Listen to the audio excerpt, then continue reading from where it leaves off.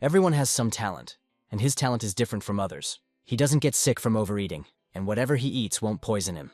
For example, he can eat the head of a turtle while it is still alive. Eugene tried more than one way to somehow use this oddity of his. And eventually, thanks to his talent, he became a poacher in Africa.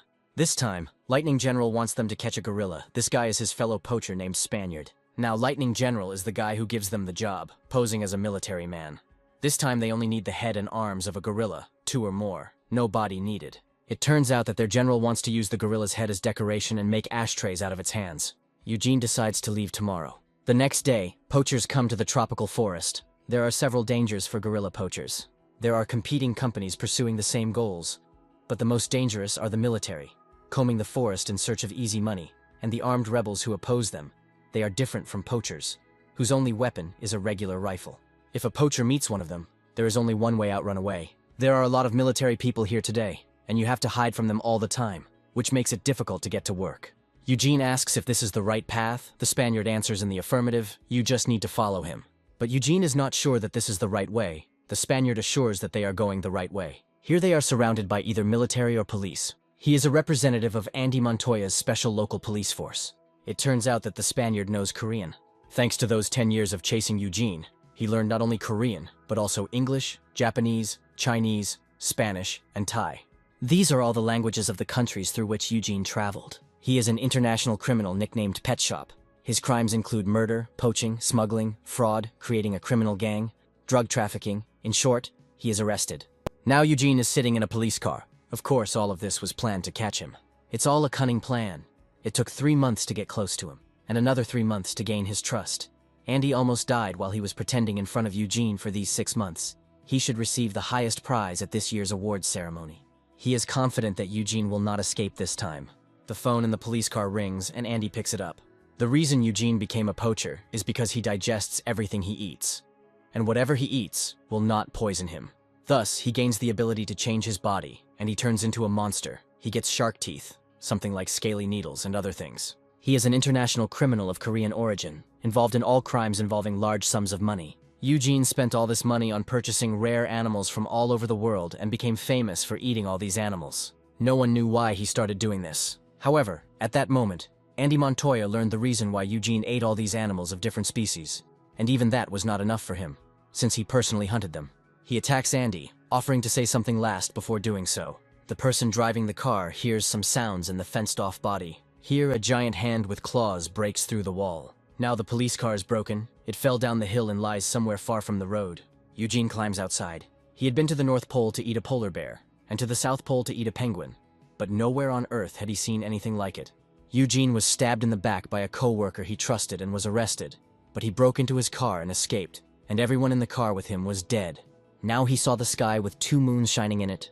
It was clear that this was not the Earth. He somehow ended up in another world. Maybe there was another dimension down there somewhere, or he just died when the police car crashed. But maybe it was a good thing it happened that way.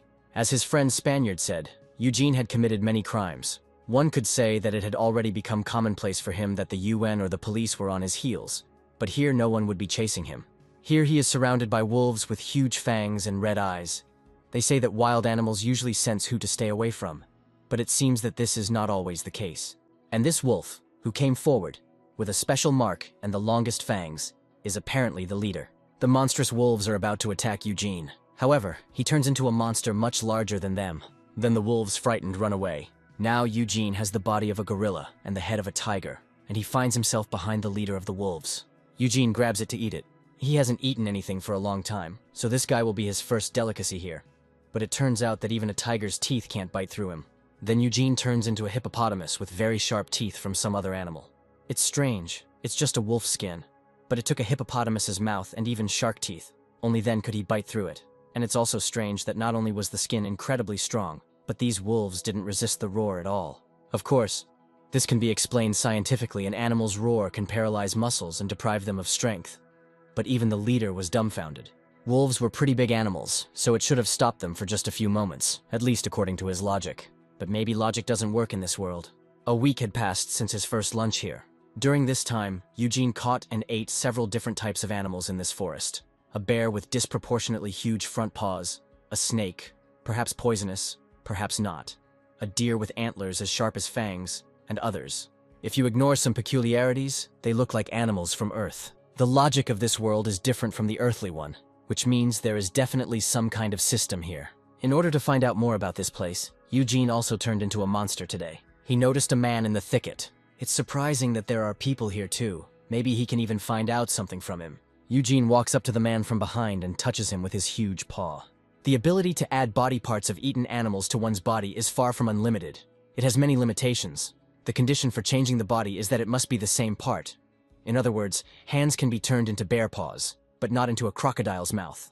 In addition, you can't add almost anything from a lobster or a centipede to yourself because their structure is radically different, and you can't use inappropriate functions. For example, now that he has a bird's head, he can't speak like a human. Here a deer with sharp antlers attacks a man. He is pierced by them and is now bleeding. The man says something in an incomprehensible language. Eugene thought that his language was different. It's a pity, of course. But he can't help this man, and he doesn't want to do it, of course. He needs information about this world. But even if he saves him, they won't be able to talk. On the contrary, after death it will be easier to obtain information. Thanks to Eugene's ability, he can read the memories of the eaten through his brain. With the help of this man, he was able to learn the language of this world. And the most important acquisition is the Encyclopedia of Monsters, the book that this man had. For example, the wolf that Eugene ate is, of course, an impenetrable wolf. It reaches an average of 200 centimeters and weighs an average of 120 kilograms. Has the ability to bite and roar. Thanks to this book, Eugene was able to learn what kind of monsters and what kind of system this world has. And through this system, it seems, he will be able to realize his goal, which he abandoned on Earth. It turns out that trolls have the ability to revive. The brain was destroyed, but recovered after a month. This was not in the book. It looks strange. Eugene digs into the troll's carcass. His head makes a scream. There's still a lot left to test, like how long you have to hold a troll over a fire for the skin to peel off, at what temperature it will get burned, whether it has resistance to poison, how many times it can be reborn. Eugene thinks about what experiments he should conduct. There was a prophecy that here, in the endless forest, a terrible monster would be born. He will devour everything in his path, gain skills, and improve them. Trolls find human traces. These were probably the security guys, and he was wondering where they had gone. Someone has monopolized the most delicious little people. We need to find them quickly before only bones are left. Eugene just ran out of test subjects. At least he wouldn't have to look for them. Following the tracks, the trolls come to the cave where Eugene lives, from where a human smell comes. One of the trolls has a strange feeling. It looks like the security guys decided to eat the man alone and sprayed something. They realize that this is the scent of troll blood. Here, Eugene appears before the leader in the body of a giant monster taller than the trolls. He throws a huge rock at the leader. The muscles of a troll and the big paws of a bear are not a bad combination. Eugene was supposed to use this troll in experiments, but accidentally swatted it. One of the trolls attacks Eugene, but he bites off his hand in which he holds the club. Eugene used fatal bite and poisonous teeth. Trolls are reborn, so immobilization is best for disarming them. The troll, no longer able to move, collapses to the ground. After this, Eugene did various tests with the poison for several months. The most interesting part of the Monster Encyclopedia is the ability section. Something like this always happens in games, so at first he even suspected that he was reading the instructions for some game. However, he used the abilities of all the beasts he ate in this world, so the abilities exist. And as a result of his experiments, he also realized something important. For example, poisonous creatures with a fatal bite ability can immobilize an enemy with poison. However, Eugene was left with only a physical mark from the bite. If it is not an ability but a character, then it also applies to the one who has the ability, when he tried to use the poison ability, as well as the viper's teeth on the bear's paw. Both poisoned and immobilized her. And his roar probably had an effect on the wolves, because it did not belong to someone from this world, but to a tiger. Eugene came from Earth, so he is immune to the abilities here, but his attacks, on the contrary, are deadly for the locals. This means that he can become the strongest being here. The Earth is owned by humans, so no matter what animal on Earth Eugene devours, humans cannot be defeated. This is because science and weapons are far beyond the capabilities of animals. But here everything is different. The civilizations of this world are primitive. There are many monsters that threaten humans here, and there is no technology like the atomic bomb that exceeds the capabilities of animals. Since childhood, Eugene dreamed of becoming the strongest creature. Now to make this dream come true, he just needs to eat. There are trolls with infinite respawn, mighty ogres that breathe fire that can even melt steel, and finally dragons. Someone who looked like a green egg saw a dragon in the sky.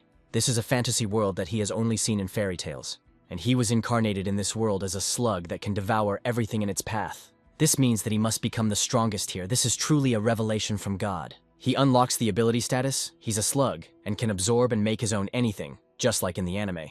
He notices a snake. She, in turn, notices the slug and is ready to attack. The slug grows to gigantic sizes. He absorbed the snake and gained the fatal bite ability and a +1 to agility.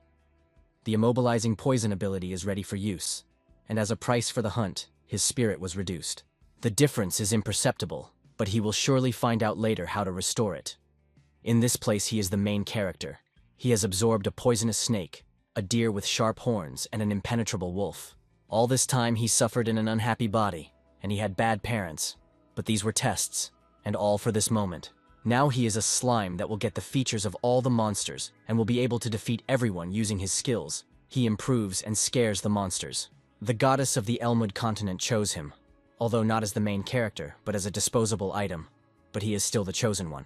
This is the continent of Elmwood, which receives the protection of the goddess, and there is also a brave man chosen by her. According to the laws of heroes, he protects humanity, and the more danger they are in, the stronger the goddess makes him. However, even this hero could not stop this terrifying monster. It brought great disaster to the entire continent with its terrible power, and the hero was brutally killed by it. But when he opened his eyes again, he found that he had returned 10 years into the past. This was definitely the last chance that the goddess had given him, and he must definitely stop this monster. When Anthony talks about the prophecy, he suddenly feels a pain in his chest. Apparently, it's because he lied. For a hero, this is a punishment. But if he simply directly states that he came from the future, then they won't believe him. The elder asks for more details. In this place, a monster will be born that will devour everyone and absorb all the abilities in this endless forest. And Anthony has come to stop his tyranny. If this prediction is true, then they are in big trouble. In fact, the number of trolls in the area has suddenly decreased sharply. They are almost invisible. Perhaps this monster wants to master the troll's ability to resurrect. Basic troll resurrection and weakness to fire, he definitely had those skills. So if Anthony finds a troll nest, then maybe this monster will be there too. Eugene continues his experiments. It seems that this time it is enough. All the other trolls died during the experiments. Only one remained. The remaining troll asks to be killed. Eugene says he's going to send him to the next world now. Of course, during this time he became a little attached to it, but nothing can be done. He must find new experimental samples. He will kill the troll as he wishes. Here Eugene reads in the encyclopedia that if you squeeze all the blood out of a troll, you can get a restorative potion. There doesn't seem to be any need to get rid of it right now. The troll continues to ask Eugene to kill him. The Lizardmen, living alone in the endless forest, does not belong to the monsters, but to the people. But the Lizardmen are very aggressive towards strangers, so they often attack those who invade their territory. For this reason, they are listed in the encyclopedia. Their height is on average 180 centimeters. Their weight is on average 85 kilograms. They are immune to poison. They are able to breathe underwater, swim quickly, and weaken physical attacks.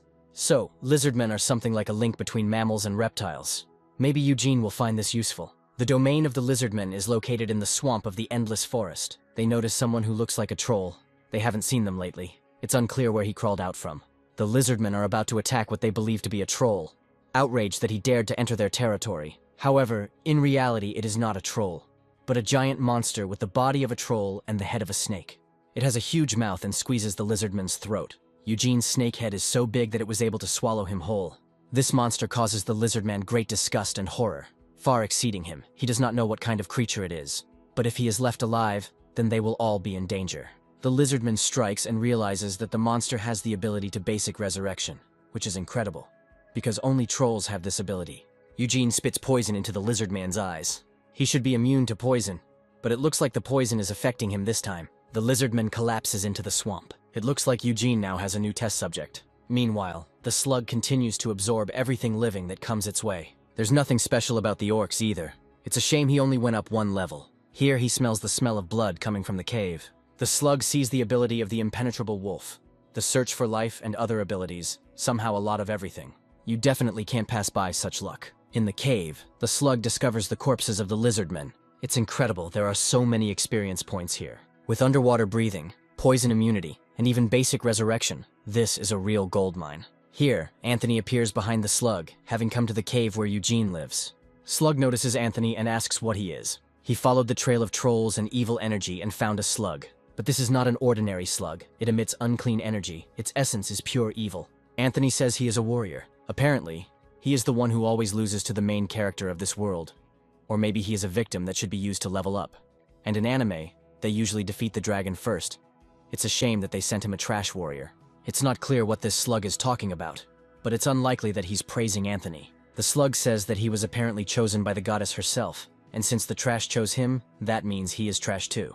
After all, in this world a goddess is just a bag of hairpins. You will need to allocate her a place in his future harem. There were many who insulted Anthony, and many who cursed his parents, but he forgave them all, as befits a warrior. However, no one has ever insulted the goddess who created the continent of Elmud, and there should be no such thing. Anthony wants to hit the slug with a sword. He tells him to shut his mouth. Slug says that he is the main character, but if Anthony wants to fight, then he is curious what he will get for killing the warrior. Even if the reward is small, he will gobble up the abilities with joy. A warrior should still have more of them than an orc. The slug grows and is about to swallow Anthony. However, he runs into his sword. Although he is a slug, slime cannot restore what has disappeared from it. Those he swallowed dissolved, and the slug can regenerate. He's a real cheater. Anthony decides that he is the future scourge of this world. This monster of destruction must disappear here. Anthony raises the sword of great judgment, preparing to destroy the slug. A blinding stream of light hits him. It is impossible to speak human with an animal head. However, after Eugene ate the Lizardmen, he can use human speech despite having a reptile head. This is a connection between mammals and reptiles. To make it more interesting, we need a few more test samples. The Lizardman thinks that he is facing the same monster because he has the head of a Lizardman, although in appearance it is much stronger and taller, and he has long fangs. Others shout that it is not a lizard and order them to attack. Eugene is pierced with spears, but he spits out poison, and he covers the Lizardman's eyes with it. Others see that this poison affects him, although Lizardmen are immune to the poison. Then they are going to attack all at once. However, it soon becomes clear that they cannot defeat this monster. Eugene grabs the Lizardman by the throat. Where the slug was, there is now a smoking circle with signs around the edges. Anthony thinks that he has destroyed the monster that was the scourge of the world. However, a drop of mucus remains on the blade of the sword and falls to the ground. A slug emerges from it. He is recovering, but too slowly. He needs at least some food. Eugene returns to the cave where the slug managed to get into. He discovers that all the Lizardmen have disappeared somewhere. The slug is happy that more food has arrived. He spits slime at Eugene, but he might not be able to swallow him up so easily this time. He was a man. Everyone around him pointed fingers at him, calling him trash. But he was only following his instincts. It was his duty in life not to go out of his way, not to take on difficult tasks. His parents did not support this position. They abandoned their 40-year-old fat and lazy man, and he, in fact, was not eager to have poor parents either. He hoped that it would all just work out on its own. And indeed, everything just worked out somehow. One fine day, he found himself in this place, and even in the body of the strongest slime, and it dawned on him that he was the chosen one, the main hero of this world. True, because of one damned upstart, he is not in the best shape now. But these are only the trials that have befallen the main character. Soon he will absorb all the skills of this world and carry out his revenge. Apparently, because he is the main character, the food itself came to him. Eugene is perplexed by what is in front of him. The slug heads towards his mouth, intending to start with the heart. Eugene swallows it because he can digest anything. A lot had happened in the last 2 weeks. He would start with the bad news. His lab was no longer usable. While he was hunting lizards, a slime got inside and dirty everything. Now it smelled terrible in there. The good news is that he defeated this slime, or rather, absorbed it, and it has already been digested. By the way, this slime had some pretty interesting skills. The manual says that it can evolve into anything it absorbs. Its diet ranges from mice and insects to poisonous grass and soil, including ore. And what happens with a slime that eats mostly ore is that it gains the ability to metallize and search for metals, and they can mostly be found in mines eating metals. Initially, Eugene could not eat ore, or rather, he could. But due to his abilities, it was completely digested and left the body only as excrement. However, the slime is not limited in food in any way, and since Eugene absorbed it, it means that now it can eat metals and even become metal itself, which means that it will be completely invulnerable. The dragon that lives in the hollow of a huge tree has no name. A noble dragon who lives his days alone does not need a name, but her subjects gave her a nickname to call upon during worship. They call her the fire spark that dances in the sky. She has a child. The lizards of these forests worship her. Sometimes they bring jewelry as tribute to ensure their safety and prosperity. But with the birth of her child, she began to pay less attention to them. Her child is more important to her than anything else in the world. After a long time, she finally arrives at the domain of the Lizardmen. For some reason, no one is visible anywhere. Her domain is empty. The dragon descends to the ground. She sees traces of the battle and is indignant that someone dared to disturb the peace on her lands. Whoever invaded here will pay for it. The The lizard's body is covered with impenetrable scales. In terms of protection, it is inferior to the skin of wolves. But this is not important, but the layer of mucus that covers Eugene with scales. The mucus of lizards acts as an antibiotic and disinfectant, and can also be used as an ointment. But even this is not the most important thing. This slime covers him with scales, and the slime merged with it. If Eugene absorbs solid metals and changes the slime to a metal slime, he will undoubtedly become stronger. But there is one problem: where to get these metals. Eugene activates Hawkeye. Now he sits on a hill. Getting to the top of the mountain where the ore is mined will be difficult. It is very high. The ore is mined by onyx orcs, who are about 210 centimeters tall and weigh about 150 kilograms. They can increase physical strength and vital energy, and have all the skills of a fighter. This is one of the strongest orc tribes on the continent, inhabiting the endless forest. It has about 40 heads. It will be difficult to deal with them. Even for Eugene, there are too many of them. It would be good if they left their mines for at least a week, then he could extract the ore. Here a dragon flies over Eugene. According to the lizard's memories, she is now raising a child. With his abilities, Eugene can convert the prey's brain and read their memories, but if he converts it completely, he can lose his mind, so he only uses part of it. The reference book says that the dragon treasures its child very much. Eugene doesn't even have to show off.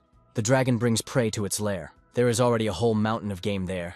It is a reserve, so that there is no need to hunt constantly. Firespark tells her child to stay home until she returns. The little dragon wants to go for a walk and learn to hunt. He asks when he can go outside. The spark of fire says, let him not even think about dreaming about it while it is not there. She set up a protective barrier, so everything should be fine.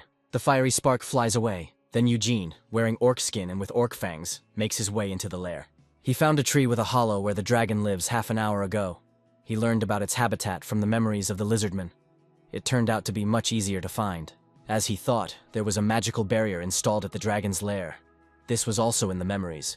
However, this barrier does not work on creatures from Earth. Eugene abandoned the deer and went to the dragon's lair. He finally gets into it. It was very high to climb here, but he had the lower fangs of a troll and impenetrable red scales. He also added some things from various small animals. This was enough to bypass the barrier. The little dragon gets scared and asks who he is. However, this is an unexpected catch. The dragon's lair is filled with treasures, which the child is now trying to protect, saying that this is their home. The ore from the mines wasn't even close. Eugene could eat that. And the abilities from precious metals would be even cooler than from ore. The little dragon tries to drive Eugene away. However, he grabs him and tells him to shut up. He throws the dragon down with all his might. The fiery spark returns only after a week. In the end, she found out nothing. And besides, 7 nights had flown by. She enters the den. Usually the child always meets her, but he is neither seen nor heard. Here she sees that the little dragon is lying in a pool of blood. Firespark uses healing, restoration, and healing skills. The little dragon rushes to its mother. She is furious and asks what happened here. The little dragon says that the red child with big fangs hurt him. He took all his mother's shiny things and his food. Red skin and large lower fangs. In the endless forest, only the onyx orcs fit this description. They dared to touch her child. The firespark will send them to hell. She lets out a deafening roar. Finally, Eugene waited for this moment. An orc from the Onyx tribe tells the elder that they discovered a strange object during their exploration. It's not often that you find something like this in the forests near the village. Perhaps there was some valuable relic in the forest. This is the smell of dragon's blood. Here, a firespark appears right above the elder. It's time to pay the bills. A spark of fire destroys everything and everyone around it. She can smell her child's blood. She knew it was the orcs. The orc horn called out to all the orcs of the endless forest. The battle lasted 4 days and 4 nights. In the end, the orcs were victorious, but countless numbers of them perished, with only 15 of them remaining alive. And the survivors left the endless forest, leaving a sumptuous feast for Eugene. The little dragon can no longer sense his mother.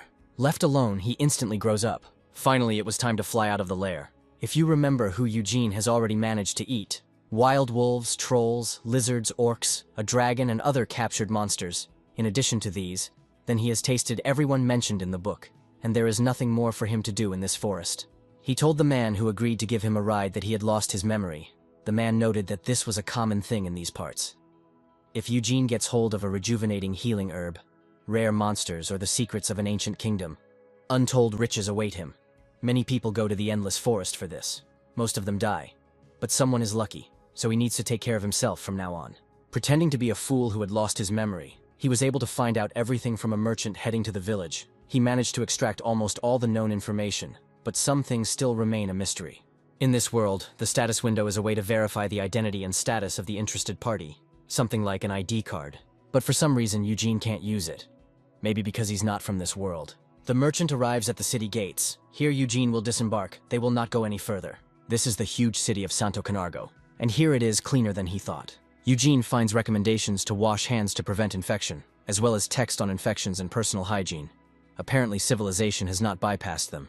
Eugene hears someone say that this city is surprisingly clean. You won't find such purity in the entire kingdom. The second prince spent his childhood in this city. He was the first to discover diseases associated with unsanitary conditions. And he was not even 10 years old at the time, no doubt a child prodigy, as expected of the second prince. He's having his coming-of-age ceremony here next month. I'll definitely have to come. On Earth, hygiene standards took root somewhere only in the 20th century for the Middle Ages. This place is too advanced even teenagers know about infections. Maybe someone else besides Eugene still has memories of Earth. And it wasn't long before he met such a person. Actually, they hadn't seen each other for a long time. This is Andy Montoya. Now that's his name in his past life. He's a second-generation Mexican-American. He was an investigator for Interpol, part of the UN, and a secret agent for the CIA. So it's clear he was considered part of the elite. However, meeting the monster that Eugene had turned into led to his defeat, and it was a very miserable death. But as soon as he died, he woke up in a new world. Opening his eyes, he discovered that he had turned into a small child. His name was Edward. Now he was the second prince of the kingdom of Grand Continer. This life turned out to be much easier than the previous one. Knowledge from Earth gave him a huge advantage in the Middle Ages. Elite training in diplomacy and politics helped him get unlimited power into his hands. To be reborn as a commoner would have been a miracle, but he was reborn as a nobleman. Moreover, the first prince will not inherit the throne, or rather, will not be able to claim it. So it is only a matter of time before Edward becomes king. The second prince arrives in the city and a ceremonial procession is held in his honor. Soon he will become the king of this world. Finally, it's all over. Smiling all evening is pure torture. Suddenly, a humanoid lizard climbs into Edward's room window. "This is Eugene," he says. "Long time no see." He takes on a human form and Edward recognizes him. He decides he's having a nightmare and falls onto his bed. Eugene didn't expect such a strong reaction.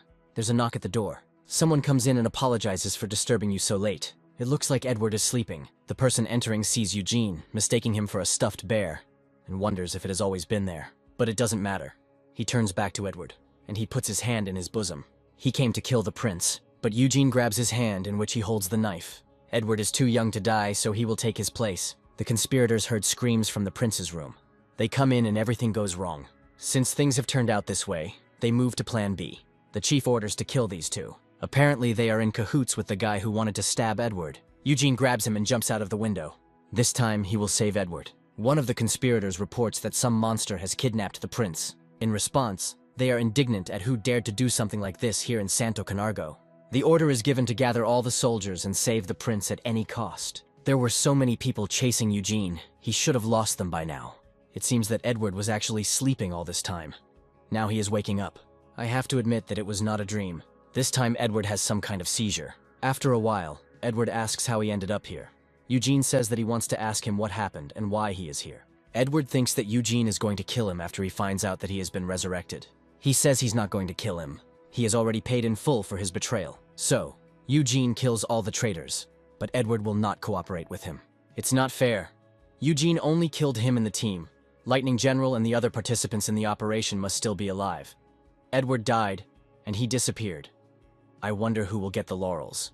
Surely everyone except Edward got a promotion. He sweated for 7 and ended up being the only one sent to this hole. To hell with mutual assistance between colleagues. Now he is not Andy Montoya, but the Prince of the Continent of Elmwood, Edward Grand Continuer.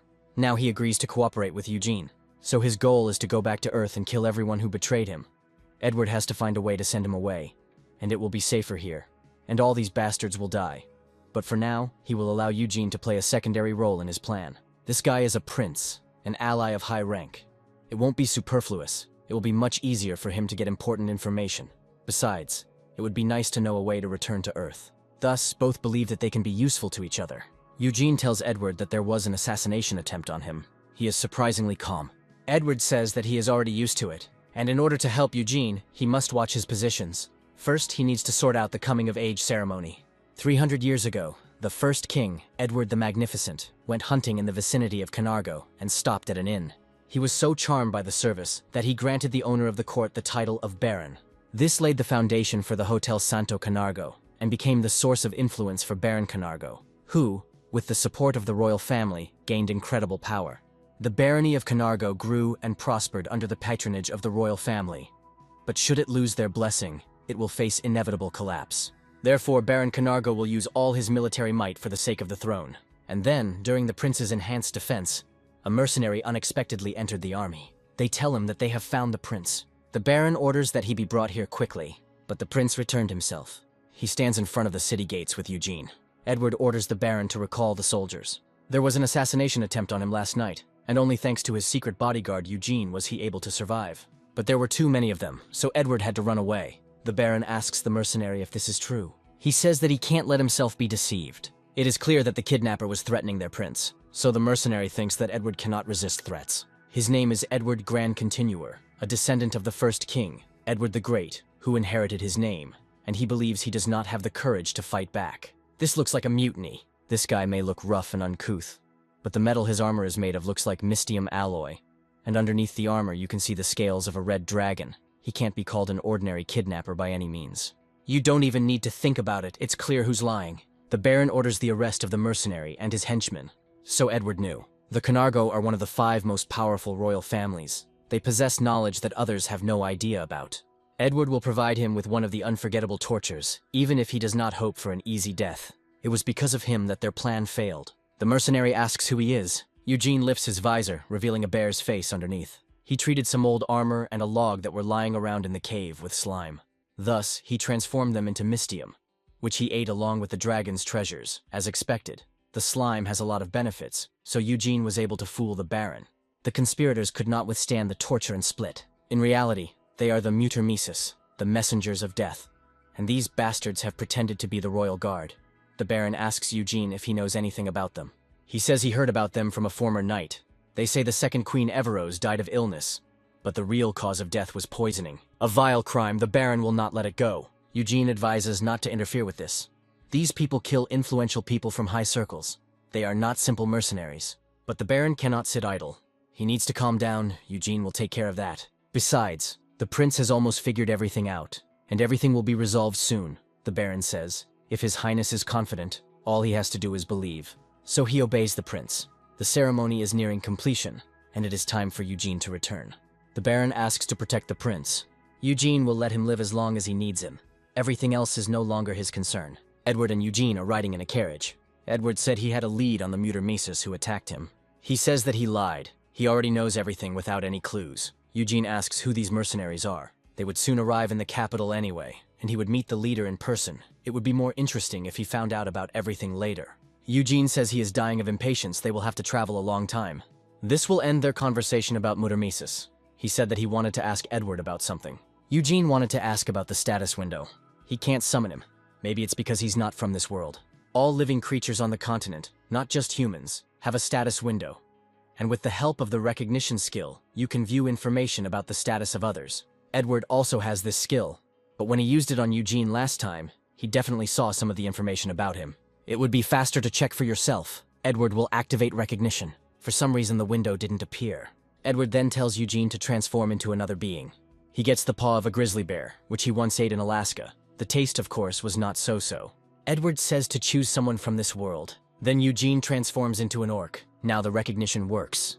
The orc has the 3rd level of strength and the 6th level of recovery. So it didn't work because Eugene was from Earth. But once he turned into a being from that world, it worked. Now Eugene wants to test all the monsters in this world that he can transform into. He tests lizard hand, troll skin, impenetrable scales, and more. After that, he transformed into different monsters that he managed to eat and conducted experiments. He tried many times, and as a result, the status window stopped changing. His name, race, and level are not defined. His skills are Strength level 3, Recovery level 6, Vision Enhancement level 2, Regeneration level 7, Debuff Resistance level 3, Roar, Deadly Poison, Dragon Scale, Enhancement level 10. It seems the system recognizes Eugene as a bug. 2 days later, they finally arrive at the place. Edward says that they have a meeting with the leader of the mercenaries. Edward tells Eugene not to be surprised. They approach the gate. Behind these doors is the leader of an organization of hired killers. The doors are opening. Eugene can hardly help but be surprised. In front of them is the throne room. The leader of the mercenaries is the king of this country, Prince Edward Grand Continua returned safe and sound. The king says he has heard the news and is glad that everything is okay. But he didn't really expect Edward to return alive. It's all thanks to his escorts. They assigned mercenaries to him instead of security. There is some kind of flash between Edward and the king. It seems like a mental battle. Even Eugene feels it. And this, apparently, is Edward's friend, the knight Eugene. The king hears this name for the first time, as well as the position of secret bodyguard. Eugene feels the king's aura pressing on him. He says he is brave, as befits a knight. Maybe Edward will give it to him. Edward asks for forgiveness, but he has 2 reasons for refusing the king. Firstly, Eugene is his friend. Not a thing. He doesn't own him, so he can't give him away. And secondly, he is the closest person to him. Edward can get an older brother, even though he is the second prince. That's why he and the knight Eugene have been like sworn brothers for a long time now. Eugene agrees. If that's all, Edward can go away. After meeting the king, he was very happy. Eugene will not find anyone more grateful to him. He appeared out of nowhere. His identity is impossible to establish. And he is also covered in mystium, which the old man considers a secret strategic reserve. He must be confused and already shaking with fear. Thanks to Eugene, Edward fought back against the old man, and his return gift was a special armor imbued with magic. This bastard starts collecting orphans from the age of 10 all over the country, providing them with a full education. In addition to the basic duties of a servant, he teaches how to obtain information and even kill, after which he sends such servants to members of the royal family and aristocrats. The main task of servants is to eliminate interference. Using this method, he took the royal throne despite being only the 4th prince. Ultimately, it is a civil strife, but now that Edward has fraternized with a guy of unknown origin, the king can pretend to be calm as much as he wants. But Edward knows that inside he is shaking with fear. His face today is the best thing he has seen. Then someone enters the room. The princess heard the news and asked what Edward had done to anger his father. Eugene approaches her and tells her not to move. The princess is indignant. How dare he behave like this? Maybe he doesn't know who she is. This is the prince's personal space, and she invaded without even knocking. Eugene draws his sword and brings the blade closer to the princess's neck. He won't repeat it. Edward asks Eleanor to forgive the knight Eugene. He did it for his protection, and not out of malice. Let her go back to her place. They will talk next time. Eleanor irritates Edward. He thinks she is stupid. She is his younger sister. He spoke about this on the way. The goddess endowed her with power. He must eliminate her first of all, as soon as he becomes king.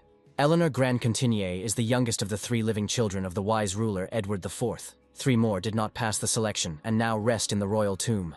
As soon as she was born, the princess received from the goddess the right to visit any lands she wanted to visit. She is madly in love with Edward Grand Continua, a hot-blooded Spaniard in a past life, even though they are not blood relatives. But loving your own brother is crazy, Eugene asks, just in case if Edward ever thought about reciprocating her feelings. Yes, he is a comedian.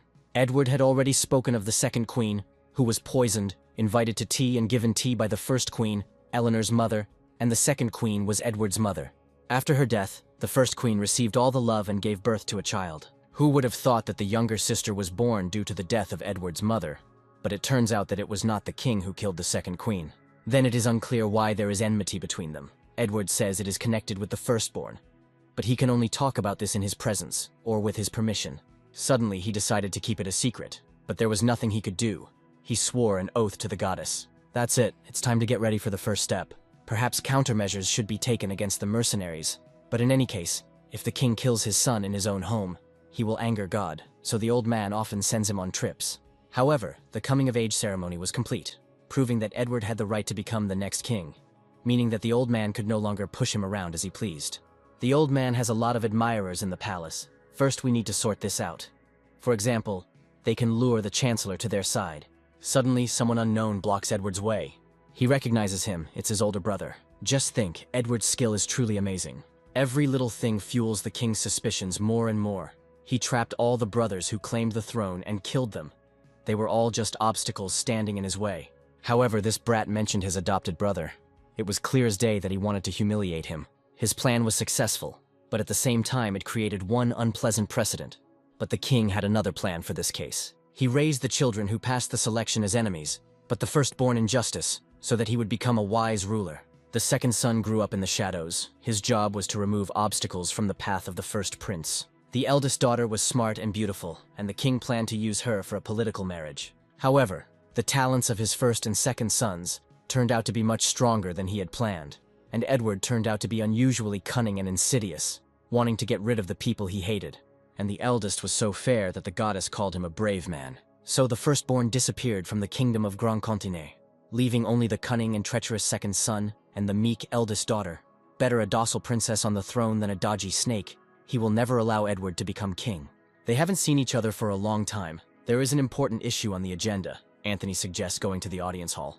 This brave man, chosen by the goddess herself, is called the kindest and fairest, unburdened by the shackles of the title. So this is what he is, the first prince. The goddess's patronage must grant him great power. He could become a hindrance. Anthony comes to an audience with the king. He doesn't want to see him. However, the king says that he is sincerely glad to see him in their humble kingdom. Anthony thanks him for the warm welcome. The king heard that he had come to them on a serious matter. Then he will immediately get to the point. Yesterday the goddess endowed him with the power of holy light. The church has already announced that it will send her holiness. So within a week, Anthony will leave for the expedition. He hopes that His Majesty will provide support with troops. Of course, he will allow him to take part in the expedition. Now, when Anthony was about to take action, the Demon King showed up. Since time immemorial, there has been a race of demons that is hostile to humans, and at the head of all demons is the Demon King. Through the efforts of the goddess, the two races, despite their enmity, must coexist in balance. If the balance of power shifts to one side, the goddess chooses a brave warrior on the other. Even if this does not restore equality, it endows the brave man with holy power. This means that killing the king of a warring race will not be a sin. Everyone was originally created by the goddess, and she could not leave the Demon King without due attention. But the holy power will allow the brave man to mercilessly deal with the king. Eugene asks what the problem is then. At the moment when the brave man received the holy power, humanity was driven into a dead end. Since Edward held the coming of age ceremony, it was his duty to stand up for the kingdom. The damned old man would send him off to war, and even if he returned alive, the king would agree in advance on his exile. The next day, he orders Edward to join the warriors of the great brave man and crush the Demon King. Edward listens and obeys. He only dreams that his insignificant strength will help the great brave man. Who would have thought that honor and duty are so important to Edward? The second prince shows the makings of a king. Eleanor watches Edward drive away. She hopes that he will return safe and sound. Finally, I can get out of this damn palace. They are leaving. Eugene didn't think Edward would be so submissive. He says there's nothing to be done. All that's left is to perform a great feat and return for the head of the crazy old man. The situation outside is more important. So far, everything is quiet, but something is definitely being prepared. One is slowly approaching the carriage. Of course, he did not forget to arrange a meeting for Edward on the way. To the right and behind, approaching the rear wheel, apparently aiming for the protective barriers. There is no need to stop him. If the barriers are destroyed, then the wall on the rider's side will also weaken. The rider raises his sword. He strikes the protective barrier. The barrier is successfully destroyed. He moves on to the next stage. Riders on both sides of the carriage activate fireballs. Now it's the turn of the one who rules the horses. Suddenly there is an explosion and something grabs him. The riders fall. Those holding the balls at the ready are puzzled as to what is happening. There is an explosion. One of the riders accidentally fires at the other. Eugene emerges from the carriage with a dragon's head and lizard's arms. Every time he surprises Edward, he's just the spitting image of a monster. He'll have to get used to having a monster as an ally. Eugene and Edward emerge from the wrecked carriage. Eugene lets out a deafening dragon roar. The horses and riders are terrified. The commander activates mind dominance. They tell him that this is a spell. The main thing now is to complete the task, and his mind can be restored. They are attacking. A fire ignites in the dragon's mouth. Eugene throws it at the commander. Dragon Flame has amazing help, and if you spend the mana, you can use it again. Good thing he used Orc instead of attacking head-on. The riders are furious. Their commander is killed. One of them hits Eugene with a sword. However, as a result, only his blade is damaged. Eugene grabs the horse by the tail. He throws her back so that she falls on the riders. The rest are retreating. We need to tell the battalion about this. They will definitely come back for the commander. Suddenly, a quantum beam hits them. This is the magic of shooting light rays. Edward has been able to control light since birth, Eugene says, and yet he operates in pitch darkness, and controlling light doesn't suit him. They stop at an inn. If they had left the palace with the brave man, none of this would have happened. But if he had been next to Edward, there would have been no chance to kill him. The old man had timed it right. They agreed to meet after dinner. There was still time. Maybe Eugene wanted to go somewhere, or he was interested in something. Speaking of the power of monstration, with it, the Demon King's camp should be in complete disarray. And if the brave man chosen by the goddess was injured, it should probably be considered a crime against a respected person. A brave man endowed with the power of monstration is given the right to kill. The goddess is just, and the power of monstration frees both parties from responsibility. Even if the Demon King kills a brave man, he will not be punished for it. But in all of history, this has never happened. If the Demon King succeeds in killing the brave man, humanity will cease to exist, and they will lose the right to be a race that competes with the demons. So this is a life-or-death battle, no different from Eugene's life. He looks like it doesn't concern him, but even if he doesn't care, he shouldn't interfere with Edward. They have an agreement with him. Fortunately, with a monster like him, you can come to an agreement. Apparently, Edward has a lot of monsters he knows. He says there is another monster who is called a saint. Despite her name, her ignorance is unmatched. He has interesting thoughts, which means he is an ignorant monster. Her holiness must have been misheard. She didn't think that her hearing was deceiving her. Edward admits that she misheard, and asks if she can consider this an insult to the goddess's closest confidant. Insulting people and their faith is a chronic disease of the entire elite. Using such people as an example, Edward manages to maintain his sanity. Her holiness says that usually these psychos consider themselves the pinnacle of creation. He should look into the temple. They also treat mental illnesses. Edward says that there are so many sick people in the temple that they had to learn this too. We need to go out and let him prepare for the funeral. Eugene puts on his helmet. He takes out the gold and tells those around him that they saw and heard nothing. Eugene scatters gold. The contract doesn't say that he has to clean up after Edward. A saint is the same brave man but created by man. Just as the goddess created the brave man, her followers, using blessings and magic, created the saint. The only difference is that the goddess created the brave man in an instant, but it takes more than 10 years to make a saint out of a person. Moreover, this requires enormous resources. So there is only one saint, but such a saint, having undergone training, will prove her incomparability. A skeleton covered in blessed magical metal, muscles developed to the limit, and superhuman strength. Edward was the first to see her talent when he was 6 years old. She was supposed to be training for the guard, but she was noticed by a priest of the temple of the goddess and taken with him. Still, it's unclear whether Edward can defeat her. Eugene is looking for them. It seems the fight is over, but this is not the end. Let them sort it out already. A brave man will arrive soon. The saint asks for forgiveness, she still has things to do.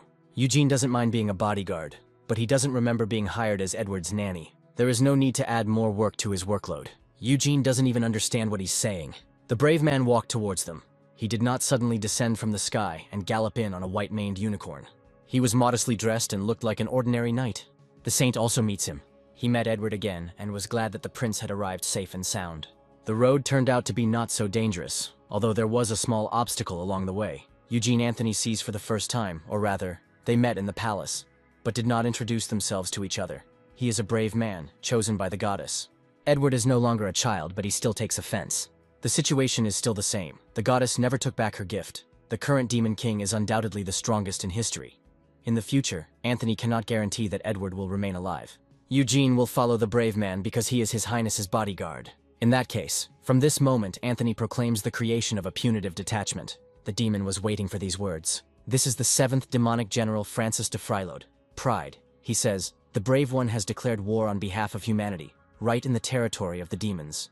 All that remains is to fight. Anthony asks why innocent people should suffer.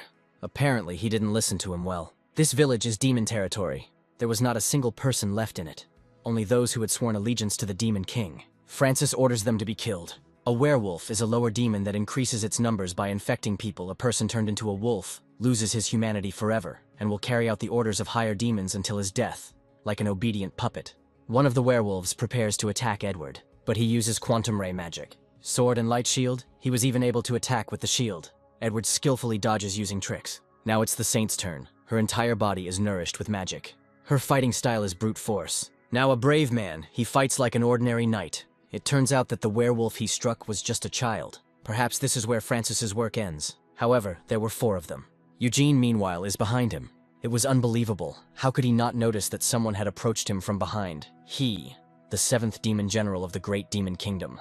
Francis de Frylode is defeated, killing one of the 7 demonic generals. But he was so confident we should have sent despondency instead. However, if they were able to kill one of the generals, this speaks of their strength. They too can lose their lives. But of course, this is a joke. Francis was a weakling even among generals.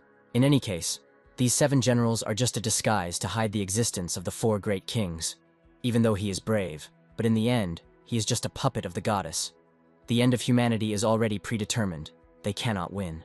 After all, they successfully went beyond the boundaries set by the goddess. Eugene dealt with the demon. The wolfmen are also destroyed.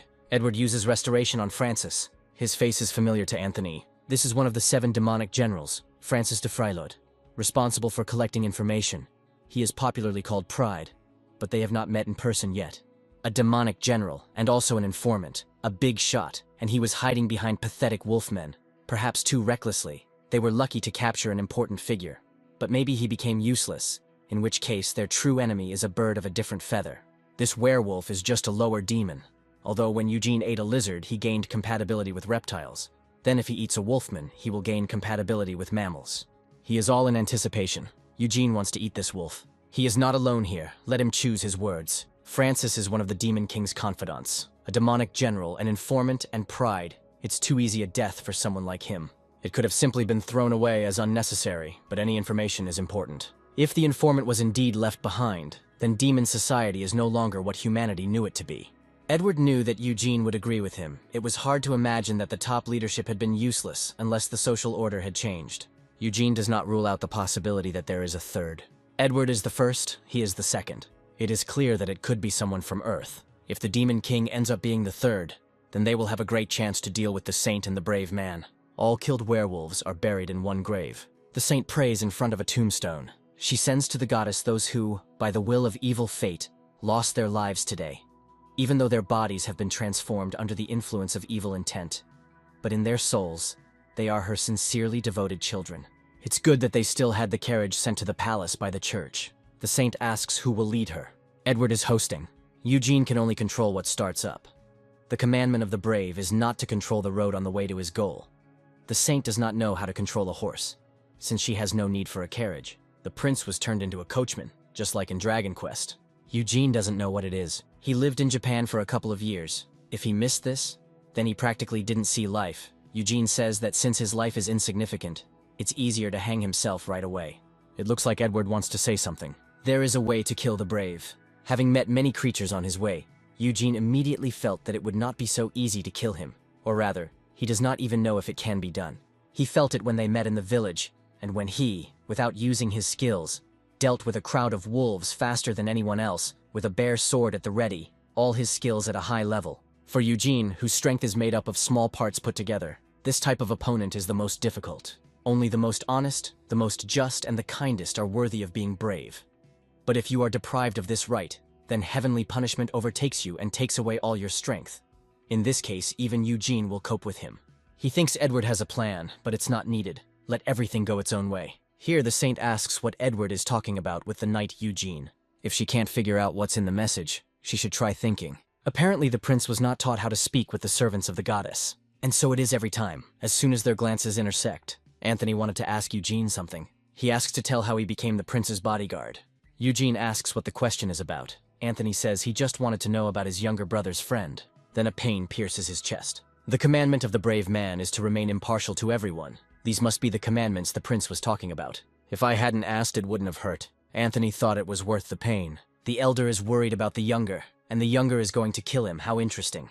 They have a contract. He protects the prince, and in return he looks for a way to fulfill Eugene's wish. It must be very difficult to fulfill his wish. They arrive at the Colosseum City, the most remote city in the Kingdom of Grand Continent, and also a guard fortress. Just a couple dozen kilometers away lies the Kingdom of Demons. Today they spend the night at a drinking inn. Anthony will walk around and see if anyone needs his help.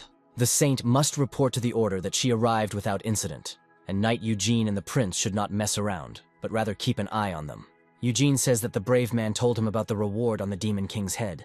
The power of monstration can be considered a divine revelation to eliminate the Demon King. And if the revelation comes true, the goddess will grant one wish to everyone who had a hand in it. Edward asks if this is true. Eugene heard it himself. Excellent if this is true. Well done, Edward pays. Let Eugene drink as much as he wants. Some time passes. It seems Edward has had too much to drink and is feeling nauseous. He immediately spews what he has drunk right onto the floor. Eugene notices that those around him have lost consciousness. Something is happening to Edward. Meanwhile, Anthony is helping someone carry a barrel. He says he doesn't even know how to repay him. Anthony did only what he had to. Here he is, a brave man, as they said, simple as a cork. Anthony asks who he is. Don't be surprised, they already know everything. Anthony is surrounded. He is one of the 7 generals of the Demon Kingdom, Ferrars de Clatnirod. A brave man should remember this name. He placed parasite eggs in the water that the people of that city drank. Growing into the host's body, the parasites take control of his mind. The infected cannot resist his orders. He took control of the common people, so only by killing these people will Anthony get to him. I wonder if he will go against the commandment of a brave warrior for this. Ferrars can't wait to see his choice. The commandment of the brave man is not to endanger the lives of the innocent. He even knows the commandments. But there is a way out. You can scout out the situation from the roof. However, on the roof, he sees Edward, the saint, and Eugene. Anthony is very predictable, and he gave him a choice. It's not good to ignore it. He'll show him what it's worth. Eugene punches Edward on the arm. This is cruel. A knight should protect, not maim. First one hand. Now Eugene is throwing punches all over the body, but the demon did not order him to do this. Eugene grabs the saint. He takes on both her and Edward, and jumps off the roof. This way, he won't be able to order them to kill him. Eugene tells Anthony to look after them. He will deal with the rest himself. He seems to have been lucky enough to escape his parasites. But that doesn't matter. Eugene attacks one of the possessed. Anthony protests. These are innocent residents. They are just under his control. Eugene took the life of an innocent man. Well, that's great. No one will remember the carnage he causes here. He activates his troll muscles and attacks the villagers. He is a knight. He cannot kill civilians so cruelly. This hypocrisy is now of no use. If he feels sorry for them, he shouldn't have taken them under control. He started all this himself. He will remove control from them and return back to the demon kingdom if only Eugene would stop. He understood it, but more and more people are blocking his path and not allowing him to go in that direction. He already knows where the demon is. To hell with the brave man. He needs to get away as quickly as possible. However, Eugene grabs him. The demon hits the wall. He is such a rare specimen and Eugene needs him, or rather, all he needs is his abilities. Let the demon be quiet while he eats it. In his entire life, the demon had never met such an opponent. No one in this world can live without water, so his parasites are able to take control of anyone. In case of resistance, they affect the minds of their comrades. The outcome of the battle is known before it begins, so he, Ferris de Clatnirod, thought. But this bastard, being a knight, killed his comrades without a shadow of sympathy. Without hesitation, brutally dealt with his compatriots. Perhaps he is not familiar with the concept of sympathy at all.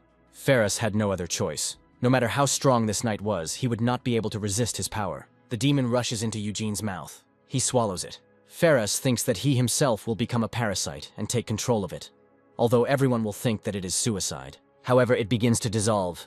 It was quickly absorbed, probably due to its delicate texture. Eugene had to eat parasites on Earth too, but it was impossible to get abilities from small parasites in fish or insects. And this one can control at least a person. He will definitely be able to use some of his skills. Needs to be tested. Eugene bites off half his finger. Then he spits it out. It's easy to experiment with the troll's ability. The bitten off part of the finger turns into a fish. This means that Eugene can control a severed body part, but there are limitations on the size of the object and the duration of the effect. However, the skill can be developed by eating other synthesized organisms. But first the consequences must be eliminated. The Demon King did not expect gluttony to be defeated. He definitely didn't survive. All the samples of his parasites died in the lab. Despite the outdated views of gluttony, he was a perfect match for the 4 heavenly kings. One of the demons asks how he met his end. Some psycho killed all the infected, found gluttony and killed him. We are talking about the prince's personal knight. With gluttony dead, all that remains, other than the 4 kings, is wrath. It's a shame to send him to battle the brave man. He specializes in large-scale battles. It would be more effective to send him against the human army. But as soon as the rascal heard about the old man, he immediately disappeared. Edward is driving the carriage again, this time with the saint sitting next to him. Anthony realizes that Eugene's solution was the most effective. However, these residents were only under control. With his abilities, it was possible to reduce the number of victims to a minimum. Eugene says that both control and victims are all the enemy's fault. Anthony did not feel a drop of remorse in his words. And such a knight accompanies the prince. Eugene himself is just like a demon. He has a disgusting character. Suddenly, Edward's scream is heard. Their way was blocked by a giant turtle with a mountain instead of a shell. This is the demon Dracos de Lazrod. He has come to avenge his old comrade Ferris. He raises his monstrous leg and slams it into the ground. Eugene asks Edward if he knows this demon. He says that he sees it for the first time, but he has read about it. 50 years ago, a huge monster led an army of demons to attack. It was said to be twice the size of a dragon. Then his height should be somewhere around 30 meters, but this one looks even bigger. He must have grown in 50 years, because reptiles grow throughout their lives. It looks like a mountain. I wonder how big it can get. The demon swings his monstrous tail. Now is not the time to discuss its size. We need to figure out how to deal with this monster. He hasn't attacked yet, apparently planning to do something and attack from a long distance. He moves closer. Finally, his tail is very close to the carriage. Now he's really hitting his stride. He's prowling around the place where the carriage was. His blow sent Eugene and Edward flying into the ground. These miserable bugs killed his comrade. But no matter whether it was them or other humans, One day Draos will take revenge on them all, crushing every one of their kind. He kicks the ground again. All they can do is run. Draos is right below them. They jump to the ground. The prince specializes in defense, so it's time for him to go to the front lines. But he can't stop such a colossus. Even absolute protection has a limit. Anthony's reflection skill is completely useless here. He asks if the saint will be able to take the blow on herself and then use healing. The saint says that the dead man won't be able to heal himself. This thing will smear her on the ground with one blow. But there must be a way against such a giant. The three look back at Eugene standing behind them. He hardly looks like someone who can compete with Draos. But apparently there is no other choice. And besides, there is one option. Draos may look slow and dim-witted, but he's not stupid. He wants to avenge his comrade, but life has taught him that it is dangerous to give in to blinding anger. Once, due to his carelessness, he already allowed people to hurt him.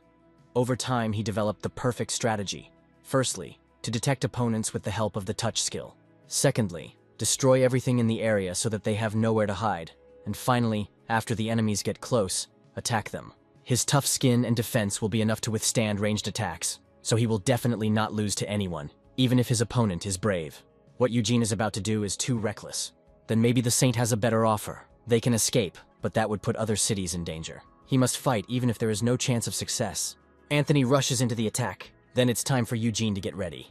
The goddess's holy sword deals increased damage to creatures of darkness filled with malice, but is otherwise a normal blade. Drake's anger is driven by a desire for revenge. Revenge is wrong, but it is hard to call it evil, so the goddess's sword will not be able to reveal its full power. Anthony dodges the giant tail's blows. These blows leave deep dents in the ground. Anthony is now ahead of Draos. At this distance, it will be difficult for him to attack with his tail. However, the brave man is wrong to underestimate him.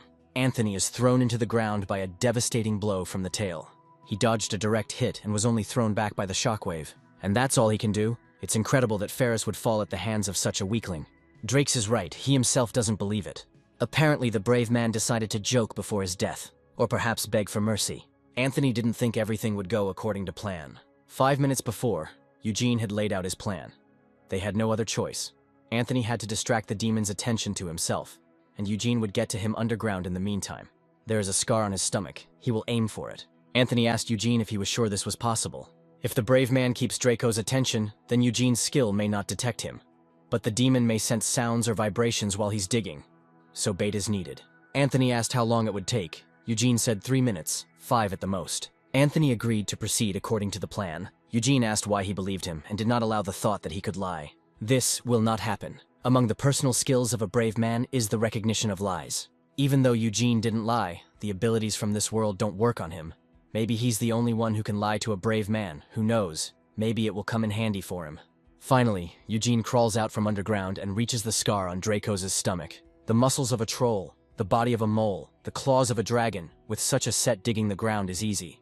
Now Draco's finds Eugene. He doesn't understand how he managed to get close to him unnoticed if he was using the life sign detection skill all this time. Eugene's arm transforms completely into a dragon's. With such claws, he can tear through any skin, no matter how thick it is. Drake says he won't let himself be touched again. He wants to crush Eugene. However, he uses his claws to rip through the scar on his stomach in order to get inside his body. Drake winces in pain. It worked. Now Eugene is inside him. But his body is too big to wander around here at random. Maybe use the abilities of a parasite. It spreads parasites throughout Drake's body. Information from them goes straight to his head. They penetrate into the heart, lungs, blood vessels, brain. And these, it turns out, are convenient abilities. And by the way, Ferris and Draco's, it seems, were friends. What a shame to die from a friend's skills. Eugene notices that there is something on this side. He begins to tear the demon's flesh with the dragon's claws. He's almost there. Here is the heart. Eugene is going to eat him. Looks like now is a great chance to attack. Draco's feels like his stomach is on fire. He made a mistake and asks to be saved. It's just awful. It's enough to drive you crazy. Drake's collapses to the ground. Eugene emerges from his eye. The atmosphere seemed to change. The brave man and the saint were a little shocked by Eugene's appearance, although Edward, of course, didn't care. Eugene doesn't understand what the problem is, but that's not important. What matters most is what he ate. The ancient dinosaur is not as valuable as it is big. It just has big muscles, and that's all. They are inferior in strength to the muscles of a troll of the same size. Eugene has dragon skin, and it is much stronger, but not everything in this demon is so mediocre. On the contrary, he received a lot of useful things. Firstly, the lungs of an ancient dinosaur. They are very powerful and are wrapped in a dense clot of muscle. since a large amount of oxygen is needed to support such a huge body. In addition, the stronger the inhalation, the stronger the exhalation. This will make his dragon breath even more powerful. Secondly, the circulatory system. Naturally, with such a large body, it is difficult for one heart to pump blood. Perhaps that is why small organs similar to additional hearts were located at certain intervals on the arteries and veins, so that even with a damaged heart, Eugene's blood flow would not be disrupted. But here it is, the main trophy. Even Wrath was defeated. Now only 4 kings remain. In the end, what they had predicted happened. Everything as the great king had planned. Very soon, the brave man will attack the fortress of the Demon King. Since they had already slaughtered the entire village, he would try to destroy the source of the troubles before the number of victims increased. Without much effort, they were able to get rid of the remnants of the past and made the brave man believe that he had eliminated the Demon King's confidants. And since this part of the plan has come to an end, it is time to destroy all the people. Humanity will win the war if they cut the throat of the Demon King. On the other hand, the demons must either destroy humans or force them to surrender. However, as long as the brave man is alive, humanity will never give in. And besides, he is the strongest creature, patronized by the goddess. Ultimately, in order to win, the demons can only destroy humanity. So, all they need to do is kill all the people before the brave man gets to the fortress. Thus spoke the new great king. Glory to the peerless Demon King. They must bow their heads before the king who came from another world. This debacle must have been the work of Drake's. He was jumping around here like a madman. Here, in the middle of the stones, demons appear, ready to attack. Eugene, Edward, the brave man and the saint are surrounded by an army of demons. They are attacking. Eugene stops the club that the demon was about to crush his head with and attacks the attackers with a sword. He finds a scroll on one of the fallen. This is a map of the Demon Kingdom. They seem to be quite skilled at making maps. Edward notices that there is something more interesting. He points to one place on the map. All paths converge in the center, from where the main road to the capital runs, and at this point all the paths leading to the battlefields intersect. This map shows the supply route. With a map in hand, they will get to the Demon King faster. But for some reason this place looks suspicious. It is a village in the mountains. Even though it is not strategically advantageous, it is directly connected to the main road and is its final destination. It turns out that this village has a special meaning for the Demon King's army. Edward can't say for sure, but perhaps they should pay a visit.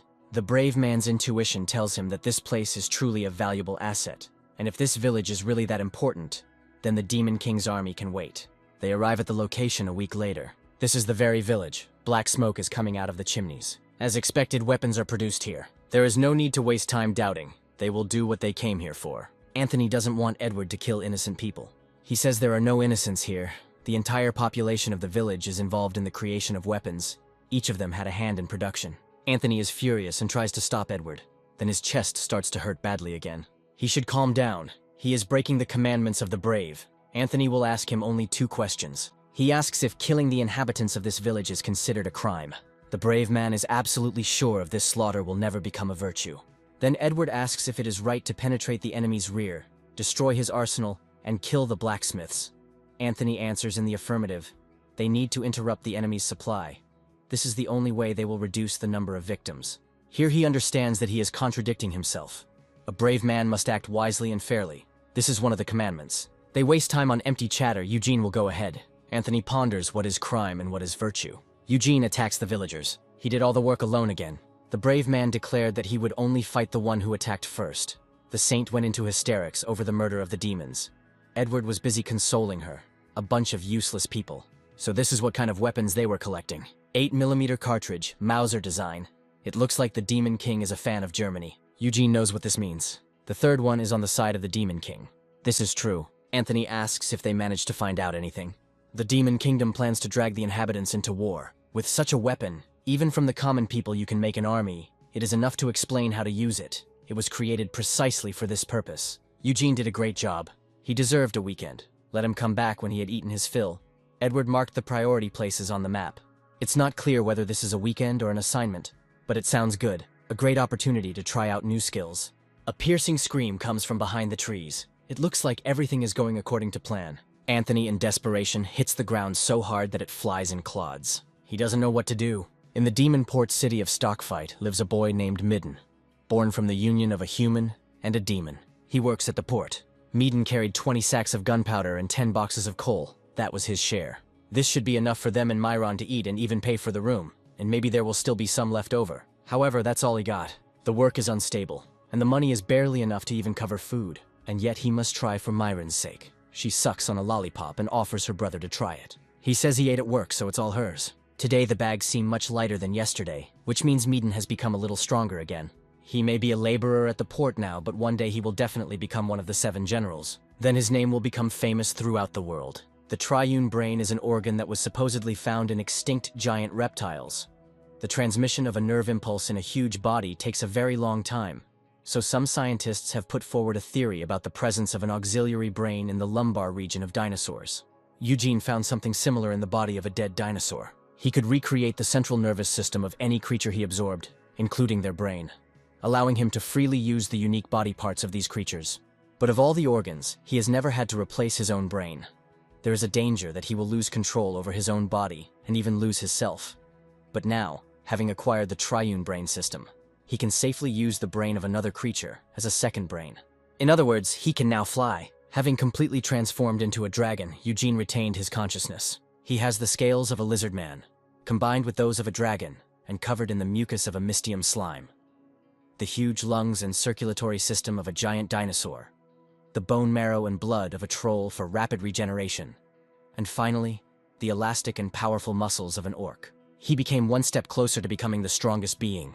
Midden notices a dragon flying above him. He starts breathing fire. The demons scatter. One, resembling a fish, hesitates. Eugene eats it. It is not clear where the dragon came from here. We need to quickly take Myron and run. The hostel is very close, so for such a case, Midden specifically chose housing closer to work. However, Eugene gets ahead of him, charging straight into the dorm building. A hand and a lollipop emerge from the rubble. Myron found the dragon. Midden grabs his sword and charges. He wants to pierce the dragon. However, his scales are impenetrable, and he cannot be defeated alone, if that is even possible. The map Edward gave Eugene showed ammunition production sites and depots. Their destruction will undermine the strength of the Demon King's army. But Eugene cares much less about this than how many creatures he ate on the way here. Now he is especially interested in finding out what that fish-like one is capable of. Now we can continue what we started. What happened in Stockfit has hit supplies hard. Rumored to be a dragon, the Demon King asks Dejection what she thinks about it, as a member of the same species. This can't be true. They say that from sunset to sunrise, for almost 9 hours, the dragon spewed flames at least 50 times, something only the legendary Dragon Lord could do. But the only Dragon Lord is in this hall. Despondency thinks that the demon suspects her. The legendary Dragon Lord is here now, but there may be another. What matters is not this, but their further actions. Rumors about Stockfit spread throughout the kingdom. In just one night, the Stockfit dragon became a nightmare for many. If the 7 generals personally got rid of it, it would raise the morale of the subjects. This dragon will be fought by Dejection, even if he is the same dragon. She will show him that they are on different levels. Since Eugene joined the Brave Man, the attack on the port city is the most fruitful mission. He adopted demons of various kinds, such as the fish demon and the insect demon. Adapting their characteristics to himself, he believed that his body was well compatible with the bodies of mammals, but this turned out to be only the minimum of his capabilities. The last mission helped him to better study his ability. At this rate, he will definitely reach his intended goal one day, to rise above all living things. And that means he has to become a super predator. According to the report, a dragon was spotted in the 6th garrison an hour ago. Whoever it is, it will pay for it. He caused a terrible mess in just an hour. Despondency descends upon the earth. This dragon eats the bodies of the dead. That's savagery. By the way, we were definitely talking about a red dragon, but this one looks different. Despondency activates a special skill, Dragon's Roar, a power that can instill terror in an object and subject it to the will of the dragon. However, this roar does nothing more than attract Eugene's attention. Her ability didn't work, it's impossible. Her roar affects even her fellow tribesmen. She seems to be quite strong, but she better come down to earth. Her authority is not unlimited at all. If she tries to subjugate her again, he will not remain in debt. He doesn't dare to be insolent to her. She will make him taste despair. Silly little dragon, now he'll find out how strong she is. Despondency attacks. Eugene covers himself from the blow with his hand. 10 minutes pass. He stood his ground. Blocking all of her attacks, she had never met such resilient dragons before. It turns out that even a dragon cannot break through the mystium and muscles of an ogre. This dragon looks incredibly powerful. Ordinary monsters would hardly be able to injure Eugene. Then we need to check something else. Deactivate the mystium slime. Despondency sees that he has weakened his defenses. She manages to grab him. Her fangs can bite through anything. She took a good bite out of Eugene's body. However, it regenerates. He finally mastered his new body, and this is where the test can end. Eugene will spare despondency and gratitude for participating in the experiment. Let her go. He will not pursue her. He had the audacity to hurt her pride. Let him see the true power of the Dragon Lord. She will put all her strength into this flame and burn it to ashes. Well, nothing can be done. Let it burn, if that's what she wants. However, instead of flame, black liquid erupts from Sloth's mouth. Parasites and other small animals crawl out of it. This is Eugene's flesh that she swallowed during the battle. He turned her into parasites that devoured her body from the inside. You can't just eat everything. Someone calls for help using telepathic magic. He is a brave man, an apostle of the goddess and a time traveler who traveled 10 years into the past. In the future, after these 10 years, the world will face a monster of destruction, and humanity will join forces with the demon race. But even the strongest of them, the Demon King, the 7 generals, and the 4 kings, were swallowed up by the monster, and Anthony also died at its paws. Returning to the past, he went straight to the Endless Forest and destroyed the slime, which in the future would evolve into a monster of destruction, thanks to which the knight Eugene returned from the Endless Forest safe and sound, and was able to save the prince from poisoning, changing the course of history. The future has changed. Those who were supposed to die have survived. But at the same time, it is no longer possible to predict what will happen next. Anthony doesn't regret giving up the future he knows and killing the monster of destruction. But if he had learned more about the Demon King in his future, then he wouldn't be so helpless now. He could at least find out about his abilities. Anthony asks Edward where he sent the knight Eugene. He says that he asked him to take care of another important area. He can handle it alone. By the way, according to the map, they have almost reached their next destination. Here they meet another demon. He is glad to welcome the brave man and his companions. He is one of the 7 demonic generals, Bassanio de Greenrod, nicknamed Greed. This is the city of Grand Vegas, which is under his control. He proposes to stop the senseless bloodshed and resolve everything peacefully. It's simple. He suggests identifying the winner through a game. It's clearly some kind of trick, but Anthony says they accept the offer. Having gone this far, he has shed an unacceptable amount of blood, and now there is an opportunity to resolve everything peacefully. Bassanio announces that today they will have a special event, a competition between the brave man's team and one of the 7 generals, Greed. I wonder whose side the goddess of the Elmid continent will take. Perhaps they will see the death of a brave man, and the hope of humanity will die today. Edward wants to play first. They will play poker, and if the prince wins, Bassanio will let them go unharmed.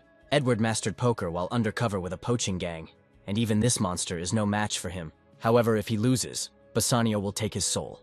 Edward soon realizes that he is cheating, but he himself said that if you are not caught, you are not a thief. Edward says this round does not count. He would never have played if he had known what Bassanio had planned. Then, as promised, he will take his soul. Something like smoke begins to ooze out of the semblance of a chip lying on the table. Something is happening to Edward. His soul is sucked out of his body into this object. Now he's inside it. However, he manages to call Eugene for help.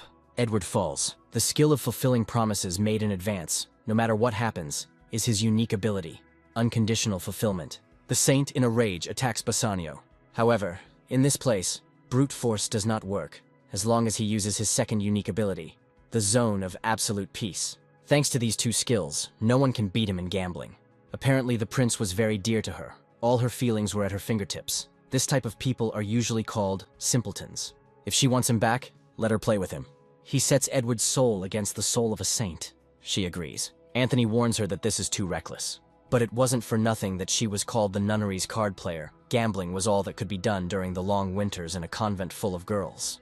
Bassanio asks what she wants to compete in, blackjack, poker, or maybe Uno. The saint sweeps the cards off the table. She will play dice. Soon her soul ends up in the second chip. Bassanio says he hasn't encountered such strong opponents in a long time. Now the brave man must stake his soul and win if he wants to bring his comrades back. Anthony has never touched gambling in his life. The outcome is obvious. But he cannot leave his comrades in danger. This contradicts the commandments of a brave man. And even if he throws away the commandments and abandons these 2, there is still little chance. Then someone from behind the door asks if he understands where he is. A demon flies through the door into the room. He collapses to the floor. Anthony realizes that they are now saved. Eugene arrived. Their new guest is bursting with energy. Using violence is so rude, it looks like Mr. Bassanio's collection will grow by 1 item. It's clear that they've already lost. There's no help from them. Eugene will figure it out quickly and return to his business. In Bassanio's territory, it is useless to use violence, due to his unique skill, the zone of absolute peace. That's right, his skill suppresses the physical force inside the building. As Eugene has probably already realized, the prince and the saint lost and gave their souls to Bassanio, Eugene asks if there is a way to get them back. Only if he plays with him and wins, but the stakes must be equal. To return someone's soul, he must put his own in exchange. That is, he simply has to put his heart and soul into it and force Bassanio to admit defeat. Then Eugene bets the brave man's soul and his own. 2 souls were taken.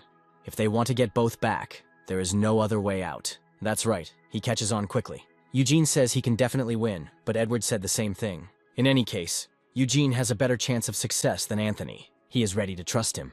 Bassanio asks how they will decide the winner. Eugene raises his fist. Bassanio thinks it's rock, paper, scissors. Eugene says stone. He strikes Bassanio. According to the current experimental results, other people's skills do not work on Eugene. Or rather, he is not affected by skills that affect him directly. For example, a fireball that creates flame spheres will damage him because the fireball created by the skill will fly towards him.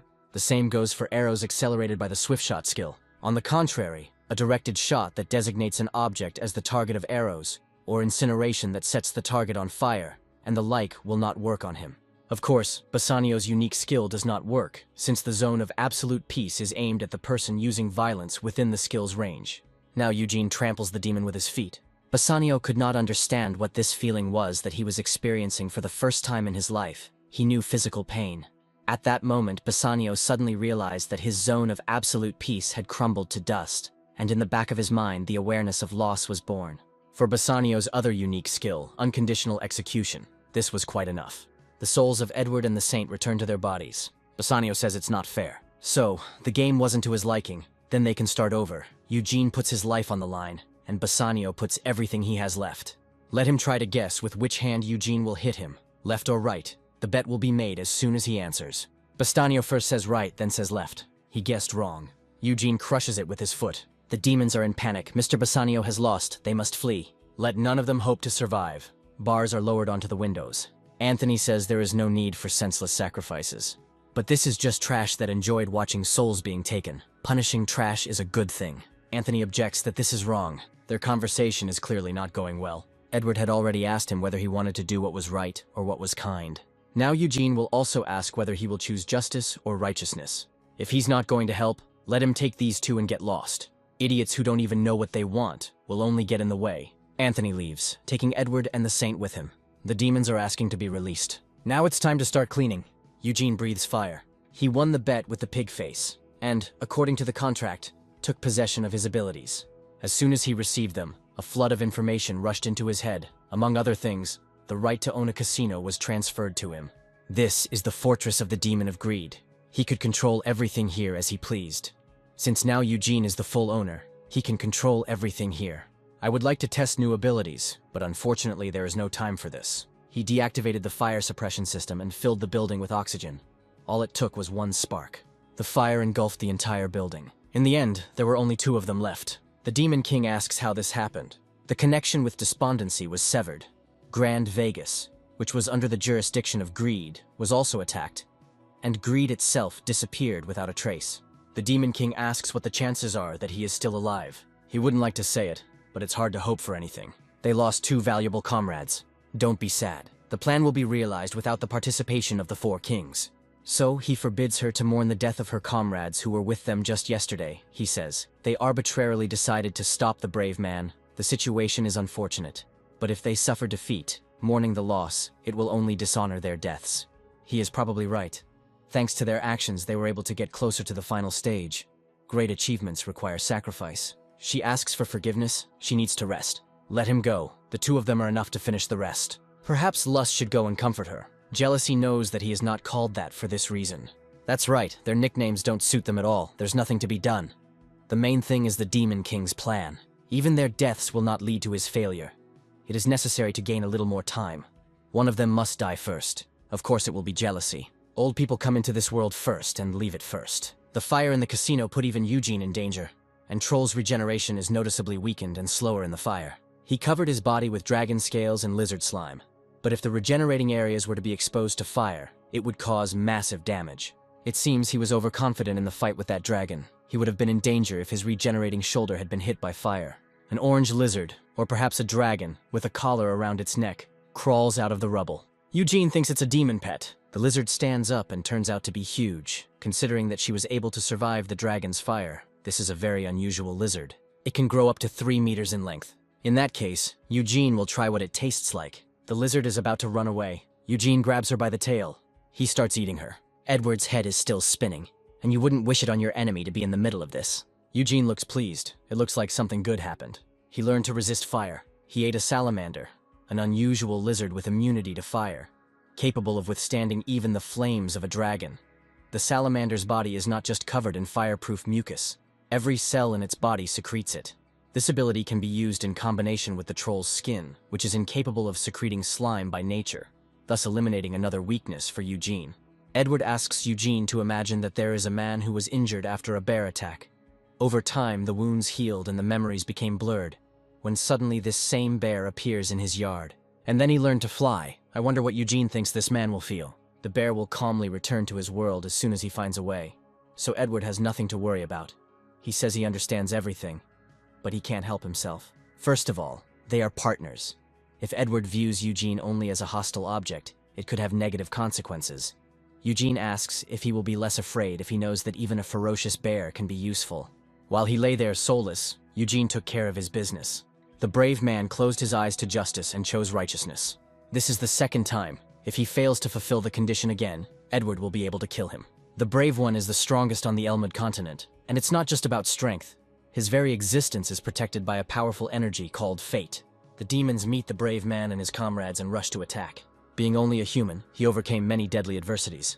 In a hopeless situation, someone will definitely come to his aid, and the slightest accident becomes a decisive factor in a battle with a superior enemy. In the case where only a miracle can help a brave man, it will definitely happen. Therefore, to kill a brave man, a force capable of resisting fate itself is needed. Until now, there was no one who possessed it. So a human brave man was able to cut the throat of the demon king, and a demon brave man was able to break the neck of the human king. However, fate favors the brave man only as long as he keeps all the commandments. It's a long way to go, but it's good that they managed to get a horse. It must be thanks to Anthony and the patronage of the goddess. Fate will no longer protect the brave. The commandments of the brave man, the most righteous, the most just, the most merciful, there are only 3. In the village of demons, the brave man has already broken the commandment of mercy. And in the casino, the commandment of righteousness. All that remains is to force him to abandon justice, and the brave man will cease to be brave. This is exactly what Edward is waiting for. Eugene doesn't understand where this desire to kill a brave man comes from. This was not originally part of his plans, but after thinking about it, he decided to finalize the plan of the old geezer sitting on the throne. The king intended to make the first prince the future ruler, and to give Edward, the second prince, the role of his assistant. But one day the king somehow let slip away to deprive a brave man of his title. If he is forced to make an inevitable choice that contradicts the commandments, then he will lose his patronage. But the king only developed a plan and, fearing the wrath of the goddess, did not put it into practice. And it so happened by chance that Edward peeked into his notes. Of course, not without effort. He had to tinker a little to remove the protective seals. And now they are acting according to a plan that he only slightly adjusted. Eugene understood, but he wasn't asking who started all this. He was asking why Edward wanted to kill the brave man. No matter how you look at it, he didn't have such a strong dislike for him that he wanted him dead. If Edward kills his brother, that is, the brave man, his sorrow will fade into the background against the background of despair that will seize the old man. They arrive at Flatfield Plain. It looks like there's a Demon King's fortress ahead. This is somehow suspicious. He may be talking about how it was erected in the middle of a plain without any sign of a guard. Edward says that's not what he's talking about. Usually, the Demon King's fortresses that he had encountered in games were surrounded by magma or poisonous swamps. But for some reason, this fortress was built in an ordinary steppe. If this isn't the Demon King's fortress, I wonder what other country in this world would dare to build their capital in such a hole. Eugene would like to take a look at this crazy guy.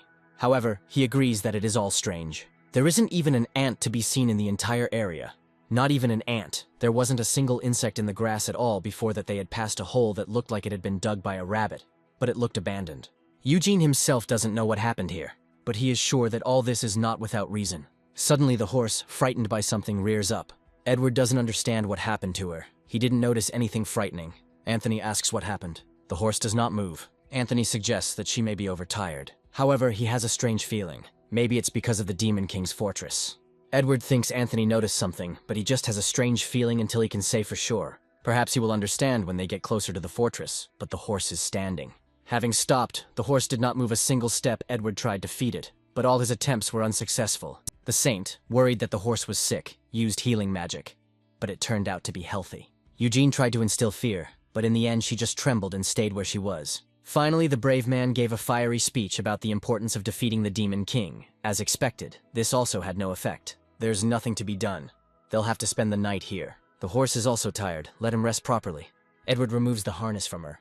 The horse suddenly starts to neigh. She kicks Edward with her hoof, and he gallops away. Now Anthony understood what he felt. They are already surrounded. Someone's voice from the darkness says that he is disappointed. He did not expect that this is the group of the brave man. They are stupid and reckless. Even their intelligence skills are far inferior to the senses of a primitive animal. It's a wonder they haven't been killed on the way here. Anthony asks who he is. So, he needs to introduce himself. Well, he has nothing to hide. The earth suddenly begins to shake. Edward thinks it's an earthquake. However, a hand emerges from the ground, and then another one and many more hands. This is an army of zombies. He is Richmond, one of the 4 heavenly kings, the one who will stop them.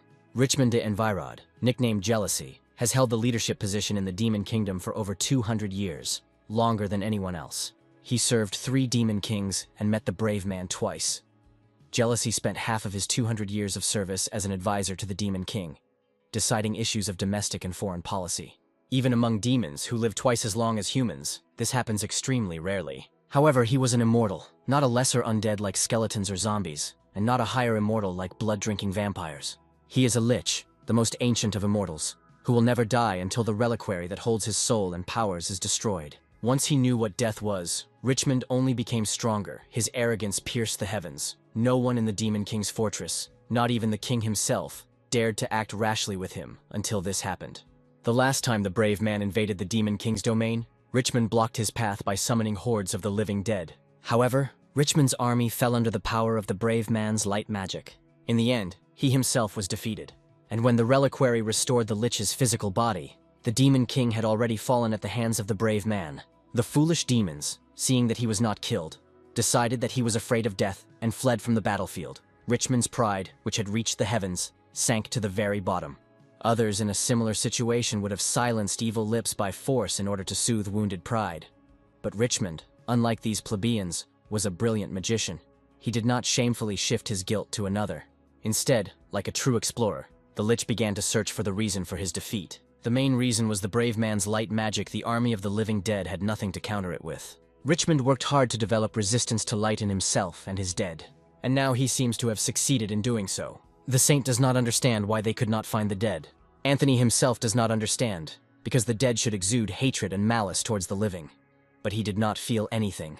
Even with her holy magic, she can't sense the presence of evil energy. That's right, they are dead. She must use holy magic. The saint activates a holy attack. The light shines on a dead man with broken horns and a chipped skull. However, not only does this not harm him, he grows horns and his skull becomes smooth. Instead of falling apart, he healed. Holy magic doesn't work on the dead.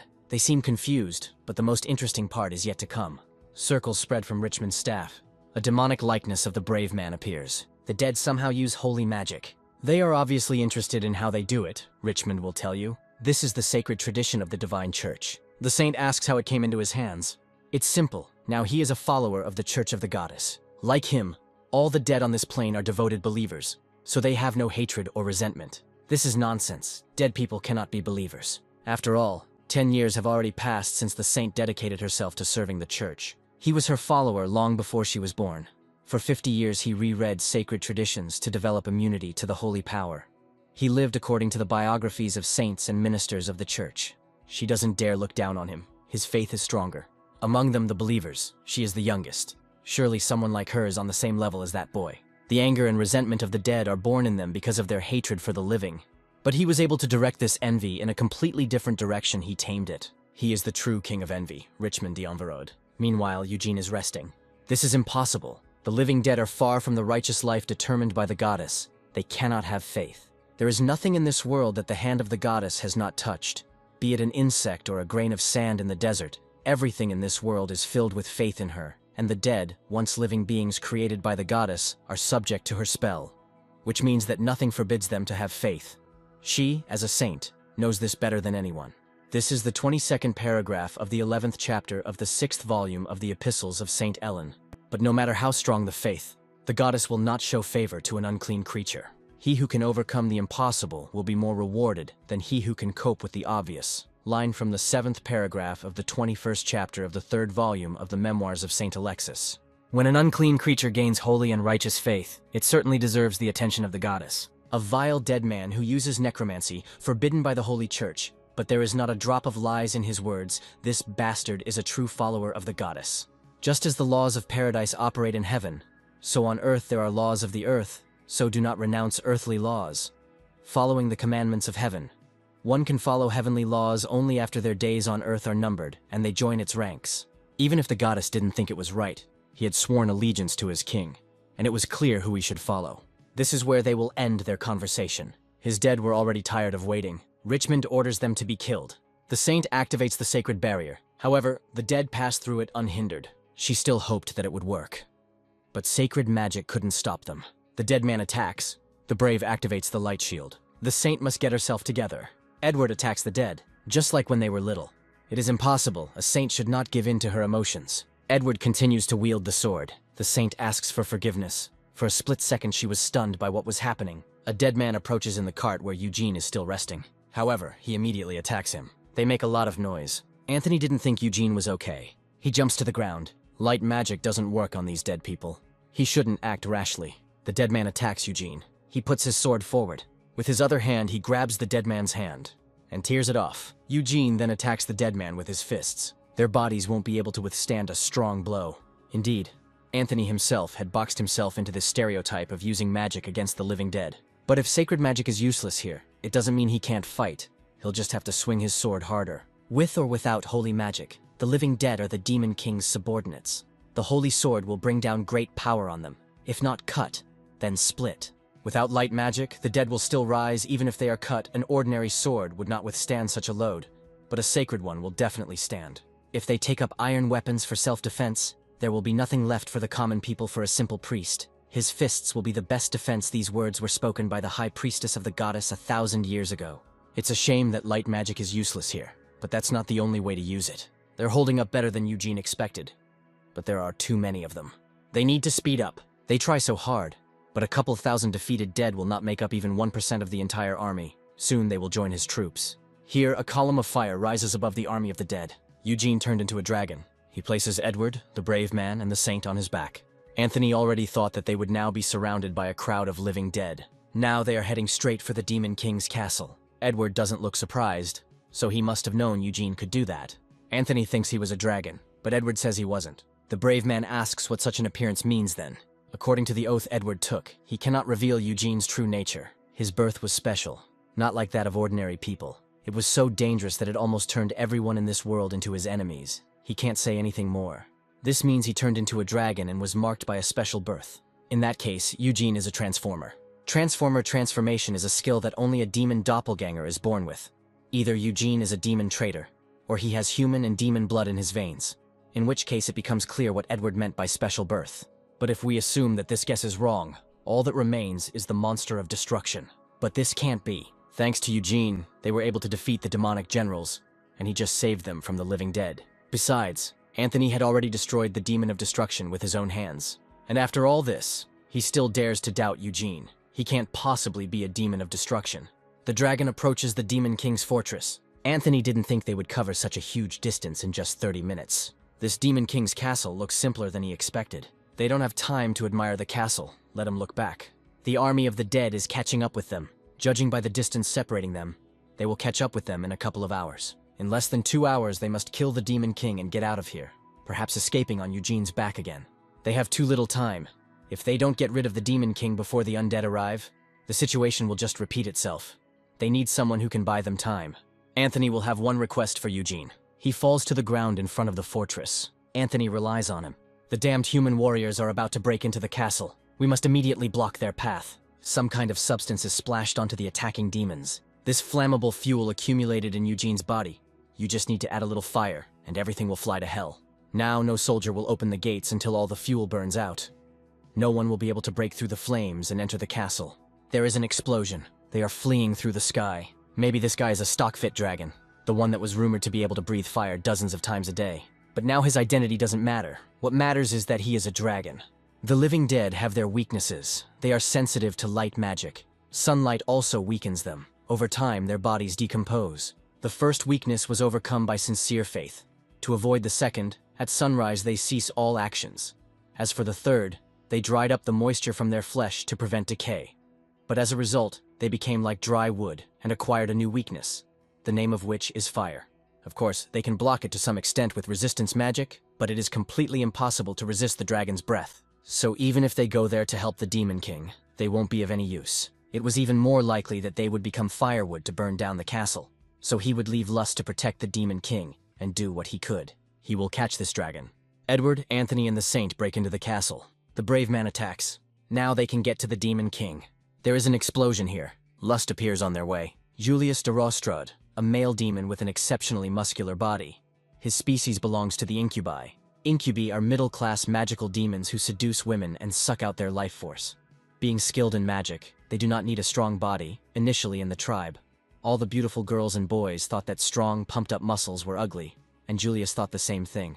The reason he became so big and mature is because of the memories of separation and loss that happened to him 10 years ago. The brave man attacked him while he was reminiscing. Julius, in a rage, throws down the boulder he was holding. She's splitting. Then Julius tries something else. The brave man attacks. Julius is thrown back and hit by a boulder. What a paltry end for the strongest of the 4 heavenly kings. But entirely expected when you look into the details. He did not take civilians hostage like pride and gluttony, did not possess the strength of a massive monster like wrath and sloth, and did not engage in battle to his advantage like greed. And he didn't have a huge army like envy either in a simple one-on-one battle. The brave man could almost be called the strongest. We need to hurry. He knew it. A brave man cannot be defeated by force alone. Apparently this is his end. The Demon King is here. It's actually a girl and she thinks Julius has arrived. Meanwhile, Eugene loomed over the army of demons. For some reason he doesn't spit out flames. Apparently he has something else in mind. Or maybe he's trying to buy time. Perhaps it is worth sending at least part of the army to the fortress now. Eugene rushes down. Richmond activates fire resistance and its enhancement. However, instead of fire, Eugene spews fuel onto the dead. Richmond uses holy magic. He thinks that the dragon decided to poison the dead, and turned out to be stupider than it seemed. Richmond is right. Poison is useless here. Eugene spews out a very small puff of fire. What a sweet little flame. No matter how vulnerable the dead are to flame, they can definitely withstand such a fire. There is an explosion here. This fuel, although toxic, is first and foremost a highly flammable fuel. And 30 passes will be enough. More and more explosions are heard. Richmond can't believe this is happening. The reliquary containing his life energy is shattered. The dead realize that their leader is dead. They are losing power. The dead stopped. Apparently their summoner had already died. It's even shameful to call it a battle. Maybe eat those who haven't burned yet.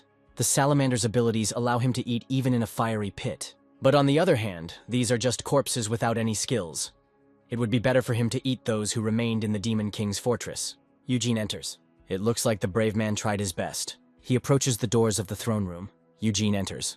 Edward and Anthony stand opposite each other, holding their swords at the ready. Edward asks what he said. The brave man repeats, "No need to kill her. They must coexist together." The Saint suggests that you first cool down and lower your weapon. Eugene asks to explain what is going on. He asks what happened to the Demon King and who this girl is. Don't tell him the truth if you can help it. But Edward says that the girl hiding behind the brave man is the Demon King. The brave man abandoned his mission to kill the Demon King. Eugene needs to listen to him. It's true that this girl is a Demon King, but she stopped being one. This is the body of the Demon King, but the soul is from another world. He doesn't lie. His lie detection skill can prove the truth. The Demon King is the third person from Earth. After his death, Edward received a body from this world, and was reborn again. In simpler terms, he was reborn, or reborn. Eugene moved to the continent in the state he was in. He can be called a transmigrant. In that case, it is unclear who the Demon King is. A soul from Earth has taken over his body. He is possessed. She was an ordinary office worker. However, instead of getting along with people, she preferred to spend time in the company of military romances. And when she became the Demon King, she couldn't take the situation she found herself in seriously because the soul transmigrating into another body was a common occurrence in her favorite novels from Earth. Thinking that it was all a dream, she introduced earthly knowledge and order into this world. The power of the Demon Kingdom increased incredibly, and due to the disturbed balance between humans and demons, the goddess chose a brave man. However, the girl couldn't correct the course of her thoughts, because she knew that the Demon King would have to meet a brave man anyway, just like the main character from the novel. But she was not the main character. And all the subordinates she believed in left this world without having time to show their strength. When even Julius, in whom she had the most confidence, was defeated, realization finally came, and the forgotten fear enveloped her again. Now all that was left was to beg for leniency, and she revealed the whole truth to the brave man. That is, she ordered her subordinates to hinder them in every possible way. And then suddenly her life became dear to her, and she decided to give up. Just don't tell me that he fell for the stories about another world. Of course Eugene believes, but now it doesn't matter anymore. There is no doubt that she is telling the truth. Besides, so many innocents have died, and he doesn't want to kill anymore. It looks like the time has come. Edward attacks Anthony with a blazing sword, who shields himself from the blow. However, Edward's sword breaks his sword. Edward stabs the brave man, and with him the Demon King. The actions of a brave man must always be righteous, fair, and merciful. These three concepts seem similar, but one contradicts the other. However, the brave man must overcome this moral dilemma and come to the ideal solution. Up until this point, he has acted like this. But the evil thoughts of the prince and the knight interfered with his good intentions. The brave man turned a blind eye to the killing of peaceful villagers who produced weapons. It was a fair decision, but not a merciful one. In the casino, the brave man did not punish the villains. Instead, he chose to save his comrades. It was merciful, but not righteous. And finally, forgetting about his mission, he stood up for the Demon King, ultimately rejecting even his own justice. The brave man was no longer righteous, just, and merciful, and therefore he ceased to be brave. He calls Edward by name. Just now, when he called his name, he didn't even feel any pain. Having decided to save the Demon King, he stopped being brave. And even the sacred, indestructible sword became ordinary, since the goddess no longer patronizes it. Edward knows perfectly well what Anthony wants to say. He must be judging him. But Edward had no other choice. Anthony falls. The saint is perplexed as to what all this means. She wants to cure Anthony. However, Eugene stops her. His head transforms into a combination of a dragon, a lizard, and a snake. A few days before, Edward had said that before killing the brave man, it was necessary to eliminate the saint. This is unexpected. Eugene thought he liked this woman, and he is insightful. However, one cannot leave alive who is able to heal the brave man, for by ceasing to be brave, he will again become the first prince and take away Edward's right to the throne, and then he will not be able to fulfill the terms of the contract.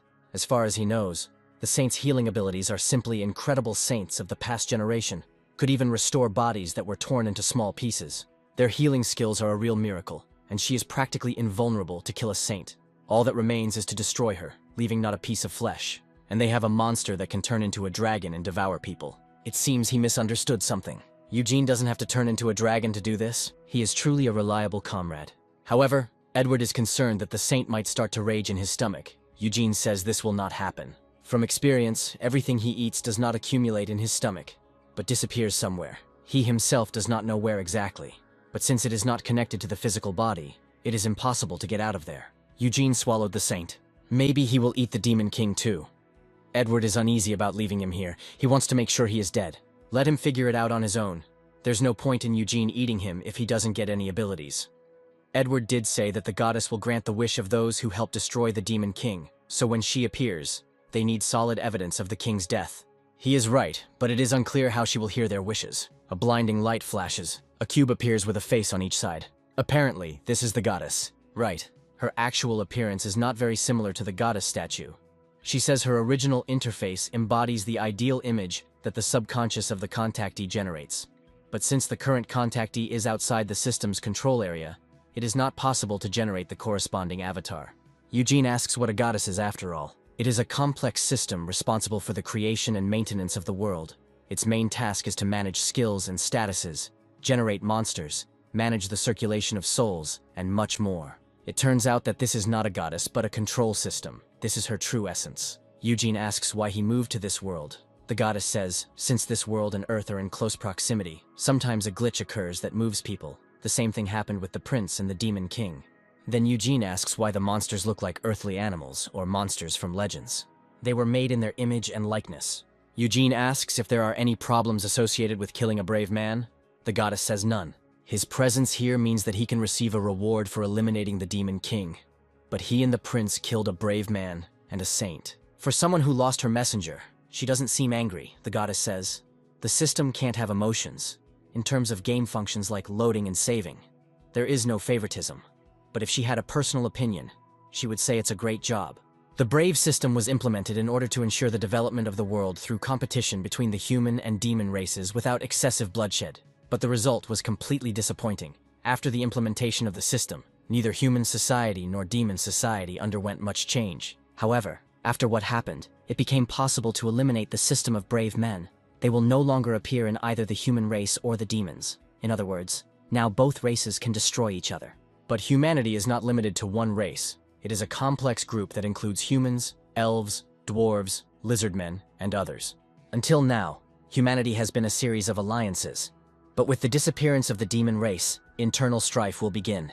Eugene heard that for killing the demon king, the goddess will grant any wish of the brave man's companions. He asks if she can bring him back to Earth. It's impossible. She can't send a creature to another world that has already had a huge impact on this world. His mere existence changes the foundations of this world, and it turns out that he will never return to Earth. In other words, it is impossible to return directly through the goddess system. Eugene asks if she will tell him about another way to return to Earth if it is available to him. Edward Grand Continuer is currently studying the relevant information. It will take some time, Eugene says. Then let him cancel. It's enough that Edward knows. He still has no chance to break their agreement. We figured out the way to return to Earth. In that case, it remains to stand on top of all living things. The dragon he ate is just one in a countless number of creatures. No matter how strong he is, he can hardly stand against a large group of people and monsters. And if not limited by time, Eugene can eat many more monsters like a dragon. He desires abilities beyond the usual. He asks if there is a creature whose body structure transcends the laws of physics and is beyond reach. The goddess answers in the affirmative. She transmits the image of these creatures into Eugene's head. A huge flow of information. These creatures are created in the image and likeness of the earthly Cthulhu and the monsters from legends. But they are still at the development stage, since neither the technical nor the cultural level of the continent allows them to be implemented. However, it is possible to create one as an exception if Eugene uses his privilege as a demon king slayer. Eugene thinks about what to choose. The ability to fly at a speed 400 times faster than light. The ability to move instantly. The ability to create a body that surpasses super regeneration. All the features of these creatures are beyond the bounds of what is permitted. You need to choose something so as not to miscalculate in the future. Eugene asks to give him time. It's not that he doesn't like anyone. These creatures are still in development, because so far no one in this world can resist them. If we go from the opposite, it turns out that someday, the people of the continent will be able to reach their level. Having quickly reached the top, Eugene will become too careless, will start to be lazy, and then all sorts of rabble will be able to catch up with him. To be at the top means to be invincible, so that no race or ability can ever even come close to it. Besides, there are still many creatures in this world that he hasn't eaten. He will always have time to obtain the abilities of new creatures. Eugene wishes to collect his reward for defeating the Demon King later. There will be no problem with this. The system suspends the process of issuing a reward for defeating the Demon King. Eugene asks when he can return to the world. The goddess says anytime. However, at present his companion's wish is being fulfilled. The goddess asks if he wants to leave first, or wait for a companion. Eugene will leave first. The process of the audience with the goddess is complete. She hopes that the actions he has taken will be able to motivate the world to change. Eugene returns to the Demon King's castle. Edward didn't expect this. He didn't think that the goddess looked exactly like this. She said that she takes on the appearance of an ideal person, and Edward's ideal is a saint. Eugene asks if he regrets it. He says every moment, but what's done can't be undone. And perhaps Eugene is wondering what Edward wished for. He wanted knowledge that would be useful to him in the future. He probably needed information on how to send Eugene to Earth. Of course, he doesn't want to leave a nuclear time bomb in the world he's going to rule, since it's become almost impossible to kill him. Edward will tell you about this on the way back. Soon a demonic army will knock on the door of a crazy old man. The Demon King's plan that the four heavenly kings spoke of was a complete reorganization of the army, the unification of the administrative management and military forces, the revision of military ranks, the distribution of management positions, the introduction of new weapons and strategies, training in the peculiarities of supply, the abolition of the tradition of duels, and in the event of the death of a leader, power was transferred to a lower position. Her source of inspiration were the military books she enjoyed reading in her spare time. As a result of such grandiose reforms, the demons' fighting power increased incredibly, so much so that even without a king and commanders-in-chief, they still put humanity at risk of extinction. Outnumbered, weapons that humans had never seen before, it seemed like the end for humanity. Reinforcements have arrived. Ice and fire arrows flew at the demons. This way they can hold out for another week, by which time support will arrive from another fortress. Suddenly it turns out that the fortress gates are open. These are the knights of the 3rd Battalion, that same garbage battalion, which is made up of only useless nobility. This is his chance to get promoted, but instead he gets a bullet to the head. The commander-in-chief orders the gates to be closed immediately. An army of demons is right in front of them. They don't have time to close the gate. The demons are ready to rush in and kill all the humans. Then something appears in the sky. This is a dragon. He descends to the ground in the midst of an army of demons. They are safe now. Edward Grand Container has arrived. The king is informed that Prince Edward, who went to defeat the Demon King, has repelled the attack of the demon army. As expected from the second prince, the king wonders how he could stand up to such a huge army alone. The dragon on which the prince arrived burned the entire army to the ground. There is no way a prince can control a dragon. It was just incredible. The king thinks he is being told fairy tales. But the commander-in-chief saw everything with his own eyes. Since I've seen it, I'll have to believe it. Here he is, the hero of humanity. If the king continues to reject him, they will doubt his insight. He says, the prince has done a great deed. It's nonsense that Edward is a hero of humanity. This boy is a bird of the same feather. But it may be true that he dealt a crushing blow to the Demon King after all. His talent and abilities are not fiction. However, it is hard to believe that the brave man and the saint died in this battle. It's impossible. They didn't die in battle, but were killed by the prince when it was all over. If the king were in his place, he would have done so. On top of that, the plan to return the brave man to his place as the first prince was lost. If this was Edward's doing, the king would not be surprised that he carried out the plan and killed the brave man. But something haunts the king. Edward did not receive heavenly punishment for putting this plan into practice. The authority of the royal family is the price of faith and devotion to the goddess. And to kill a brave man who is a member of the royal family is nothing less than an unforgivable sin. However, there was no trace of heavenly punishment on the prince. The king heard the oracle of the Church of the Goddess, but it was only praised that the brave man had made a greater contribution to the world than all the brave men who had existed up to that moment. For this reason, the priests of the church who supported the princess also sided with the prince. No matter how much the king thought about it, it didn't fit in his head. It turned out that he had to admit that the prince had changed. Even this boy could have changed. Maybe he was too persistent in rejecting him. The prince who made a spectacular appearance did not stay in Santo Almaruz. Instead of settling in a safe kingdom, he stayed in the kingdom of Grand Container and defeated the remnants of the demonic army. The grandeur with which he pierced the skies on the back of a huge dragon left a lasting impression on everyone. Even the aristocrats who were once enemies proclaimed the prince a hero. A few days later, Edward arrives in Santo Almaruz. The people honor him. Everyone is busy preparing for the audience. Only he and Eugene are the embodiment of calm. By the way, the old man avoids Eugene. But last time there was such a wonderful chance to rip off the honors. Let Edward tell me if this layout is correct. Of course, it is true. The goddess personally shared the information. By the way, it's time for them to start acting. The bell is ringing. Edward enters the throne room. The first warrior of the Order of the Holy Sword, the wielder of the Staff of Light, the heir to the 7 crowns, His Highness Edward Grand Continuer, has arrived. The king wonders if he did the right thing by bringing him back here, and if he has really changed. He ordered one of the knights to kill the prince immediately if he drew his sword. Edward takes hold of the sword hilt. He places it on the pillow held by the knight. Then he kneels before the king. He says he is glad to see him in good health. The king asks if he received anything during his travels. Edward says he realized how much his father sacrificed during the nation's time and the weight of the crown he wears. Here Edward rises. The king is indignant at who allowed him to rise. He understood how to act. The sword that was on the pillow begins to glow and appears in Edward's hands. The king will no longer have to sacrifice or feel the weight of a crown on his head. He asks what Edward is going to do. He is going to inherit the throne. Edward is surrounded by knights with axes. However, he has not only the blade of truth, but also armor and a shield of truth. His actions will only make things worse. Edward cuts off the knights' heads. The king was very foolish to believe that he had changed. Yet he had expected this to happen, and his army of mercenaries was already at the ready. However, for some reason no one responds. Those present do not move from their places. Of all the living creatures Eugene had swallowed, Ferus de Clatnirod was the most astonishing life form. A parasite that did not need a host body. It formed a group of several individuals, uniting them with a single consciousness. But at the same time, it could also individually control separated individuals, who still obeyed it. Of course, Eugene was unable to use this skill the first time, but after absorbing countless demons in the port city and improving a number of his abilities, he was able to master it to some extent. He has learned to move parts separated from him and spread infection. He cannot suppress the will of the host, but now he can control their emotions and erase memories. When Eugene told the prince everything, he used it in his plan. Edward should have been prepared for it to be noticed right away. Eugene said they wouldn't do a full flush. The prince wanted Eugene to stimulate their frontal lobes and increase their ability to empathize, and then every time Edward's wishes came true, they would begin to feel incredible satisfaction along with him.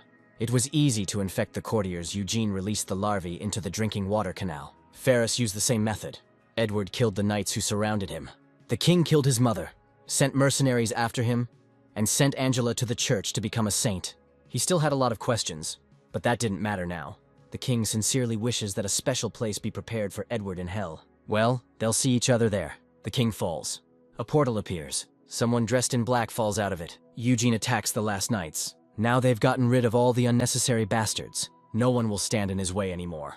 The nobility standing behind the throne clap their hands. Eugene gets rid of them too. When it gets dark, Edward is still sitting on the throne. He knows what his brother wants to tell him. He asks the goddess to grant him knowledge. Using it, he could easily show Eugene the location of targets that needed to be eliminated. But among other things, he also saw the words that his brother was going to tell him before he died. He asked not to cross the line. Only his brother, instead of cursing, could say something similar to his killer. But it's too late. He didn't care about those words now. Anthony should have said them before Edward fraternized with the monster. So let him disappear. Edward will erase his old image and present him to this world in a completely different light. He shoots a beam of light at the ghost. There is no longer a fool in the world who is wholeheartedly attached to the insignificant humanity. Now that the common enemy in the person of demons has disappeared, humanity must be prepared for internal strife. And since he has come this far thanks to the power of this monster, he must repay him in order to send him to Earth. King of the elves, king of the dwarves, king of the beastmen, king of the lizardmen, Edward must sacrifice the lives of the kings of the 4 races and place them on an altar sealed in the dungeon of the cathedral. But if he does this, the era of wars will begin. Afterwards, His Highness the Prince took the throne, having eliminated the negligent king, and ruled the country for a long time as a great ruler. The end of the first part of the notes of a gourmet traveling through the world of fantasy. Eugene finished. Edward asks what kind of gourmet notes these are. When Eugene returns to Earth, he will kill Edward's former comrades, clear his name, and start a completely new life. In another world, he won't be able to earn the same amount of money as he does now. So he came up with the idea of writing and selling his book. It's a story about how he ate different creatures in the fantasy world. That's why it's called Notes of a Gourmet Traveling in a Fantasy World. With a title like that, the book definitely won't sell. If the main character is him, you can call the book I Become Stronger, devouring everything in my path. Eugene is still going to use the ghostwriter. He's talented at eating, but not at things like this. He personally experienced everything that will be described in the book, and it is very different from the gray everyday life. Of course, it will become a bestseller. Maybe they will even make a film in 3 parts. But this is after he returns to Earth. We need to discuss how he will return. First of all, the main condition that the goddess spoke about is to kill the kings of the 4 races and bring them to the altar. Eugene asks if Edward can do it. He says that he can't now. It's fundamentally different from going to the Demon King. They, as then, will be able to eliminate the king of one race by themselves. But when the successor ascends to the throne and calls for revenge against the arrogant people, other races may unite and go against them. Elves are strong in magic and archery. The dwarves' skills in metalworking make them equal to wizards. And the physical abilities of beastmen and lizardmen are many times greater than those of humans. Despite their superior numbers, the humans have no chance against any of the races. And if they unite, Edward will not sit on the throne for long. The first priority is to ensure internal stability here. First of all, this is the list of victims. So Edward is giving him orders. He says this is a proposal, and suggests turning the page. The habitat of griffins. A port closed due to kraken attacks. Information about the location of the manticore from eyewitnesses. The main bodies of water used by wyverns to lay eggs are Lake Serpent, Green Dragon Mountain. This is a treasure map. Edward is glad to see that he enjoys it. Now, as the just heir to the throne with the power given to him, he calls it Amkainos. It is unlikely that there was a title for an official in the Joseon era in this country. Now there is. The title of Knight Bodyguard originally did not exist either, but the main difference from the bodyguard is that the Amanosa can move freely around the royal lands, while remaining close to the king. This means that he will not be subject to public opinion and will be able to move freely, and in return, he will have to eliminate the prince's enemies. Next year, around these days, his coronation will take place. Eugene should return before then. He thinks about where he should go, what to do first. There are many details that need to be taken into account in order to use the information effectively. But one thing is certain, after making this journey, he will become much stronger. Knight Eugene is a strong warrior, and he feels that his departure will create a breach in Edward's security. He worries in vain, because Edward left him by his side to solve this problem. Let him just do his job properly. The leader of the royal assassins is the head of a group of hired killers who are directly subordinate to the king Prince Edward, who killed the previous ruler, left the royal assassins under his command. The king originally intended to bequeath the royal assassins to Edward, with the first prince ascending to the throne as the heir to the royal family, and the second prince becoming chancellor and leader of the mercenaries, eliminating the crown's enemies. However, having become a brave man, the just and righteous first prince did not allow his father's plan to come true, And in the end, the plan was only half completed. The royal assassins had to swear allegiance not only to the king, but also to Prince Edward, in case he inherited what belonged to the king. It could be a ring with a coat of arms, the hallmark of the assassin leader, or a crown. But eventually, power over the assassins passed to Edward, and they recognized the new master. Thus, the prince completely subjugated one of the two most important military forces close to the king. The second significant force being the royal guard, infected with parasites and completely obeying the orders of the master. Since this monster will soon leave the palace, he will not be able to control the guards over the next year. Edward will have to lure them to his side. A person can be subdued by gratitude, pleasure, and even a feeling of guilt. The iron armor is of little use, and in the future it will attract attention, because in it, Eugene is known as the prince's bodyguard knight. They are not very suitable for the role of an amkanos, who must act secretly. So he ordered others which looked rather mediocre, but they, like the previous ones, were enchanted with magic. Forged in just 2 days, definitely better than nothing. It's time for adventure. Although Eugene is now a hero who defeated the Demon King, and has a reputation as a loyal servant of the prince, on Earth he was an ordinary criminal. And on top of that, he was wanted internationally, pursued not only by the police, but also by a spy and criminal organization. Therefore, in an attempt to avoid attention, he could not diversify his hobbies. Sports were prohibited, since contact with others would create a risk of information leakage. Games were also not suitable, but he could not give them up, and as a result, made mistakes that twice allowed the bloodhounds to get on his trail. The most ideal option was reading of the books. Eugene was most attracted to novels. At first it was a forced choice, but later Eugene really loved reading. But, unfortunately, this world is significantly behind in terms of education and culture. Books are the privilege of the aristocracy. He could get them through the prince, but these books are nothing more than low-grade boring trash. However, even if there are no interesting books written by contemporaries, there are interesting stories told in other ways before writing appeared. Humanity passed on knowledge to descendants through words and songs. These are old legends passed down from parents to children. Those who want to preserve all the valuable stories that should not disappear, let them come to the Bard School. Felina Greensmith wants to become a bard. She was such a fool that she fell for this nonsense. People want to hear only bright, exciting stories. They are not interested in the minor exploits of newly minted heroes. A wandering poet must sing only exciting stories to dispel people's boredom. This is not why she became a bard. Felina enters the tavern. This is a small group of mercenaries. This guy might be a traveler, and this one looks like a drunkard, but you can't fool her eyes. He's wearing good armor. He probably has something to tell, but it's better not to mess with him again. Mercenary and traveler. The mercenary fights with people, and the traveler with monsters. Usually they ignore each other, but you should not sing the praises of one in the presence of the other. If you choose the wrong song, it could even lead to a fight. Fortunately, Felina has an ace up her sleeve. She will sing about a prince who slays a demon king and a knight who controls a dragon. It attracts attention. Apparently, this bard girl knows something. But everyone has heard about this. Coins fly into Felina's hat. She knew this song would work. The reaction is still positive. The climax is near, and her profit today depends on it. Seeing the death of his brother, the brave man, the prince felt not despair, but deep melancholy, and turned it against the cruel king of demons. With an ardent heart he called upon the goddess, and for a moment received the strength of a brave man, and with it he pierced the king's chest with his sword. Suddenly one of the listeners attacks the traveler. He laughed. The story about the prince made him laugh. What a bastard. As soon as he drinks, he immediately starts swearing, and this guy is also a rude person. Now the whole mood is destroyed. Mercenaries against a traveler, 4 against 1. Of course the mercenaries will win. Next you can sing a song about their heroic deed, and then they will perk up and shake out their wallets. Here Felina hears a crunch. Eugene twisted the arm of the strong man who attacked him. Then he crushed his head. The mercenaries rush at him. Eugene strikes. He flies away with all his might. Another mercenary rushes towards Eugene with a blade, but it breaks. Eugene has dragon scales on his neck that are impossible to pierce. Felina runs away. She has a bad feeling that this incident will lead to serious trouble. She needs to get out of here before she gets dragged into it. The strength of the brave man passed to the prince, and this bastard was sad. Eugene had not been so amused for a long time. Someone is trying to interfere. He doesn't know what's going on, but such cruel actions are unacceptable. She, Paladin Perkrid, will no longer allow the weak to be tormented. You wouldn't know it by looking at it.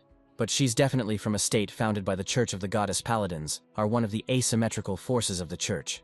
This place is modeled after the Vatican, a small city-state, mostly populated by superhumans. The representative of one of the asymmetrical forces of the state was a saint, a skeleton made of an alloy of blessed magical metal, an extremely developed muscular system, vision and reflexes beyond human, the embodiment of human weapons. The problem is that it takes a huge amount of time and resources to create such a saint. Even a church state that receives huge gifts and donations can only raise one saint every 10 years. To fashion with your own hands a weapon comparable to a brave man, you have to pay an equal price. So the church state invented a way to create superhumans that would be less expensive, and they became paladins, modernized humans created through magic and blessing. The creation of one squad requires 1% of the saint's resources, and their service life is 2.5% of the saint's service life. In addition, by setting up the system, about 15 paladins can be mass-produced in the same time. Of course, their efficiency cannot be compared with the saint. If the saint is like the newest model of a tank, then the paladin can be called an old-style conveyor tank. But even if so, whether it is an old or a new model, an ordinary person cannot resist in a battle with a tank. Compared to the brave and the saint, the paladin is incredibly weak. Just deform her body, and it will be easy to kill her. However, such an early conflict with the church state will not end well. The released mercenary runs away.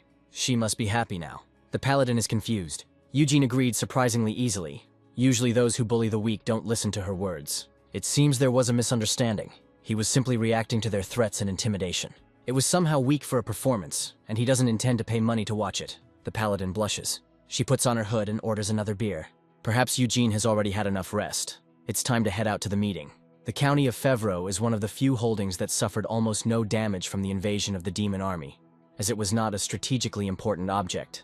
At that time, the strategy of the demon army was to focus on important strongholds for humanity and paralyze their activities. The county of Fevro, lagging behind in technology and production with a small population, did not pose any threat to the demons.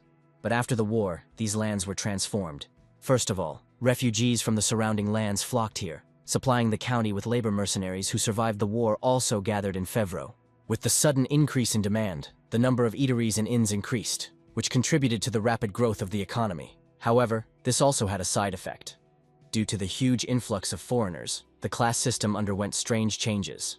The lowest layer of the population became refugees who had lost everything but their own bodies. The middle layer became the citizens of Fevro, and the mercenaries rose above them all, and they became the biggest problem. They were well aware that they were the main reason for the current prosperity of the county, and they solved all problems with money and brute force. There were, of course, no power structures in place to prevent the tyranny of the mercenaries. Count Fevro was only pursuing personal gain. This is the current situation in the county. The man asks when they will take decisive action. Eugene says we can do it right now, then in 30 minutes. He will send a signal when the time comes. As it gets dark, a crowd of mercenaries appears, looking for the one who crippled one of them. Their leader asks what kind of scum dared to touch their mercenary group, the Firestorm. This is the guy Eugene had by the throat. He is hiding behind the wall. As things stood, he realized that the plan would have to be implemented earlier. I don't want to put in any extra effort, but his subordinate suffered, and inaction will damage his reputation. The guy is pretty dangerous, since in a 4-on-1 fight only this idiot survived. If you intimidate him with sheer numbers, this guy won't stick his neck out anymore. And then he'll call him a coward, and then he'll buy all his subordinates a drink, and that'll be the end of it. The leader warns for the last time. Someone tells him to shut up. This is Santo Fevro. This is their city, and outsiders like mercenaries have no place here. It turns out that he was some kind of alcoholic, and the leader was even scared. But it's for the best. They will beat him as a lesson to others. The leader orders that he be taught a proper lesson. He will not dare to open his mouth again. He laughs. Suddenly, an arrow pierces him. The leader did not order him to be killed.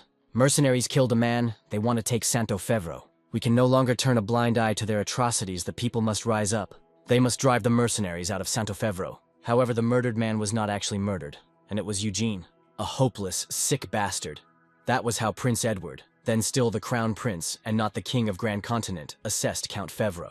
Even in his grandfather's time, the number of counties in the kingdom more prosperous than Fevro could be counted on the fingers of one hand, and it is hard to believe that in just 2 generations it has become what it is. Due to the death of his parents, Fevro became a lord at a fairly young age. Usually after that one grows up quickly, but this one is already 50, and has the abilities and intelligence of a 12-year-old.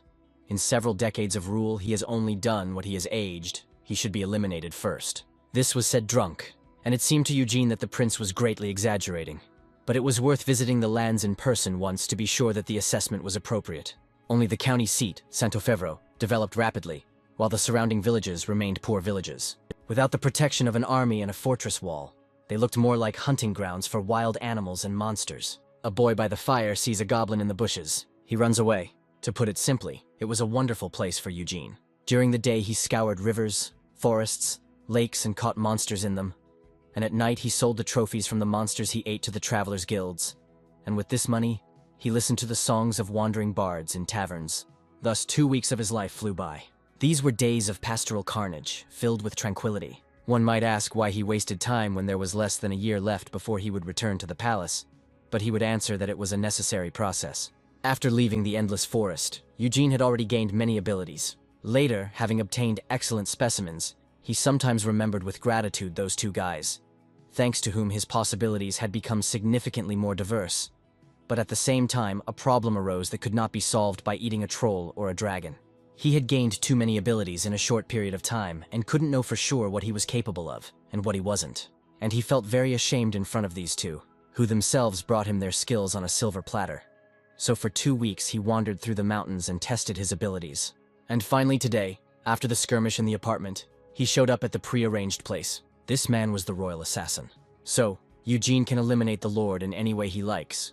With the change of Lord, chaos will come to the lands, and the threat of monsters will increase. But in his case, this is a wonderful outcome. It's not that difficult to start a rebellion throughout the entire city. The assassin fired the arrow. Provocation requires the support of the majority. And Eugene already has a lot of allies. He just needs to change his vocal cords a little. It was he who shouted that the mercenaries had killed a man. He shouted it in the voice of a young girl, a saint. That the mercenaries wanted to take Santo Fevro. Eugene shouted in the voice of a grown man from his world who had seen things he shouldn't have seen. Their atrocities could no longer be ignored, said the young Los Angeles police officer who had been following him relentlessly. And he called upon the dragon's roar to drive the mercenaries out of Santo Fevro. Lights come on in all the windows. Eugene doesn't know who came up with it, but the production is simply superb. In addition, residents infected through drinking water may become more prone to violence. The mercenaries are under attack. As expected, the massacre begins. After some time, Edward receives a report of madness in Santo Fevro. The madness of the residents who rebelled against the mercenaries spread throughout the city. The people rebelled against the newcomers and began to drive out of the city not only the mercenaries, but also the refugees. In the end, everyone got mixed up. Residents, mercenaries, refugees, and general madness set in. During the riots, Count Fevro lost his life. It was done neatly, but Edward was outraged out loud at how such a thing could have been allowed to happen. Additional points need to be added to the law. Even if the title of Lord is directly inherited, if the Archbishop of the Church of the Goddess and the King decide that the Lord does not meet the requirements, he may lose the right to inherit the lands. Also, the number of mercenaries allowed to stay on the lands for more than a month must be half that of the army on the ground. Everything is going exactly according to plan. Burns well. The more deaths there are, the fewer people will remember Eugene, and that was the case on Earth. The royal assassin had finished the job, but had still not fulfilled the order to find out where Eugene was going next. He says in Kabalovich, "This is the area where the griffin has been spotted lately. This information was on the treasure map. The griffin is a cross between an eagle and a lion, creatures that combine the characteristics of several creatures, and he likes them the most. Then the assassin will find him again when the time comes. He wishes him a pleasant journey and disappears. It's time for Eugene to move out too. He notices that someone is standing behind him. This is a paladin. Griffin, a top-level monster, on average 2 to 3 meters in length, with the head and front paws of an eagle, and the body and back paws of a lion. Looking at this guy, you can feel how amazing this world is and how imperfect it is. His upper and lower body halves are completely out of alignment. Because of the lower half, he has to fly half sitting, and because of the upper half, he cannot walk freely on the ground, moving in small steps. A creature stuck between the air and the surface, but even being so imperfect, they drive people into fear. Because even despite all the shortcomings, griffins have incredible power. They have adapted to fly and lead a predatory lifestyle, inherent in lions, gather in small flocks. Their favorite snack is horses, so griffins often attack people. People on horseback often pass through Kabalovej. So Eugene took on the guild's mission to eliminate the threat, the griffins. The paladin understood him. Since they gather in packs and their numbers are large, a frontal attack will not work, so their goal is to catch the leader and reduce their activity. A knight is one whose gaze follows high ideals even if he walks on the ground. They must bravely face mortal dangers if the peace and tranquility of the people depend on it. This must be what Eugene means. Somehow it happened that a paladin of the church state latched onto him. It's a long story. A few days ago, the royal assassin killed Count Fevro. His mission was completed. He left the palace. The paladin noticed him. It was suspicious that he left the lord's palace, and she decided to follow him. Paladin saw Eugene together with the assassin. She recognized him. It was the despot from the tavern yesterday. Before disappearing, the assassin called him Knight Eugene. Then the paladin rushed towards him. He wanted to destroy her as a witness. However, she was delighted that he was the same knight Eugene who traveled with the brave man, known as the best of knights and a living legend. Eugene said that he was on a secret mission now, and in any case, she had to keep what she saw a secret. The paladin asked in return to take her as his student. There was nothing to be done. Paladins are an asymmetrical force of the church state. Each paladin was tracked with magic to minimize losses in the army. Moreover, in case of murder, the tracking magic automatically puts a mark on the killer. This part she told him herself. To put it simply, by eliminating just one witness, Eugene would have the entire church state as his pursuers. In the end, there was no choice. He was going to wear her out with difficult tasks to force her to escape. But it didn't work. She broke through the cave with her bare hands without making a sound. This girl is absurdly efficient. Apparently, the griffins are returning to their nests with prey. All that remains is to fight them. It would be more useful to attack from an ambush. By the way, Eugene greatly underestimated the paladin's bodies she destroyed the cave with just her hands. Griffins appear with prey. The paladin asks what they should do. Eugene offers to handle one on his own. She agrees. The paladin charges. The griffin grabs her by the head. She finished. Eugene appreciated her abilities. Due to the fear that the sword might break when attacking with full force, she loosened her grip. After the strike, she checks whether the sword is intact, which reduces her ability to assess the situation. Worrying about these 2 points also reduces the speed of magic and accuracy. Her mentor in the church state always said the same thing. But it hurts to hear it personally from the teacher she aspires to be to. Eugene advises her to forget about the sword. It will be better that way. The paladin thinks he means stripping the knight of his rights. In other words, let her just be like him. He meant not to use the sword. So, forgetting about the sword was not a hint to leave the knights. He only said to use fists. There is another flock on the opposite side of the ridge. Eugene tells her to follow him. He will show her how it should be done. He grabs the griffin by the neck. He then attacks him with his dragon's paw. The paladin is confused about this fighting style. There is nothing interesting about the paladin's combat abilities. Despite her sword skills, her skills are far from the highest level of mastery like the brave. And even with her light magic, she cannot create the same bright flames as the prince, much less use techniques. As an enhanced human, she has outstanding physical attributes. But of course, they are no match for a saint. The paladin combines the traits of the brave team, but neither of them gives her any advantages in combat. Just like a griffin, which has absorbed the features of an eagle and a lion, useful separately, but mutually interfering with each other when combined. The human army could not defeat her, but if she had participated in the brave man's campaign, she would have exhausted her strength at the very beginning, not living to see the arrival of the demon king at the fortress. However, there is still some point in training her. Although Eugene was reluctant to accept her as a student, he changed his mind while watching her recent fight, and he sincerely wanted to raise her. Because the paladin Rainhands Perkrid is the same type of monster as him. There are a little more than 100 heads in this flock. It would be easier to destroy them all at once. Maybe we should tease them. This is what he needs. A magic pouch created through the sweat and blood of a great spatial mage of the Grand Continent Kingdom. It appears small on the outside, but the interior is quite spacious. And it is designed so that the user can always get the thing they want. Eugene takes out the meat. He heard that griffins can't resist horse meat. The ones that Rainhands eliminated just arrived with the loot. Good thing he took it. Eugene throws the meat on the ground and stomps on it with his foot. If they want this meat, let them try to take it away. The griffins rush to attack. There is such a thing as the imitation fist, a Chinese hand-to-hand combat technique that imitates the attack style of different animals. Eugene learned it while he was in China. He thought that with his ability to use animal bodies, this technique would make him much stronger. But he quickly abandoned it, because in the end, even when imitating animals, you are still using a human body. For him, someone who uses animal bodies for real, she was not a pleasant addition. Martial arts were originally created to increase the effectiveness of power limited by the usual. But for Eugene, who has unlimited power, it has become akin to shackles. So he simply tramples opponents into the ground with force, without any techniques or martial arts. The griffin attacks. Eugene flattens his beak. This griffin is the first large animal he will try this on. Among the demonic beasts eaten in Stockfit was not only a merman, but also a creature close to arthropods. By absorbing it, Eugene was able to synchronize with the mantis's forelimbs, which the arthropod possessed a powerful strike capable of inflicting damage exceeding its weight 250 times.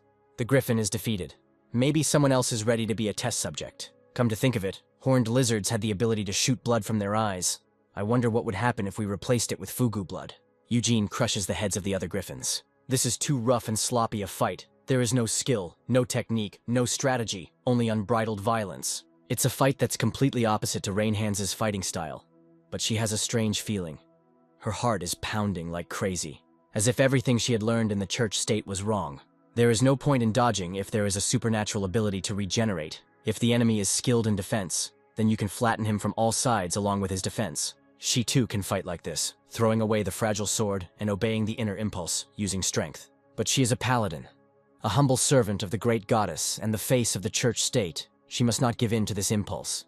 Eugene asks if she was watching the fight closely. Rainhands answers in the affirmative. Eugene can see that she is hesitating. It is not necessary to make a decision right now. Quote from Knight Eugene, "The more balanced the decisions, the better, but they must be made quickly." 3 days later, they destroyed all the griffins in the marked area. Now it's time to go down. It's clear that he's outraged, but they can't cancel the request. An order came from above to give credit for eliminating the griffins to another team. According to his new ID, which allows him to move freely, he is Jack, a C-rank adventurer.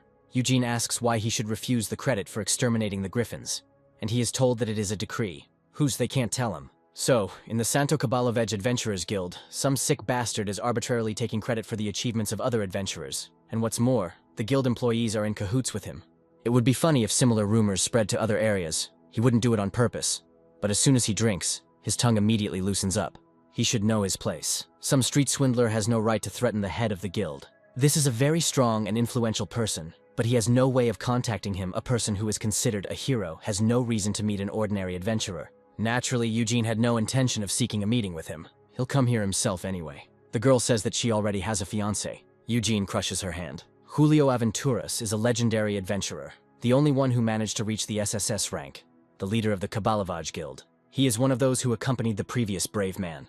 The brave squad of 25 years ago left behind countless heroic tales and, of course, successfully defeated the Demon King.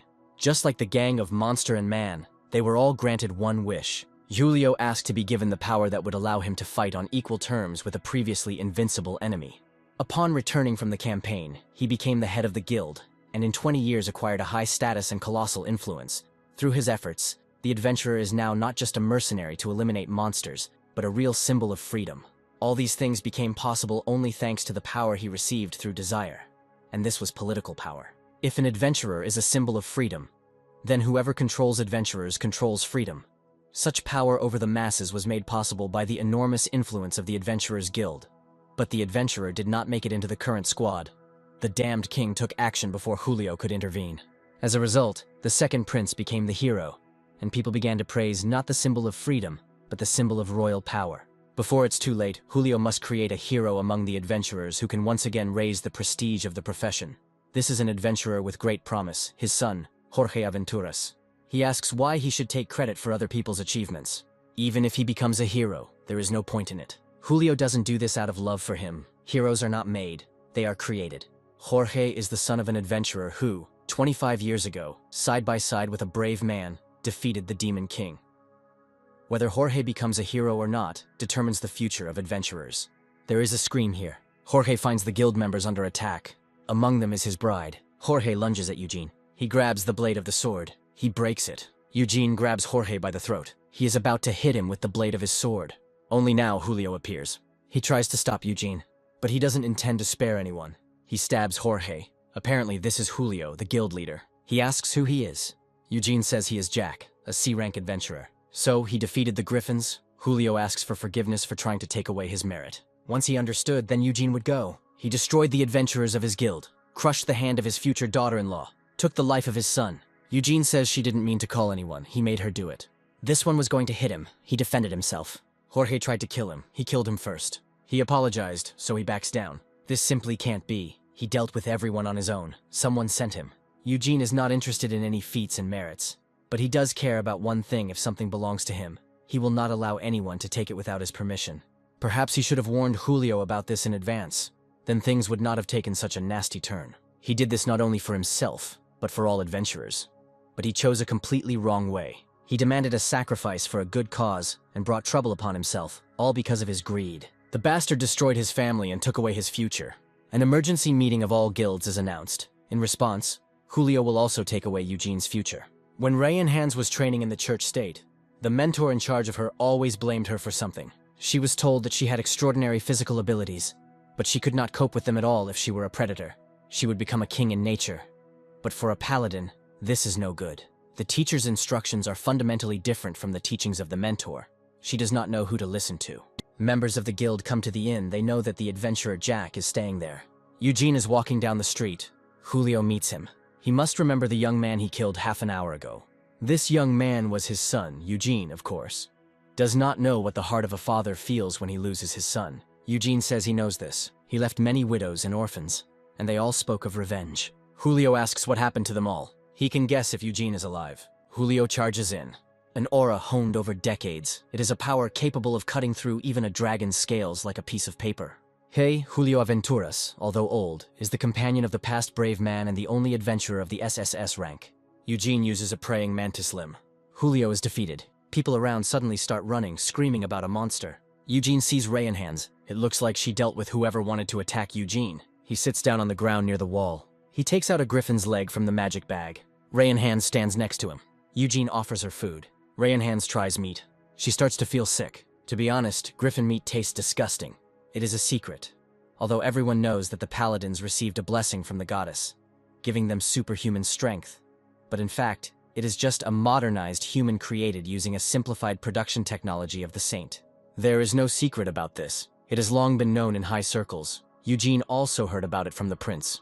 They are also used for experiments to test the functions that are planned to be implemented in the next saint. This is most likely the result of an experiment. When Eugene first met her, he felt an inexplicable sense of kinship. That was the reason. He never once allowed the thought that his parents were the same living beings as he was, the same with his disgusting older brother who looked like a pig. For this reason, Eugene treated everyone around him with caution and hid his ability. But he showed her his strength without any embarrassment, because she was a fellow tribesman, a monster of the same species as him. By the way, they made a lot of noise with her, tore the Adventurers Guild of Kabalovej and their leader to shreds. We can't stay here any longer. Let Rayanhands go ahead and get a ticket for the carriage. He has one little thing left to do. It won't take much time, so let her go first. The assassin must have been here and heard everything. He appears. The higher-ups only suspected that the paladins were the saint's test subjects. But given what had just been said, the truth had been confirmed. And Eugene was the one who had obtained this information. The assassin prepared the fee in advance. This is money for travel and a new ID card. Jack, a fourth-tier mercenary belonging to the Almaruz mercenary group, is his new identity. The assassin asks where he plans to go next. Eugene says in Santo Camargo. Come to think of it, that's where he and the bastard first met. Eugene is looking forward to meeting old friends. Felina is riding in a carriage. Her traveling companions turned out to be Eugene and Rayanhands, and she is not at all happy about it. This adventurer is a dangerous man who caused a pogrom in the tavern, and also this madness of Fevro, which soon engulfed the city. He must have been involved in it too. Felina saw the girl next to him attack the guild members. Because of these two, she cancelled all plans and immediately fled the city, only to end up in the same carriage with them. As soon as they arrive in Santo Camargo, Felina will immediately transfer to another one. It's better not to mess with such people, otherwise you won't be able to collect the bones. Someone here says that the dungeon has opened. They are heading straight there. From the dungeon to the reservoir itself in the south, everything within a radius of 500 meters was subject to erosion. Only the damn adventurers will be happy. These nobodies don't pay even half the taxes, enjoy all the privileges, and when their help is needed, they won't lift a finger, caring only about their own benefit, and all because of this crazy Julio Aventuras. He raised the authority of trash adventurers, created his own damn guild and established an unthinkable law that the dungeon is the property of the adventurer. This entire adventurer guild does nothing but protect the rights of slackers. As for the request to destroy the dungeon, no one has responded yet. It is a risky business, and adventurers are most likely only concerned with safe earnings. As for permission for troops to enter the dungeon, they only said that they would consider their application. Someone enters the Baron's room. He says he has an important conversation, but he was told to convey this to him under any circumstances. Julio Aventuras, that psycho, is dead. We can finally breathe a sigh of relief. Well done. The best of the best on a whole other level. There seems to be no need to tell Eugene what is happening in Santo Camargo. The dungeon is a huge creature that can be called the most mysterious life form on the entire Elmud continent. Just like terrestrial nautilids, they develop underground and, eating their way up, form a labyrinth of spiral shells. Once the dungeon becomes large enough, it opens up on the surface to a labyrinth that attracts monsters with pheromones. Monsters that enter the dungeon are transformed by the dungeon's mana, becoming the most ferocious predators, and they become a shield that protects the core of the dungeon, which is located in its very depths. At some point, the dungeon becomes overflowing with them.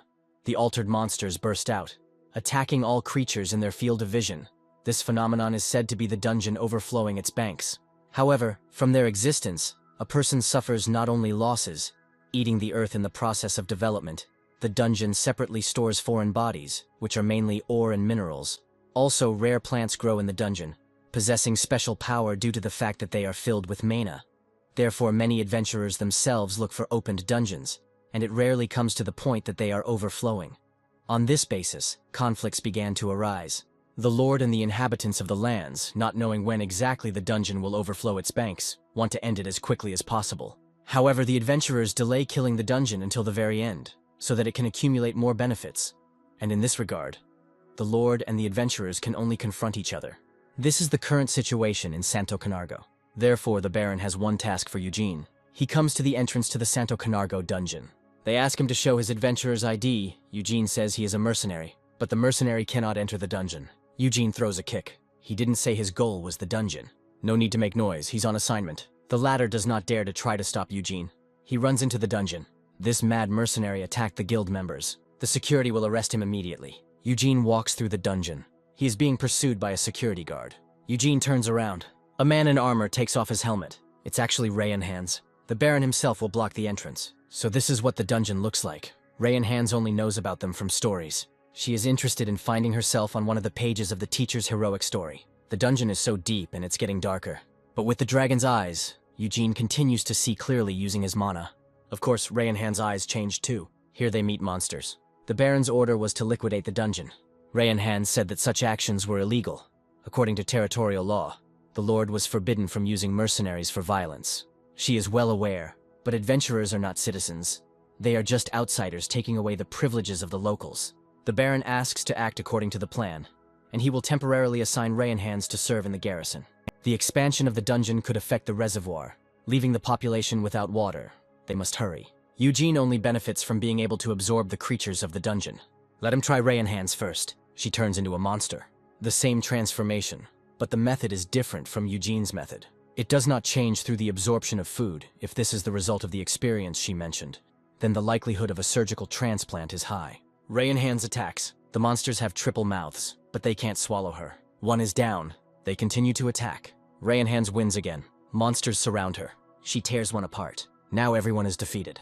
Eugene asks if the other paladins can do the same. She says this only happens to her. Her brothers and sisters only received muscle and bone tissue transplants. It must have cost a lot of money, that's true, especially getting a whole mimic, which allowed her to maintain her human form. But there was a lot of fuss about budget issues. Mimic was definitely mentioned in the book. Its characteristic feature is the transformation into other living beings or objects. Most often they take the form of a treasure chest and attack adventurers. Eugene is sure that it wasn't easy for Rayan Hands to endure all this, but she says that her memory was erased, so for her these are nothing more than dry facts. The monster is quite unusual. Eugene has never seen anything like it in the reference book. Eugene tastes it. Something is wrong. He feels sick. It's not just monster meat, it's all because of the dungeon's mana. They are not alive, just bioweapons driven by an energy called mana. Because they move solely through mana, rather than sending impulses into the muscles, Eugene cannot copy or absorb them. It was as if he had chewed on a metal brush. Such foreign objects are incompatible with his ability. Because of this, he felt sick for the second time in his life. A similar feeling arose when he absorbed the saint who had mana flowing through her veins instead of blood. But at least the saint was a human before the transformation, and the transplanted muscles and bone tissue belonged to a living being. And the mana in her veins repeated the role of blood. So there was not such a strong rejection. We need to hurry. From the quote of Knight Eugene, a knight does not raise his sword for fun, but to shed fewer tears. The less time the inhabitants of Santo Canargo suffer from the dungeon, the better. He was assured that compared to the monsters on the surface, the monsters in the dungeon had more different abilities, and perhaps there would be a monster stronger than the dragon here. What an idiot he was. He would rather destroy the dungeon and go in search of areas where he could make a good living. This is how the famous adventurer Julio Aventuras described the dungeon in his Encyclopedia of Monsters. A bizarre landscape, with a dense flow of mana circulating throughout the entire space. Monsters evolving in unusual environments. There are treasures hidden everywhere. If the adventurer is confident in his abilities, he can gain unimaginable wealth and fame. This is just ridiculous. This is not evolution, but a posthumous acquired mutation. All Eugene wants is to beat the author of this book to death, but it's a shame he can't bring back to life and kill again someone he's already torn to shreds. At least the only thing left for him to do is to give vent to his anger. Someone appears here. mistaking Eugene and Rayanhands for the rescue service, and asks for help. His comrades are now inside. Eugene blows his head off. Rayanhands asks why he did it. "You have to be careful. These are the living dead." And indeed, there is a hole in his chest. He is still fresh, so she was mistaken. It looks like a cave, but ultimately the dungeon is a living being. In this case, he uses his ability to find the central part. They are almost there. They got there pretty quickly. Rayanhands had heard that no matter how quickly they conquered the dungeon, the 500-meter road took at least 12 hours. Adventurers are simply incompetent losers. But Eugene is incredible. He went straight down without getting lost even once, while an ordinary adventurer, even if he avoids a fight, would spend much more time finding his way. He understands that Rayanhands wants to praise him in any way possible, but comparing him to incompetent idiots does not sound like praise. Plus, it could be an insult to the guy who gave him the ability. Rayanhands asks for forgiveness. She has no such intentions. She asks if the one who taught him this ability was his friend. Eugene says they weren't close at all. They fought longer than they talked. However, he did not tolerate the innocent suffering from violence. Even if the fight was doomed to failure, he was so brave that he was willing to sacrifice his body. That's right, that gentleman is already dead. However, what he left behind is still inside Eugene. They come to the gate. Judging by the style, the building is very old. It looks to be over 150 years old. The dungeon must have swallowed the ancient settlement whole. Perhaps the man they recently encountered was from there. This means that a monster is waiting for them ahead, which inflicts through and through wounds. Eugene opens the gate. He sees a dragon. However, up close, this creature looks more like a wyvern. The four limbs are connected to the wings, so it is a wyvern, not a dragon. To be more precise, it looks like a wyvern, but it cannot be called an ordinary creature, like other inhabitants of the dungeon. He has the body of a snake, the wings of a bat, the head of a horned lizard, the legs of a frog. He seems to be one, but at the same time there are several of him. The dungeon combined several creatures into one. That is its essence. Maybe some crazy mage created a chimera, and it slipped into the dungeon and took up residence here. Or maybe other creatures were changed by the dungeon's mana, and then merged together and accidentally acquired this appearance. It was not his business to look for reasons, but one thought had lodged itself in his head. A noise. It's like Eugene is looking at an image in a distorted mirror. To some extent he can call him a relative because of the body assembled from parts of other creatures. But it's strange that magical transformation can only give such a pitiful result. It's disgusting that such a ridiculous-looking monster is acting as a dungeon boss. He felt the same disgust when he looked at the guy he called his older brother, who, after returning from the army, gathered local elementary school students around him to show off the console he bought with his parents' money. If you think about it, this idiot didn't even serve because of his weight. Rayanhands asks what they should do. Eugene tells her to step back. He will fight him. Just the right size to let off some steam, this monster will be his punching bag, and will provide him with an opponent of the same size. A dragon that possesses the bone marrow of a troll, the muscles of an ogre, the epidermis of a salamander, and the mucus of a mystium slime. He lets out a roar. Meanwhile, the guard and the guild member are still standing at the entrance to the dungeon. They made fools of themselves because of that damn mercenary. Suddenly the earth begins to shake. Eugene prepares to attack the monster from different parts. He rushes into the attack. A weakling, light, and with a lot of shortcomings. It's unlikely that he can do anything at all. He points his tail at Eugene. It wraps around his neck. It looks like this monster has poisonous fangs. His head works fine, but it's useless. It would work if Eugene had the skin of a normal dragon, but if the skin is covered in mystium, it's a different matter. He's irritating him. It's time for him to fall. The monster shoots blood from its eye. Apparently, his blood contains the poison of a fatal bite. Since his teeth didn't work, he decided to penetrate the skin. However, this poison was originally the basis of the skill, and it is the very first poison that Eugene had the chance to learn. If this monster has nothing more to show, it's better to end it here. He doesn't have a hobby of bullying others. Eugene delivers the finishing blow. The monster doesn't understand what happened. He remembers being in a dungeon with a boss monster, but doesn't know why he went there. The monster falls. He seemed to laugh before he died, or so it seemed. There is no point in wasting time thinking. There are more and more useless thoughts in his head. Probably because he is accompanied by a fellow tribesman for the first time. They are leaving. Julio Aventuros wrote that the true essence of the dungeon is a spherical creature with a diameter of 2 meters, called the core of the dungeon. 2 huge round eyes on the front part. The whole body is covered with soft fur. It is cowardly but obedient, and if it gets attached, it will humbly follow a person. Here they come across what is actually the core of the dungeon. This is very different from what Rayanhands heard. It is possible that he lures creatures with pheromones, but it is impossible to say that what is seen is his true form. If there is no immunity to physical and mental influences, then the true appearance cannot be seen due to the action of pheromones. What the adventurers saw was the last way the dungeon core defended itself. an image changed to create the appearance of harmlessness. Quote from Knight Eugene: "Evil is like poison. It always takes on a luxurious appearance to lure people in."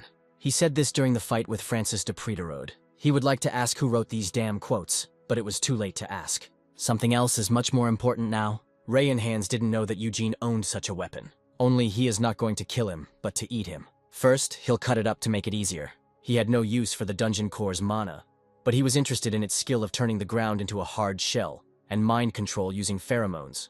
Rayan Hands is starting to feel sick. The dungeon is a shell of poison. In other words, it is a part of its body. If the core loses its skills, then the circulation of mana in the entire dungeon will be interrupted.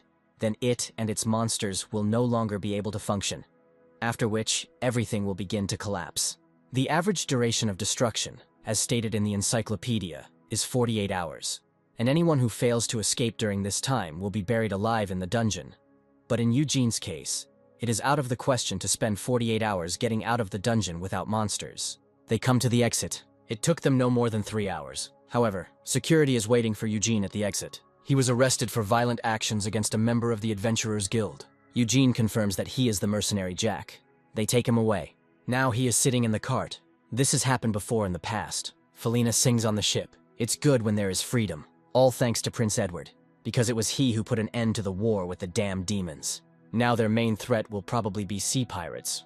Although this is a river, so we should call them river pirates. Suddenly the entire crew is told to prepare for battle. They are attacked by pirates. You can't miss a single one. The Straw Hat Pirates will steal all their vessels. They are attacking, but without serious damage. They are not worth a dime if they cannot do the job. He probably means slavery, but it is prohibited in the Grand Continent. He is right. These are the laws here.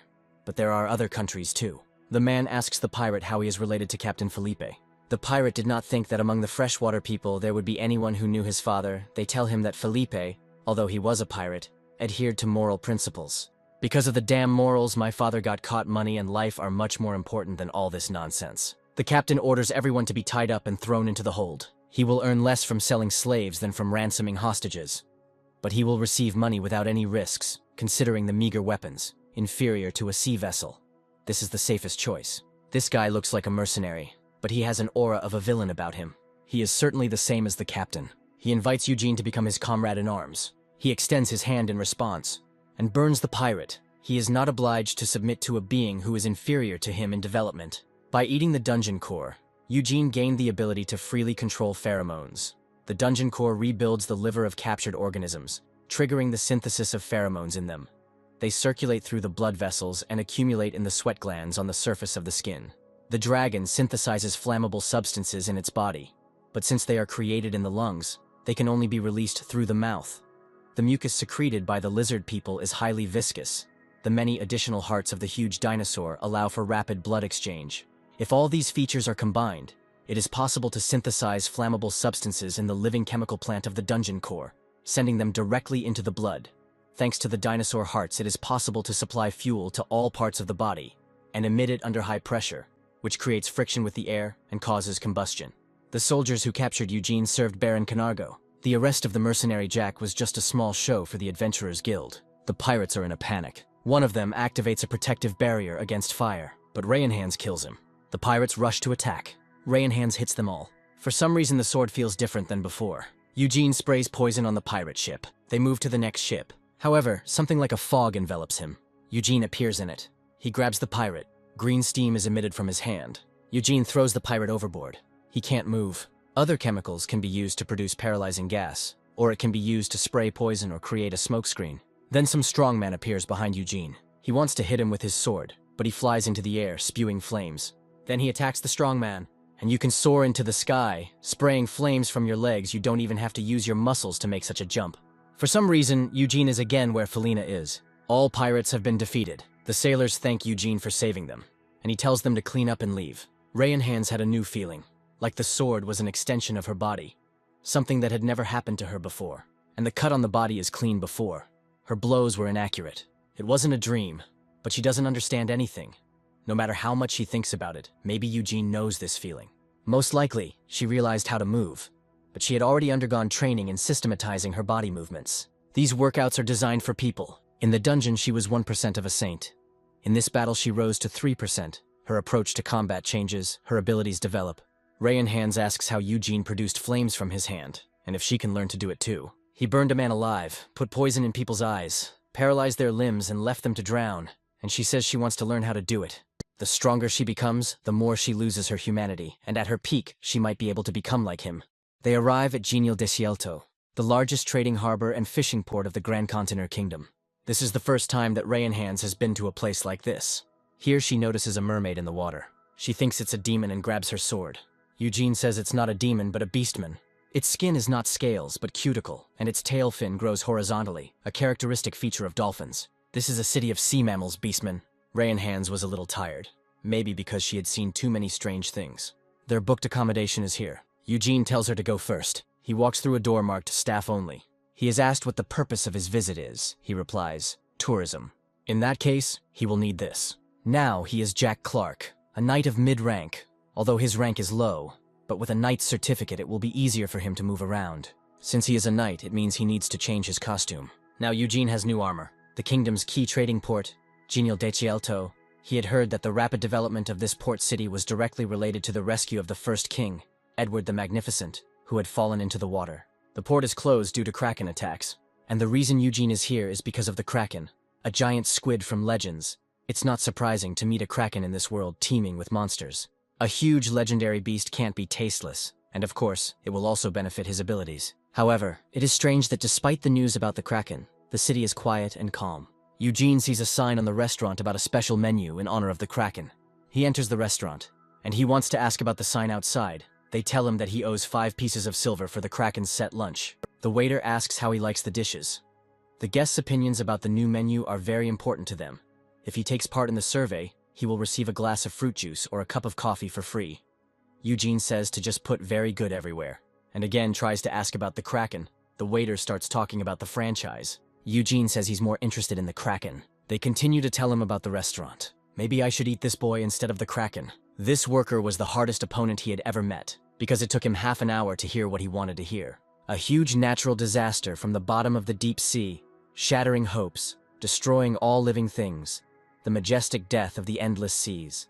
The kraken himself. He grabs the fish. In fact, he doesn't look like a monster at all. Those present are delighted. The kraken is a local tourist attraction, and it's not as big as Eugene thought, and its roar sounds more like a kitten's meow.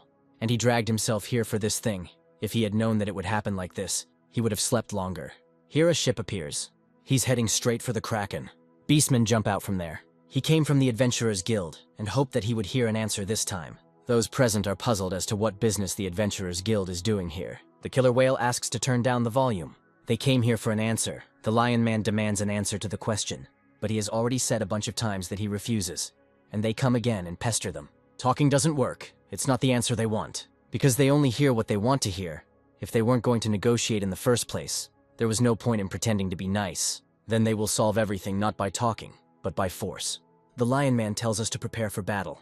The fight won't change anything. They better be more careful if they want their ship to remain intact. The Seal Man asks if he should smash the vessel to pieces. The land animals invaded their domain on the ship. Apparently they had completely lost their fear. On the way back, they should stop by the hospital to check if their brains were still there. He will not forget this humiliation.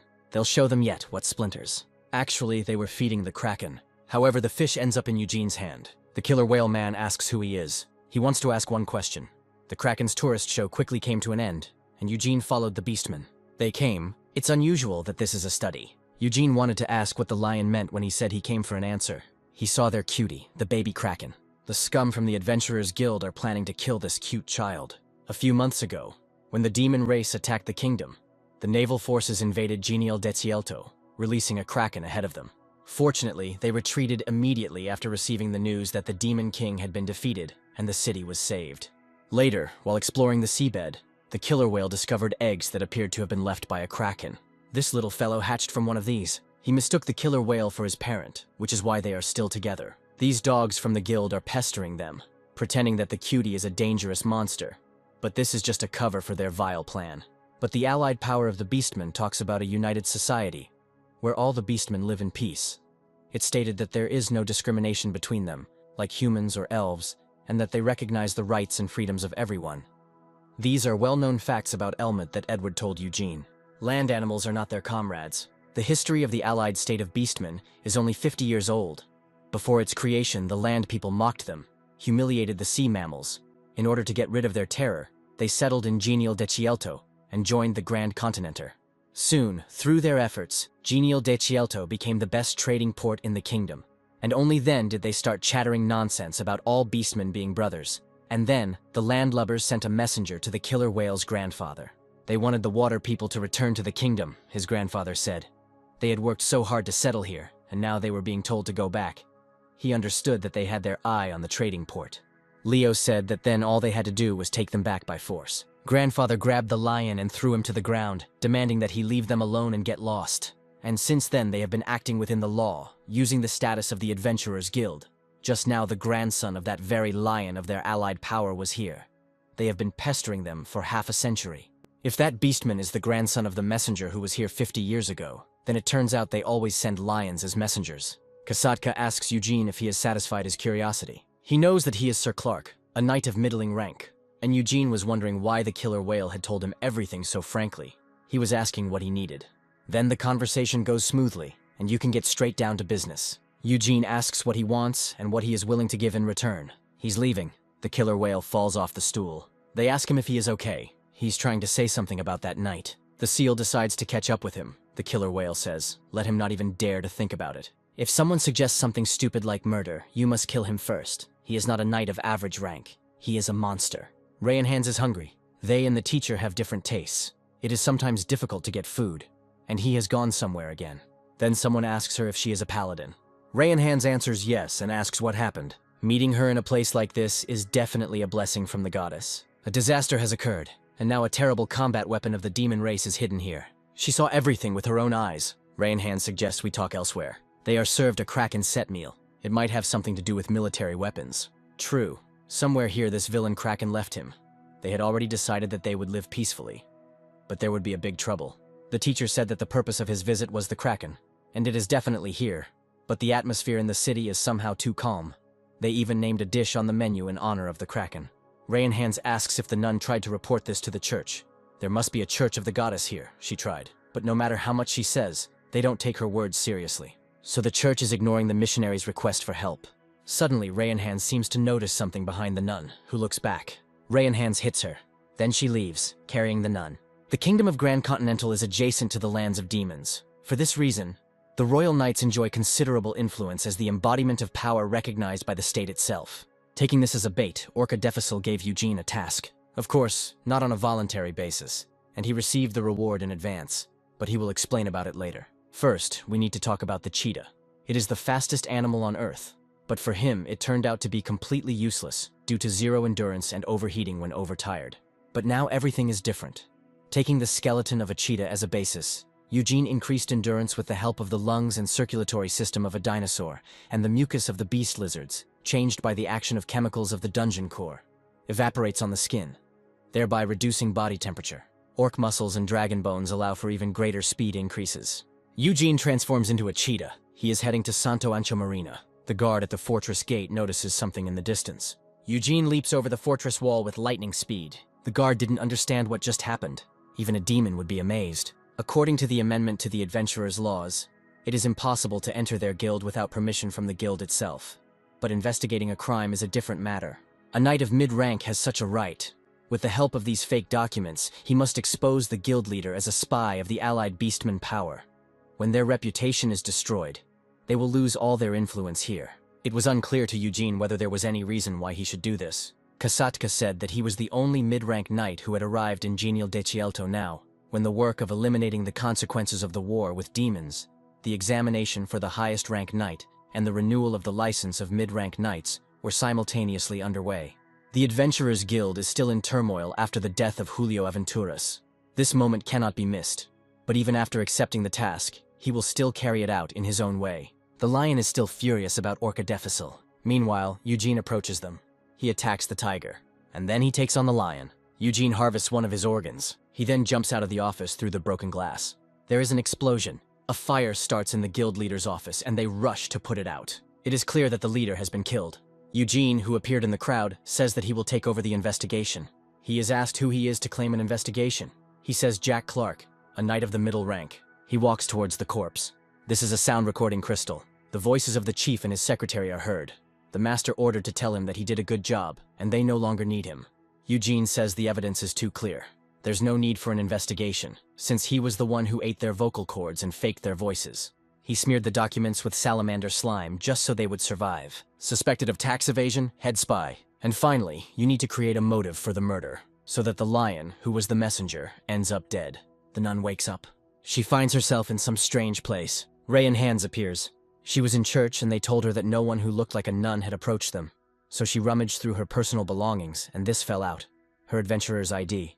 Love your neighbor and love your enemy as your neighbor. If someone strikes you on the right cheek, turn the left. If someone makes a mistake, forgive him again and again. But do not forgive someone who presumptuously pretends to be someone else. This is the secret decree of the first bishop. Rayan Hands doesn't know what the adventurer was thinking or what her goals were when she approached her, but she will tell everything soon. She asks her to listen, but in vain. This is what mid-ranking knight Jack Clark said when he investigated the murder of the head of the Adventurers Guild. This is a tale cutting. The guild leader was a spy for the allied Beastman nation, but there was a threat of information leakage. And to prevent the truth from coming out, the leader was killed. The culprit is the missing secretary. It sounds convincing. But there are some inconsistencies. In order to cover his tracks, the criminals started a fire, but it is disconcerting that the material evidence in it survived, and that part of the dead guild leader's body disappeared without a trace, and also that the window was broken from the outside. There are too many suspicious moments in this case. Although the security forces ended their investigation with this report, he will get to the truth at any cost, putting the reputation of the press on the line. Assassin is at a loss to understand how Julio Aventuras managed to hide the infiltration of a foreign spy into the organization he created. Even knowing about it, Eugene says he must have cared more about the guild than the country. He speaks very convincingly. Maybe he knows something. Eugene answers negatively. He only agreed. Just as he pursues the goal of reaching the pinnacle of the living world, ignoring morality and ethics, so he put above all not a particular country, but the development of the guild. But he doesn't care. There's no point in wasting time and energy on such a trifle. The assassin also conveyed this point of view to His Highness. And also a journalist was spreading unacceptable rumors, so he dealt with him quietly. So it turns out he saved Eugene some of his problems. He's also finished his business here. It's time to go back. After eating the tiger man, he understood the cat family much better. The wolf man he ate last time belongs to the canine family, and in the form of a cheetah, he helped him only with running on 4 legs. Eugene stumbles. He is thrown into the air. As a result, he crashes into a rock. The wolfman he ate looked like a beastman, but he was a lower demon who could transform into a human. Beastmen belong to the same race as humans, and the wolfman belongs to the demon race. They are different, but the impact they have on his abilities is the same. The way the wolfman increased his compatibility with the canine family, and the way the tiger beastman affected his compatibility with the feline family, is completely identical. It was different with the other demons. Figuratively speaking, fishmen are bananas, and insect people are geraniums. Both are plants, but completely different. On the other hand, wolfmen are green peppers, and beastmen are red. You can even say that there is practically no difference in their races. It turns out that beastmen and demons are somehow connected. All that remains is to eat them and test them in practice. Eugene returns to the hotel in Genial Desierto. He's back. She is an adventuress who pretended to be a missionary. She said that she approached Rayan Hands with the goal of destroying the Kraken using the power of the church. In the past, she couldn't control her strength, and would have definitely crushed her skull. But thanks to Eugene's guidance, she now has better control over herself. So first, she knocked her out without a single scratch, and then tortured her. Initially, they had the opportunity to carelessly evade the schedule, but they had to urgently flee to the southeast of Genial Desierto, into the forest of no return. And it's all because of this fool. Orca Deficil said that they were in his debt, but that was too much. Knock him out in broad daylight and kidnap him, and then torture him within the walls of a hotel with thin walls. And what's more, he's a member of the Adventurers Guild, which still has influence here. Eugene asked how long it would take for everything to calm down. It's sad to say, but we need to wait about 6 months. The incident is too shocking. First, he will try to delay the investigation, and Eugene should leave here quickly. Who would have thought that they would have to flee from pursuit? We should at least check the reward for the mission. A huge snake that lives in the sea. A sea serpent. He thought it would take him a couple of weeks to get it out of the depths of the sea. But thanks to the assignment, he didn't have to bother. It's terribly tough, and it looks like it's poisonous, although it won't affect Eugene. The sea serpent is not distinguished by anything except its enormous size. But even so, it would not hurt to eat it. It would be useful to it, since it has no underwater fighting skills. For some reason, Eugene doesn't touch cooked meat. He always eats only raw. He says that cooking takes a long time. Plus, the smoke from the fire can make them an easy target. He can eat anything, so there is no need for cooking. He is not picky about taste. In fact, if you cook the meat, the percentage of ability absorption will decrease. Rayanhan started snoring as soon as she ate. So simple. Eugene notices that someone is here. This is the royal assassin. They were only supposed to meet when Eugene left the forest. But the situation changed. An elf entered this forest. He makes his way through the forest. And here, on the continent of Elmud, the elves have their usual characteristics. However, due to their longer lifespan than other races and their innate ability for magic, they are overly ambitious and have an inflated sense of self-importance. That's why they say that a good elf is a dead elf. However, the problem is the elf's status, which does not allow him to be turned into a good one. He is one of the contenders for the throne of the Elven Kingdom. In a word, a prince, or an important person on the level of a princess. If the lives of the kings of the 4 races are sacrificed on the altar in the dungeon of the cathedral of the church state, the door to another world will open. Of course, elves are also considered one of the 4 races. Maybe this guy will become a useful life in the future. It looks like his target is the Hydra one way or another. The elf has an escort. The deeper they go into the forest, the more powerful the poisoned energy becomes. Prince Luxian should think again. It's too dangerous to go to the Hydra alone. All the animals in the area have become more aggressive under the influence of the Hydra core and are just waiting to attack. In addition, the Hydra itself has colossal combat power. In the last 100 years, there has been only one example of a successful campaign. Only the Adventurers Guild led by Julio Aventuras succeeded in this, but none of them survived except the leader. The Chamberlain had already repeated enough what Luxian already knew, but he must understand how dangerous it is. It seems he doesn't yet realize the seriousness of the situation around Luxian. The Chamberlain says he does. Luxian asks what will happen if he gives up now and comes back. He is as much a contender for the throne as His Highness Resus and Her Highness Elamia. Resus possesses rare time magic, and Elamia is not yet 200 years old. But in her young years, she has already achieved great success in the field of diplomacy. In Luxian, there is nothing but royal blood, and the same blood is in those two. Although it is unknown who will become king, it is absolutely clear to everyone who definitely will not become one. Even if that's the case, he's too reckless. He needs to return immediately. He's already reached the limit of his mana usage. Luxian says he'll be a loser if he returns empty-handed. If he has never won in his life, then that is his destiny. Luxian says he understands. He understood perfectly well that the Chamberlain was no longer going to follow him. He uses magic. The Chamberlain is entangled in thorny stems. This kind of behavior cannot be dismissed as a joke. I remember that the Chamberlain also said words to him that could no longer be regarded as a joke. The Chamberlain asks to listen to him, but the stem crawls into his mouth. Not only animals are subject to aggression after being poisoned by Hydra venom, even plants use their branches like clubs, opening a hunt for prey. But without water, such plants soon lose the ability to move. If a person with water magic were to take control of all the water on the Earth's surface, it would create a safe zone. And this was the problem that caused Eugene to fly through the air. But the plants do not attack, on the contrary. They seem to give way to them.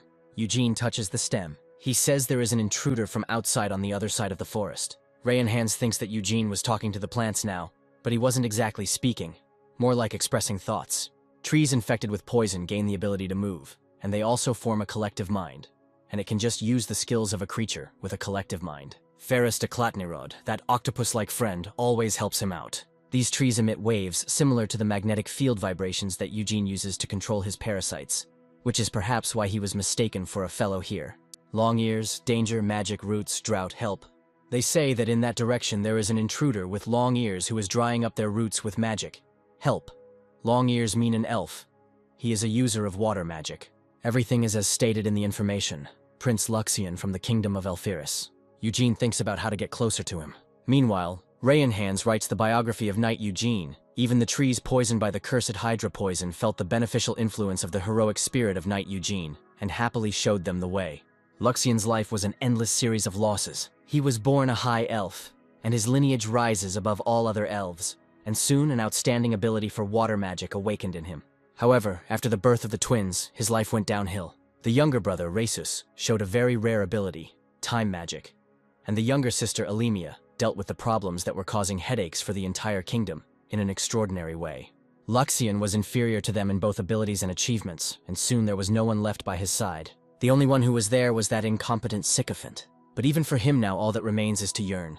He was going to defeat the Hydra to get some recognition, but he had exhausted all his mana maintaining the water magic and seemed to have reached his limit. His life was mired in feelings of inferiority, and he went to such lengths to fix it, and that's all he achieved. The Chamberlain said that it was time to get used to defeat if he had never won in his life, then such was fate. Instead of fighting for the remaining hours of life, it is better to simply accept your death. And in such a situation, Luxian cannot think of anything except his useless life. Then Eugene appears in the sky. He falls to the ground and asks if help is needed. Luxian in turn asks who he is. Edward developed a project to reduce government funding for the Adventurers Guild and revise the Adventurers' laws. The stupid aristocrats began to protest why he did not impose harsher sanctions. But if a mouse is cornered, it will bite a man, and it would be unpleasant if the battle-savvy adventurers raised a rebellion. The noose must be tightened little by little, and then it can be put into shackles. The assassin brings tea. Edward asks how things are going. Sir Eugene met Luxian safely. As His Highness had requested, he put on the royal armor. The assassin asks if Edward thinks Prince Luxian can defeat the Hydra and become the next king of Elphyros. This will not happen. No matter what the outcome, he will never take the throne. It is impossible, even if he catches a dragon instead of a Hydra. But in some moments, the interest he shows in power over the kingdom will be useful to them. You can call this a political preparation for the future. But the main thing is that it is for survival. After all, if his plan fails, this monster will tear him to pieces. Eugene reaches out and the stem releases Luxian's leg. He controls plants poisoned by the Hydra's venom. He is Eugene, the commander of the Knights of the Grand Continent Kingdom, and he asks if Luxian is injured. Thanks to him, he is safe and sound, and asks to accept his gratitude. Eugene asks if he is really an elf. He was surprised that Luxian was different from the elves he had heard about. The lifespan of an elf is 1,000 years. This is unusually long compared to all other races. For elves, they are like kindergartners. Moreover, only a dead elf cannot be proud of their innate talent for magic. Such creatures would never express gratitude to other races. Luxian was no different from the elves he had mentioned. But 200 years of endless comparisons had undermined his self-confidence, so he inevitably changed. He knows perfectly well what Eugene was told about his race, but he is, one might say, special. The rest of his fellow tribesmen are exactly as he heard about them, although there are quite a few exceptions like him. This is where Rayanhan's comes in. The stems grab her. Eugene tells the plants to retreat. She thought she was going to die. Here she sees an elf. She is a paladin of the church state of Rayanhan's Perkreed. Luxian calls himself. Rayanhan's wonders where the prince of the Elven Kingdom came from. He once again expresses his gratitude to the defender of the Grand Continental Kingdom and the paladin of the church state. Without their help, he would have died. Rayanhan's can't believe that such courtesy comes from an elf, let alone a prince himself. Since they helped him, maybe they will do him another favor. He wants them to help him exterminate the Hydra. Judging by his impudence, he's definitely an elf. What a coincidence. Eugene was also looking for someone who could help deal with the Hydra. He asks Luxian to tell him in detail about his abilities or special skills.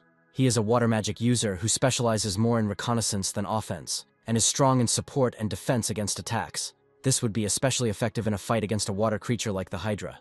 Luxian asks about Eugene's abilities. He says brute force and transformation. The prince knows that he is a master of transformation, and can even turn into a dragon. But the Hydra is a demonic beast that controls water, and he will be at a disadvantage, Eugene says. He can also turn into a sea serpent and is not affected by poison. However, the sea serpent lives in the waters of the sea, not in fresh water, although everything will work out if Luxian turns the lake into seawater. Then he only needs to take care of this. Eugene will do the main attack. It will be even more convenient than forcing teamwork. Of course, there will also be an important task for Rayanhan's, clearing out trash mobs. This is not what she expected at all. Heroic stories have a more dramatic component. For example, a knight who gave up his own life for the sake of the lord to whom he swore allegiance, or a prince of a fallen kingdom who swore vengeance. There is nothing even close to this. They came. Hydra lives here. There is plenty of room to roam. Eugene asks how long it will take to prepare. It is of no use for such a trifle. Let him look and be amazed at the brilliant Luxian Lucidus Elphyros. Magic circles appear above the water. A Hydra appears behind them. Behind Rayanhan's are beasts infected with the Hydra's venom. She will take them upon herself. Eugene is nowhere to be seen. Here one of the Hydra's heads flies off. Eugene in the sky.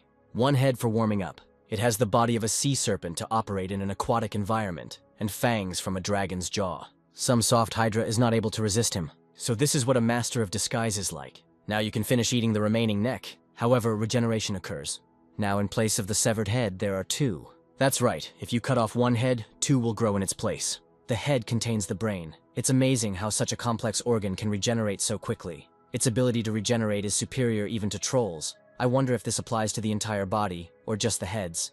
Now he will find out.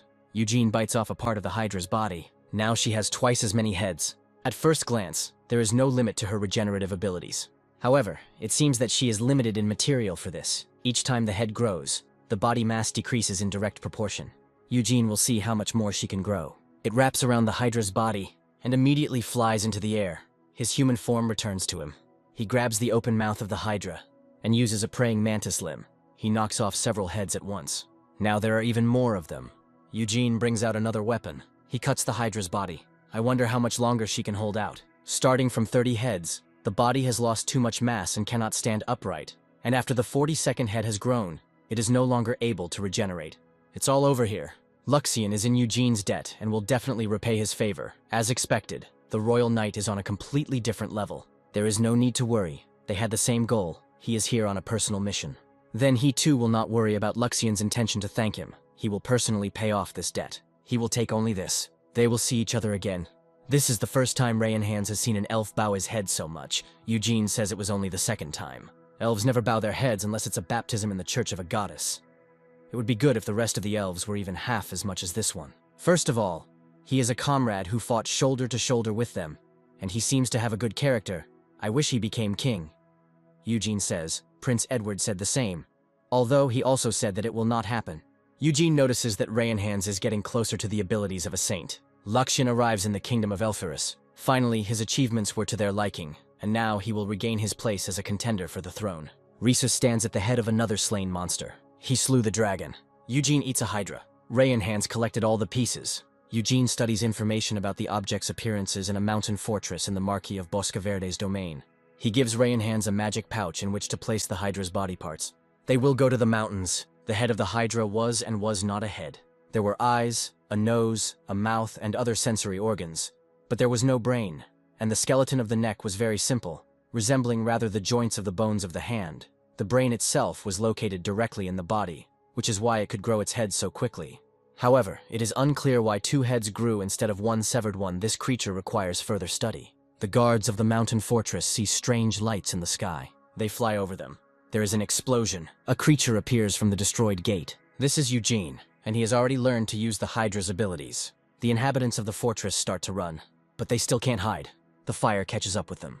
This is Retribution, a messenger of heavenly punishment, sent for them by the goddess. If this were a punishment from the goddess, she would not have sent such a monster. A little more, and they will be at the second mountain fortress, and will unite with the guys from there. As they approach the second fortress, they discover a hole in the gate. Apparently, Eugene had already made his way there.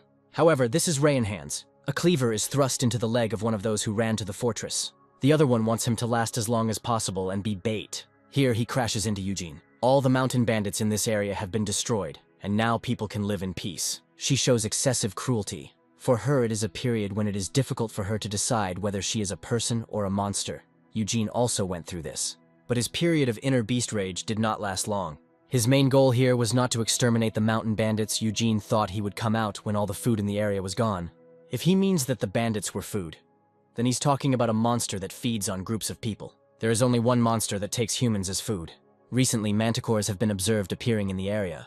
Rayanhans asks if such a measure will definitely have an effect, because if this monster targets the village, innocent people will suffer. If so, then they will have information from eyewitnesses. Nothing will change if they catch the manticore a little later. However, he may eat everyone, even witnesses, or not return to the village he has already attacked once. In that case, they are probably going to burn the entire area to the ground. It's time to stop. It is half man, half lion with a scorpion's tail. They've already burned enough. In the Encyclopedia of Monsters by Julio Aventuras, there's only one page about him.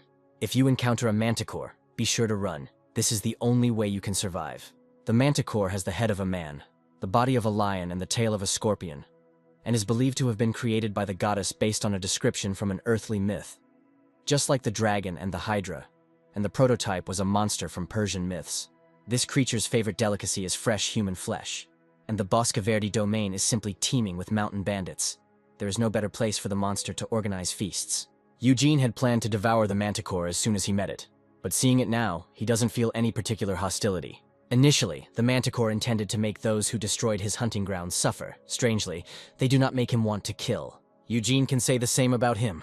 It's as if something from within is holding back aggression. Perhaps it is a sense of kinship.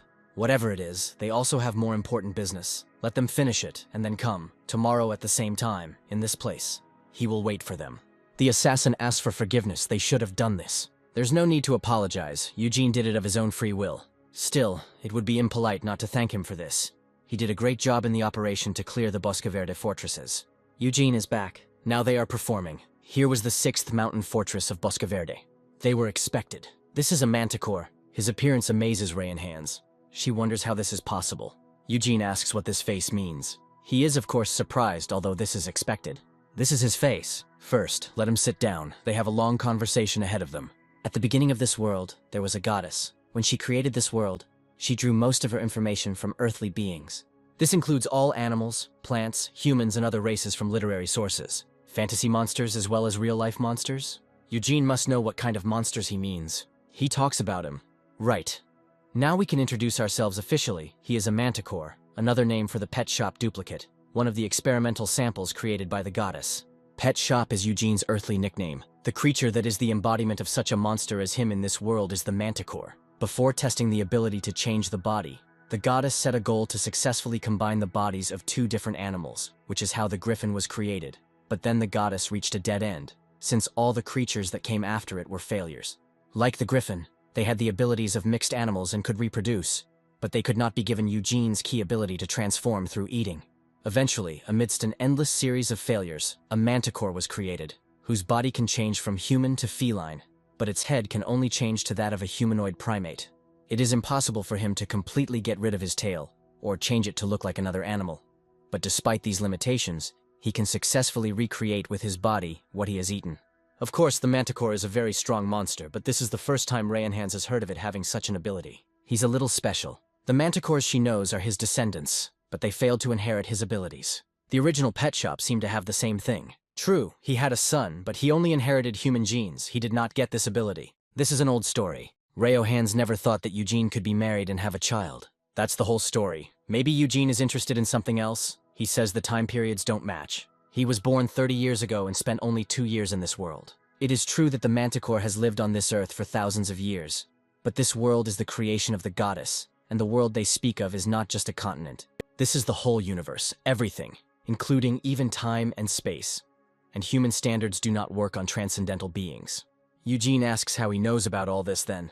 This is known not only to him, the creatures that the goddess personally created, the creations of the 1st century, know the reason for their creation. It's just that only the manticore survived. Eugene asks if he often met fellow tribesmen. He says that there were beings that he could call fellow tribesmen both before and after his creation.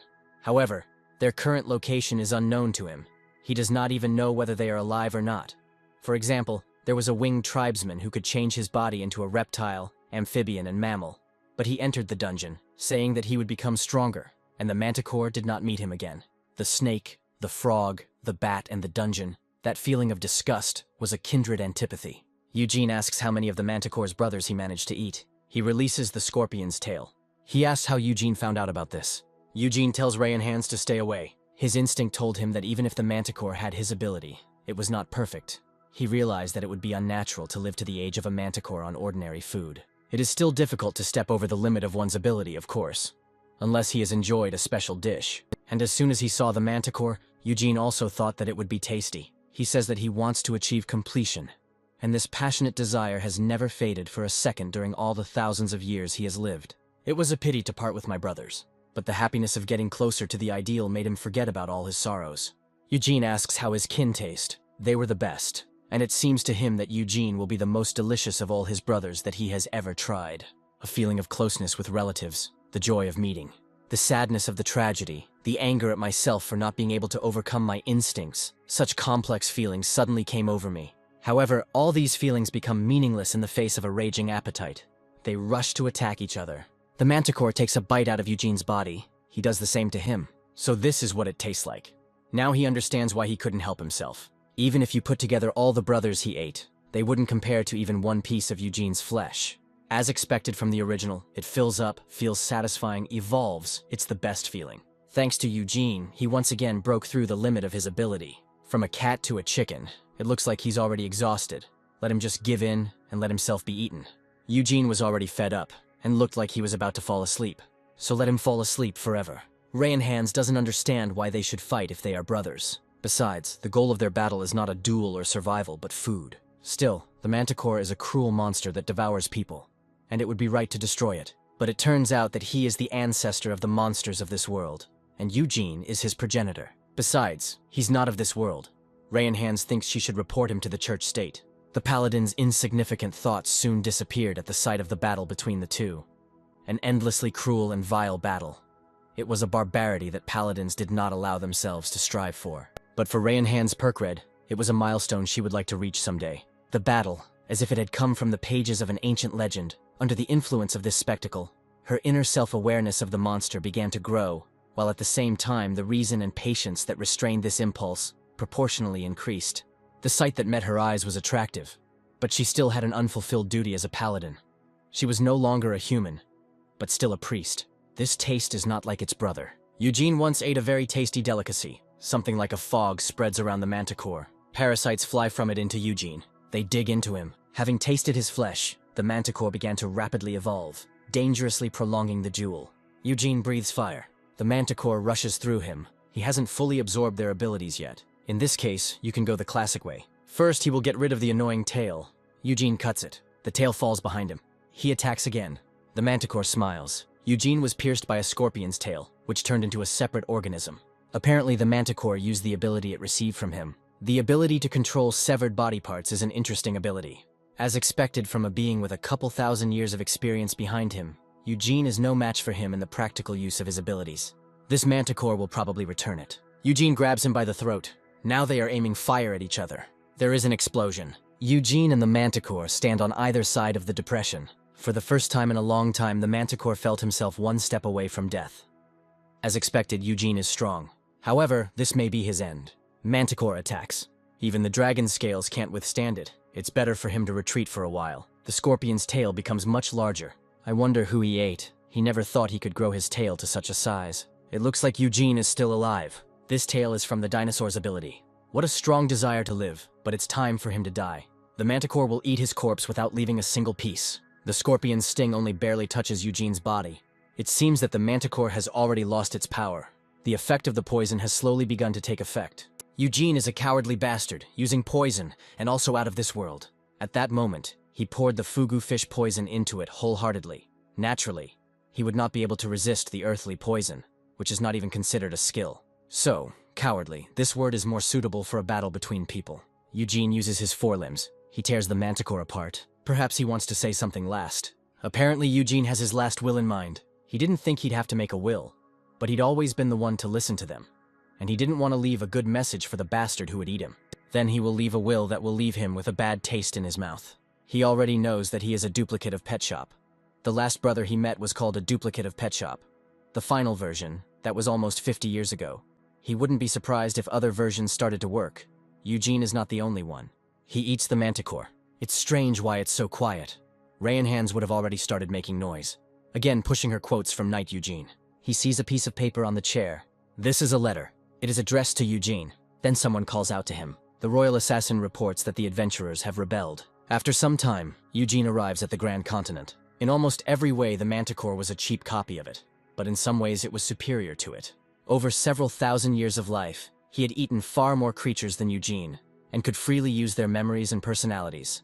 In other words, he was able to think and act exactly like the person he transformed into.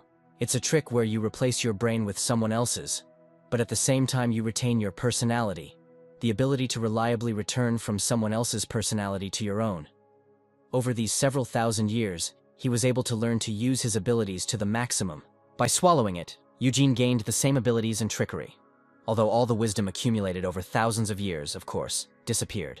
This means that now he can take on a completely different personality. Edward thought he could already be considered a monster, but he doesn't stop there. Anyway, let's get down to business. He must have heard why Edward called him. Eugene asks what needs to be burned first. Of course they will kill them, but it's not time yet. It will be much more profitable to deal with the adventurers after they have killed the lords he doesn't like and turned the people against them. However, the rebellion cannot be prolonged for too long, and it is better to suppress it with lightning speed. He just had a good idea when he heard about Eugene's new ability. Of course, the reward will be worthy. They announced that from this year onwards, financial support for adventurers would be cut by 90%. This cannot be tolerated. They must take the nobility hostage and demand that the prince cancel the budget project. They must regain their rights as adventurers. So they will go to the royal palace in person. This is a chance for revenge. A few months ago, Midden, a half-demon, half-human who dreamed of becoming a demon general, experienced a tragedy. The dragon killed his sister. The anger of losing his only family member caused the ability hidden within Midden to burst forth. The awakening of the Master of Transformation. Midden remembered a fellow troll he had worked with at the port, and used the Master of Disguise's ability to apply the troll's regeneration. This was followed by rapid growth, increased muscle mass, and increased vitality. True, due to the peculiarity of trolls, weak to fire, he was unable to regenerate completely, and his entire skin turned into one continuous burn, from which he could never get rid of. He scooped up his sister's bones. After this, Midden learned that the prince had returned to the lands of men riding a red dragon, which meant that this dragon was the brave man's comrade. He will kill him at any cost. They were sent reinforcements from the Santo Almaruz branch. This is Bermico Losadente, a B-rank adventurer. You shouldn't be too surprised by his appearance. Bermico stands out even among other lizard people. He belongs to a rare dragon race. Why it is called that can be understood by his appearance alone. In Midden's eyes, this is the same dragon that killed his sister. He pounces on Bermico. After some time, Midden wakes up. He suddenly attacked Bermico right in the middle of a speech by the head of the Santo Tamarar branch, Miguel Orofriso. Miguel always covered for Midden when the guild said he lacked team spirit, and this is how he repaid them. As punishment, he is cutting off his bonuses this month. They're performing next week, so he should try to get along with his new friend. Bermico apologizes for knocking him out. It was so sudden that he couldn't control the force of the blow. He will introduce himself again, Bermico Losadente, arrived from Santo Almaruz.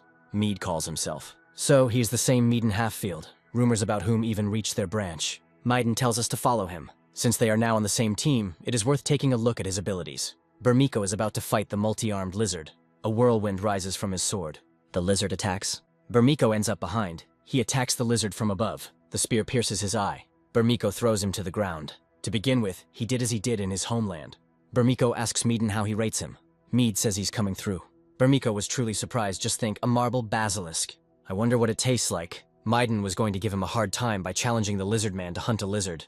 But he didn't seem to care. Having defeated the strong, inherit the enemy's strength by taking his blood and flesh. Such is the tradition of the warriors of Ruthmarsh. Midden watched him for a few days, and Bermico Losadente proved himself to be a model good guy, taking on cases that everyone else would refuse, and treating everyone with respect. A really fine fellow, and not to be suspected. Midden treated him this way only because of his external resemblance to the stockfit dragon. Although no, there is one more annoying thing. Bermico is always telling some stories, and his sense of humor is indescribable. They laugh like crazy, damn psychos. Midden Halffield has a strong hatred for the red dragon. It would be correct to call Eugene the very red dragon he speaks of. He doesn't remember everyone he's killed, so he doesn't know whose death exactly caused his anger. But it's funny not knowing that the object of your hatred is right in front of your eyes. However, he feels that Midden is different from an ordinary person. It is better to observe him a little more. Eugene cannot yet say for sure whether he is his brother or not. Miguel heard that the two of them worked well together. They have to take care of a new assignment. The deadline is until tonight. Everything needs to be settled quietly. There is a route around the security here. At night, Bermico and Midden climb across the rooftops. They make their way into Lord Tamarar's castle. Bermico approaches the Lord with a flashlight. He wakes him up and tells him that it is time to fulfill his duty. Somehow it's too easy. They come in, a mug smashes against the wall next to Midden. He told them to handle the matter quietly, and this is what they did. Miguel mistook them for someone else. They did well without making any noise. As he said, 11 branches across the country simultaneously went into action. However, not even half of them managed as quietly as they did. Count Salambro is dead. People from another branch beat him to death. These are psychos. If they had kidnapped me, there would still be a chance to get out of it. You could have talked to the culprit of the kidnapping and sorted everything out. But murder is beyond the pale. You can't negotiate with a dead person. At least they should try to come to an agreement with him. They can't let Baron Tamarar slip away, but without a single scratch. According to the information, the rebels' target was 11 lords. Edward wanted to use this chance and change the composition of the government at once. The only valuable asset among the lords is Baron Tamarar. He performs his duties perfectly, and he has a lot of guts. The downside is that he doesn't listen well, so we need to scare him properly, but not kill him. And Edward ordered the remaining lords to be killed, every single one. They are performing. Mead asks why they won't take him. Now the most important link in the negotiations is Baron Tamarar. If he is taken away, the negotiations will not even be able to begin. Midden and Bernico are his greatest strength and must guard him. If Midden meets the prince, he will be able to find this bastard. So he wants to see the prince of the Grand Continental Kingdom. Of course, he is a hero of the war with demons. Everyone wants to meet him once. but it is unlikely that he will be personally present at the first stage of negotiations. But if they are successful, he may show up. That's right, no need to rush. Meeden will wait until the next negotiations take place in the kingdom. Miguel invites everyone to get drunk. The messenger from the royal palace turned out to be surprisingly accommodating. At first they looked so menacing that he thought they would be torn to pieces. It seems that at the next negotiations, they will accept their conditions. Everything is going much better than Meeden expected. With this attitude, Miguel can take him to the next negotiations. Then he will be able to meet the prince face to face. Bernico offers him something to wet his throat. They haven't had a drink for a long time, so they can have some fun. Mead says he doesn't drink. He knew that this would happen, so he brought water. Meeden is only 17 and doesn't even know the taste of booze. Then he feels something in his mouth. There are some dots in the water. Baron Tamarar is indignant at how dirty adventurers dared to lock an aristocrat here when he comes out. He will bring his soldiers, and they will wring their necks. Someone enters, whose face is covered by a hood. The Baron asks who he is. Apparently, he came to stare at the monkey from the zoo. The man says he has a message for the Baron. They are wrong to think that they will get away with it. He is informed that Count Silambro is dead. The Baron should also be careful. The adventurers are very warlike. If he dies, they will not be allowed to live. But that does not mean that if they die, he will live. If possible, he should save his life. They've really all gone crazy. On the glass from which the Baron drank, there are the same dots as in the water of Midden. It's hard to be scared of someone you see for the first time, but it's a completely different matter when you're getting into the cranial nerves. It took a long time to breed the parasite eggs in their reservoir, but now the preparations are complete. The second stage of negotiations has been going on for quite a long time. I hope their conversation will work out. Bernico asks if Midden is okay. His eyes are red, although he fought off the soldiers who came to rescue the Baron for several days. Midden says that Bernico's scales stopped shining. It's not a problem. Such fatigue is nothing compared to the birth of your first child. So Bernico has children. The warriors of Ruthmarsh allow their children to leave their father's house as soon as they learn to walk. It turns out that Bernico left his family to come here. Suddenly a scream is heard. Miguel orders the gate to be opened quickly. Knights emerge from the tent. It seems the negotiations did not go smoothly. They include fire magic. These scoundrels decided to take them by force. The knights are unable to destroy the fortress wall with fire alone, but Eugene has soaked everything in flammable liquid in advance. There is an explosion. Meeden finds himself on a pile of rubble. He asks what happened. The fortress wall is destroyed. The city is in chaos. The other adventurers have gone berserk and are now running around as if possessed by something. Bernico tried to stop them on his own, but it is impossible to do it alone. He will find the head of the guild, the only one who can at least slightly moderate this chaos. Meeden must go too. It is dangerous to stay here. He seemed to have some business. Bernico wishes him luck in the fight. Just a handful of soldiers brought the fortress wall into disrepair. It is the strength of the one he is going to take revenge on. They are on different levels. If you think about it, something was wrong from the start. It's unclear why Miguel would do such a reckless thing in the first place. Enter Bernico. Now more than ever, they need the strength of the leader. He knew that this plan was doomed to failure. He wanted his branch not to be drawn into the chaos of the rebellion, to kidnap an aristocrat and use him for negotiations with the kingdom. He approved an obviously stupid idea. Miguel asks himself why. Some say because he was the best fit. He's a far cry from Julio Aventuros, but at least he's the most forward-thinking of the remaining guild leaders. Miguel asks who he is. He's inside him. The head has gone crazy. If he is taken out, the Tamarar branch will collapse on its own. That's why he chose him. Miguel thinks that it is another personality inside him. It is he. His other personality. Maybe Miguel doesn't remember, but he ate him and absorbed him. This is how it is. The guildmates outside were causing a stir. In place of Miguel's head, a Hydra's head appears. She is ready to swallow Bernico, but Meeden pulls him away. Bernico told him to leave, but they are a team, so they will get through this together. Bernico thought he hated him, but he went and saved his life. Here he is pierced by tentacles. The ability to cross the legs of an octopus and the claws of a praying mantis, compared to the first attempt, turned out very well. Meeden seemed to have business with Eugene. He is a stock-fit dragon. So it was him. Meeden throws the bandages off his arm. He rushes into attack. The power of an ogre's arm, obtained through the ability of the Master of Disguise, and the aura of the legendary adventurer Julio Aventuras. Eugene cuts Meeden into pieces. There are three main things he got from eating the manticore. The first is an improvement in his abilities. The compatibility of all his skills increased. The second is the reproduction of someone else's personality and memory. He used this ability on the head of the guild. Most likely, it comes from the experience accumulated by the manticore over many years. And the third is seamlessness. Different body parts no longer look unnatural when connected to each other. This ability comes from the innate physical feature of the manticore. Eugene only ate his brother, but he has already undergone such colossal changes. His curiosity prompted him to eat his supposed kin, but he miscalculated. Medan Halvale was not his kin. The Master of Disguise basically just copies other people's special skills. You can't call him a brother. Speaking of a relative, Eugene has a letter she left before leaving. Soon, there will be great unrest in the kingdom of Grand Continuer. He, as a knight of the kingdom, will naturally be drawn into it. But Rayanhans is a paladin of the church state, and she is forbidden to interfere in the affairs of another country. So here they will have to part for a while.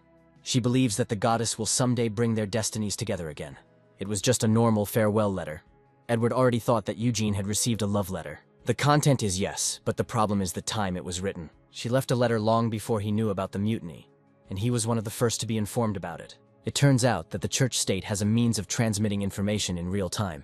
Indeed, this letter now sounds like proof. The divine map says that when the ruling class of society goes against the duty of governing the people and leading the country to prosperity, the goddess takes away power from its representatives and sends them punishment proportionate to the gravity of the sin.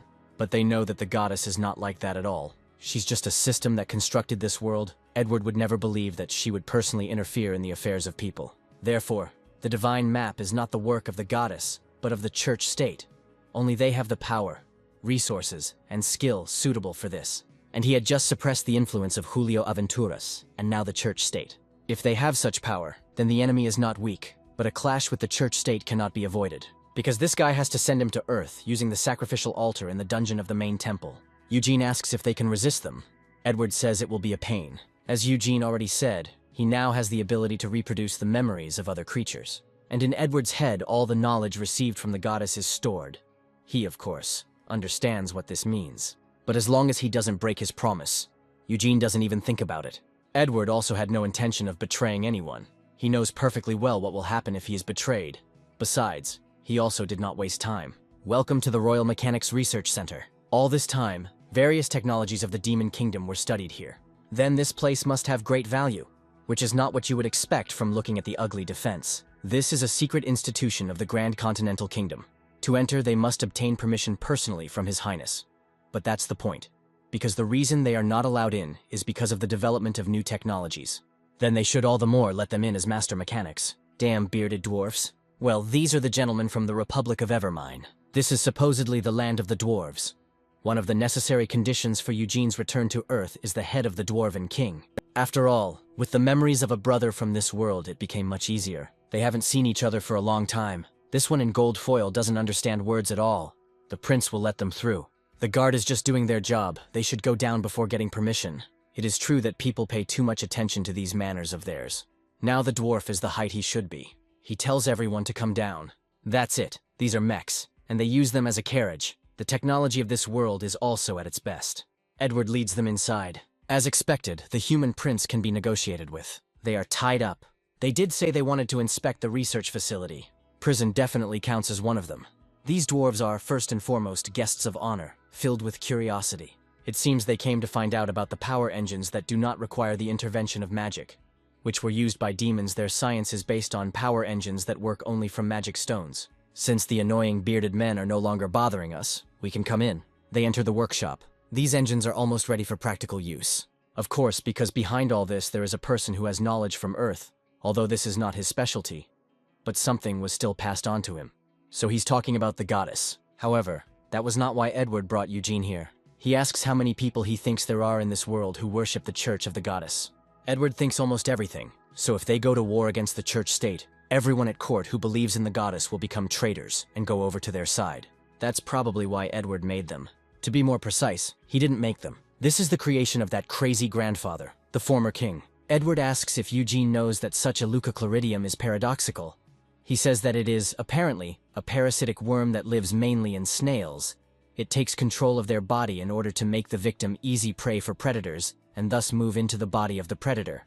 In this world, there is a version of the parasite for primates. Originally, they were parasites on monkeys, but the old man transformed them, giving them the ability to parasitize on humans as well. It's practically the same as the parasite that Eugene ate. Maybe that guy was some kind of them. This zombification technology will completely eliminate the possibility of betrayal. The old man literally rolled out the red carpet for Edward. It would be foolish if he didn't use them, although there are still some minor flaws. But he plans to improve them as he continues his research. Moreover, this time he received a lot of experimental material. All the adventurers who participated in the rebellion were ordered to be captured alive. A person can change thanks to a strong leader and the elite he has chosen. In general, this is not allowed. But since they are dear guests, he will give them a special tour of the outer territory of the center. They must not enter inside, even by mistake. Otherwise, they will only be able to detain them again. One of the dwarves asks for forgiveness. He holds Edward while the others run. He can keep them in prison as long as he wants, but they can't control their curiosity. The dwarf opens the workshop doors. This is just fantastic. We saw it after all. They are guilty and ask to be heard. He can lock him up for as long as he wants. Let him do whatever he wants. Just let them participate in the research. This is the very new energy that consumes the magic stones that they have been looking for so long. His seriousness leaves Edward no choice but to include him in the discussion of relevant technologies at the talks next month, so let him rise. The dwarf thanks him.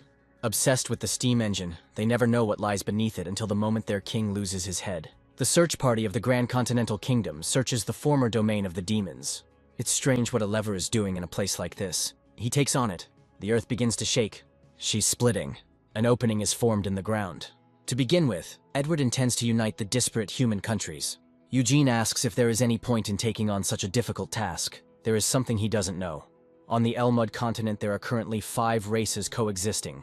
Elves, beastmen, lizardmen, dwarves, and humans. Initially, all nations united to confront the demon race.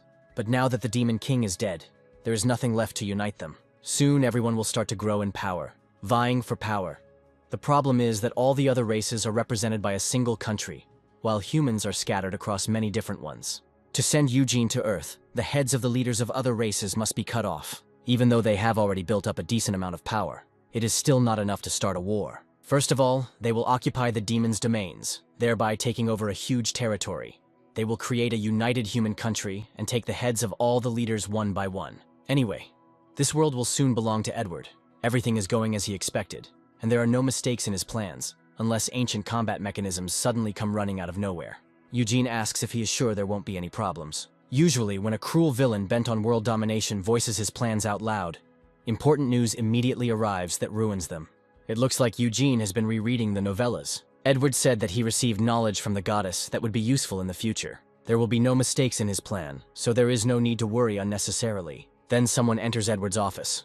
The search party discovered ancient ruins in the demon's domain. They are completely preserved and pose a powerful threat, the largest in history. Here we have the completely preserved ruins of an ancient civilization. Edward orders the royal assassins to be sent to retake the ruins. No one can take them away. The remaining demons entered the ruins first. It's okay. It's easy to deal with the rest. But their knowledge won't be enough to use the ruins anyway. It looks like their leader is an archaeologist. They have already restored the ruins, and many more demons are pouring out than originally entered. Edward's words about nothing lost all their power. Edward thinks about what to do. He has a favor to ask of Eugene. For him, it's as easy as pie. Maybe I should just eat this asshole. Damn that damn goddess. Her words were wrong. She should have warned about such a dangerous factor. The prince received knowledge from the goddess that would be useful in the future, which means the opposite is also true. The list does not include knowledge that will not be useful. Not that the ancient ruins were completely useless for the prince, but if he had not initially claimed to master the demon's domain, they would not have been discovered at all. Frankly speaking, the salvation of the drowning is the work of the drowning themselves. At the site of the discovery of ancient ruins, there is a whole army of demons. This land belongs to their race. They will drive out the damned humans. There are too many of them. It is unclear where this huge army came from. The demon attacks. Cloning in such a short time is incredible. That's right. This is the hope of their race. No one would have thought that there was an ancient weapon hidden under the Demon King's castle. A huge clone factory. With this, they will be able to endlessly strengthen the thinned army of demons. We need to prepare for the second war of the demon race. Then someone comes in with news. There is a dragon here. This is a stock-fit dragon. Demons are enveloped in paralyzing gas. Eugene has hydra heads instead of paws. He discovers some kind of structure. It looks like an aircraft carrier. Eugene returns to his human form. The assassin calls out to him. This is a receiver directly connected to His Majesty. He asked to give it to Eugene just in case. Eugene takes the receiver. The assassin wishes him luck in battle and disappears. Why not take a walk inside this unidentified aircraft carrier? It looks simply gigantic. Demons appear. It was he who turned into a dragon and killed their soldiers. So he is that same stock-fit dragon, their sworn enemy. Eugene grabs the demon leader with a giant tentacle. He already thought that he would have to wander around for a long time. But he was so lucky, the guide himself came out to meet him. Eugene cut off the heads of other demons. Now you can take a look into memory. He finds clones. It doesn't qualify as the technology of this world. Then Eugene enters another room. This definitely looks more like technology from Earth than ancient ruins. He finds a computer. You must enter your login and password. Maybe it is. Access denied, which means it's not like in the army. The standard password doesn't work on army computers. Eugene once ate a guy who bragged about being a hacker. He didn't think he would use him in this world. Several hours pass. Finally, access is granted. Somehow he managed to crack it. There were too many combinations. At some point, he just got lucky. This turned out to be difficult, even with the brains of a professional hacker. This thing is definitely from Earth. And besides, it is an aircraft carrier with technology from 2072. Given the presence of such military equipment, not everything is in order on Earth even 50 years later. However, this does not apply to knowledge that will be useful to the prince in the future. He will destroy it. Self-destruct command confirmed. Self-destruct process will start in 15 minutes. All crew members abandon ship following instructions. Here, the message breaks off and a buzzing noise begins. Eugene thinks the computer is broken. In Korea, there is one effective way to fix a broken device: completely destroy it. But as soon as Eugene tries to do this, a siren starts to howl. A first-class Legion cellular reaction has been detected. All processes are currently suspended. The elimination of the reaction recording zone has been launched. From this moment, all rights to control the ship have been transferred to the main AI. There is an explosion. Eugene finds himself in the middle of the rubble. He rises. It doesn't look like the self-destruction algorithm has been activated. The self-destruction of such a giant would not be limited to one small explosion. Eugene takes out a receiver from the spatial bag. Edward tries to contact it. He asks what's going on, what's with the ruins. Eugene has bad news, and even worse, he asks which one Edward wants to hear first. He says it's bad. The destruction of the ruins failed miserably. The ruins were not a building, but a ship, and one capable of moving on land. Edward asks what happened to that damn ship. Now the news is worse. Eugene only blew up the living quarters. After that, the ruins fled. They escaped by sea. These ruins were not a building, but a ship moreover. It was an aircraft carrier that was built on Earth in 2072. And on board it was placed cloning equipment. Apparently it belonged to the American Army. But this is wonderful. The ancient ruins were dangerous precisely because they didn't know their origin. But now that they had established exactly what they were, all that was left was to breathe a sigh of relief. It's most likely the USS Cold Shiv. He's more than sure, since we're talking about cloning. Project Overdread was a white veil undertaking, and Edward was on staff. This project was a typical conspiracy theory that spread across the internet like a ridiculous rumor. The essence of the project was to mobilize all technical specialists and create weapons that go beyond the limits of what is possible, so that the strongest power, America, could rule the whole world. The conspiracy theory sounded extremely crazy, and there was almost no one who believed in it. This is where the receiver breaks. It looks like it's expired. He prepared a place nearby for the regrouping of troops. A hologram projection was installed there. We need to use it. Eugene asks where it's been. The assassin says that thing looked pretty dangerous. A hologram of Edward appears on the territory of the Grand Continental Troops. Eugene asks him to tell him about the Overdread project. He gets straight to the point. Part of this absurd project is true. However, the landing ship with cloning capsules on board was only at the drawing stage. It must have been possible to turn them into reality, with the technology of 50 years in the future. Edward is only familiar with the original blueprint of the ship, and is not sure he knows much about its current construction. However, according to plans, the USS Cold Shiv should be equipped with its own resource extraction station. That is, it is capable of maintaining autonomous operation and performing self-repair, and also, as Eugene personally verified, has the ability to create a clone army, and has its own aircraft assembly line. In other words, if this bastard finds an ore vein at the bottom of the sea, they're in for a rough ride. Eugene asks if the phrase cellular response is Legion means anything to him. In March 2012, a Los Angeles police officer learned of a man's double life. On the surface, he seemed a bit cold, but quite an exemplary family man. But behind this mask hid the boss of a famous criminal group. It is unknown how, but he was capable of high-class artificial transformation, which completely changed the contours of his face and even the structure of his skeleton.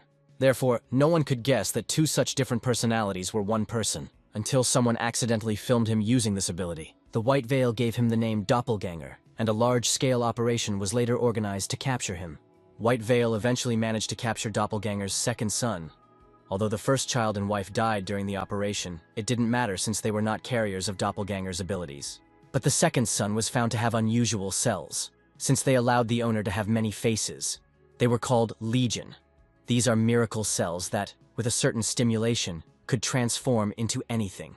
At the time, the White Veil was developing a plan to create a super soldier, and the Legion cells were a major help in making that happen. The White Veil's next objective was to capture the original bearer of the Legion, and this plan turned into a real hell for them. So the cells are Legion, they are Eugene's cells, but the White Veil failed to capture him. So Edward must be talking about the cells of the second son. That's true, and by the way, his son is fine. He was adopted by the commander of the ground forces, and except for monthly medical checkups, he lives a free life. So that's how it is. Eugene killed everyone who took part in that operation. And besides, his son lives a free life. And then, he inherited his genes, but not his ability. He is his son, but not his tribesman. This was not the reaction Edward had expected, however. Even for this monster, family was important. For him, it was the last link that allowed him to remain human. It was after he lost his family that everything human disappeared from him. In general, now they need to calm down this ship from the future.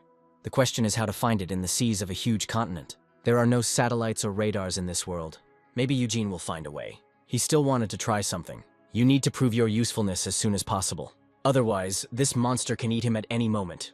Eugene arrives in stock fit. He returns to his human form. His hand is separated. He throws her into the water. There his hand disintegrates into many pieces. These are fish. Tuna with ogre muscles, troll bone marrow, and dragon scales. It would be more correct to call it a chimera, not a fish. Eugene separates the second hand. Let them grow, devouring everything in their path, and be sure to report when they find a huge accumulation of metal. A couple of days after releasing the scout fish, Eugene, unable to cope with boredom, took up fishing.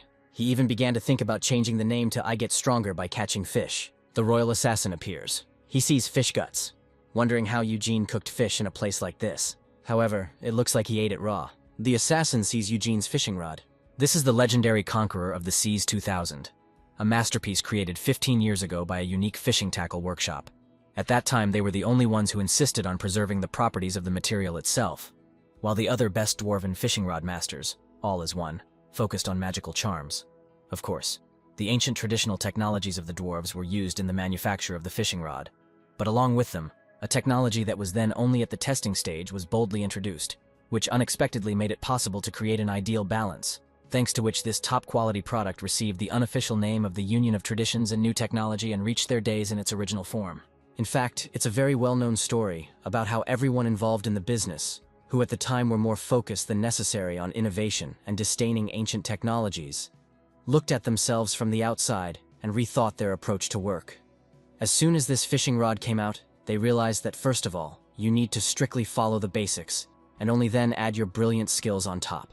Eugene simply picked her up on the street. So this is what a male human who is fanatically passionate about his hobby looks like. Let him take it. Apparently the prince was looking for him. Edward has a question for him. He needs to go to a temporary camp. Eugene turns into a dragon. I can't believe he's actually giving him the fishing rod. She is the best. Eugene asks what's wrong. To be honest, the strongest feeling Edward has towards him is fear. But at the same time, he trusts him as an ally, and feels friendship towards him as a person from the same world as him. So he would never lie to him. Eugene waits for him to get to the point. He'll ask just a couple of questions. Lately, due to strange monster fish, the catch has been reduced all over the continent. The terrible creatures that tear any nets and even swallow hooks are, of course, the work of Eugene. He only ordered his separated limbs to find the ship. It was the result of their own decisions. Eugene says it wasn't him. He had nothing to do with it. It was just that the creatures he gave birth to acted at their own discretion. That's what I'm talking about. Next question. 2 days ago, fishmen began appearing in the seas of the Albaflum Kingdom. However, this is not the familiar race of fishman demons. The problem is that they are too bizarre in appearance. Because of them, the Albaflum Kingdom has declared a state of emergency. Eugene didn't make anything but fish. Then they must be a clone army created by the USS Coldshiv. Maybe his goal is to restrict the movements of their ground forces before he makes carrier-based aircraft. Then Eugene will send the fish to those parts, because he created them in order to search for the ship. Now the last question. The royal assassin assigned to him suddenly applied for paid leave, saying that the Lord of the Seas 2000 had fallen into his hands. Apparently it was Eugene who gave it to him. He says he doesn't know anything. He had to give it to Edward first. He works like a horse to send Eugene to Earth, and he has no shame or conscience. The main AI, after being disconnected from the central control of the USS Coldshiv, began to think independently and rapidly develop. Although it caused massive damage to the power supply and resulted in the loss of a large amount of data, the last recorded data on the demon race was still there. Moreover, by combining demons and fish, he created fish-people clones. They were attacked with modern weapons. However, it had no effect on them. And these fishman clones easily defeated the Albaflum Kingdom, which had the strongest naval power on the continent. They are attacking. One of the sailors runs away with the girl. The fishman is right behind them.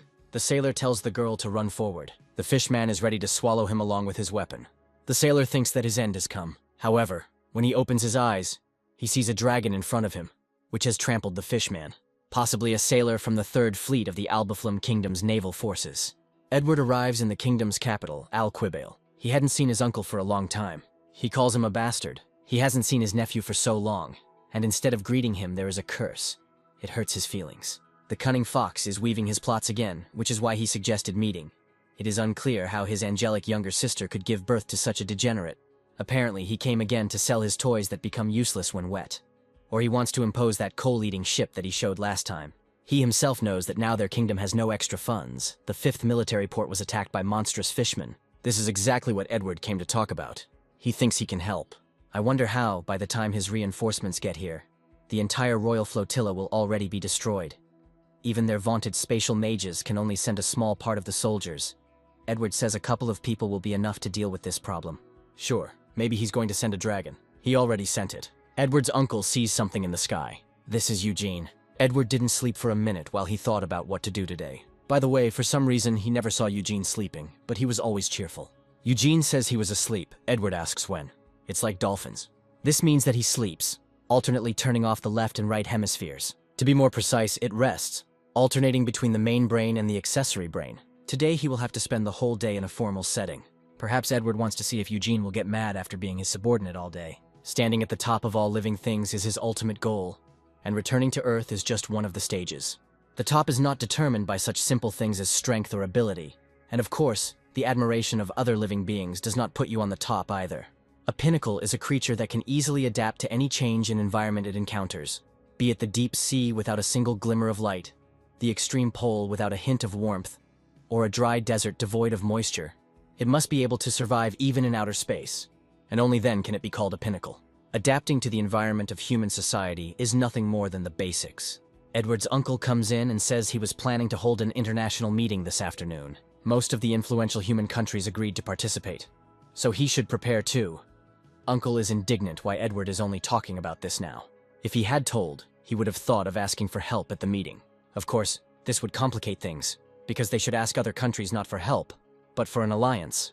The caution and desire of every inhabitant of the Elmwood continent to protect themselves is much stronger than on Earth, because local technologies do not allow achieving the same level of security as there. Given the risk, the rulers of countries almost never gather in one place. Therefore, the continental meetings are organized by the Church of the Goddess, and the meeting itself is carried out with the help of a holographic projector, which is equipped in the temples located in each country. Now that everyone is here, it's time to move on to the discussion. At the moment, the Grand Continental Kingdom has monopolized all the profits from the demon lands. There is a much more urgent issue on the agenda now. Since last week, the catch volume has been greatly reduced, not just in certain areas, but in all the seas of the continent as a whole. And almost at the same time, mysterious-looking half-fish began to appear in the Albaflum Kingdom. They should all know this by now, since they received a request for support from the kingdom. Although in the end, none of them responded. They know about it, but the reduction in catch is a temporary phenomenon. Besides, if the world's strongest fleet, the Albaflum, had been defeated, sending reinforcements would only have increased the number of corpses. But it is their duty to help their neighbors to the best of their ability. The so-called debt was limited to matters related to the Demon King. That's true.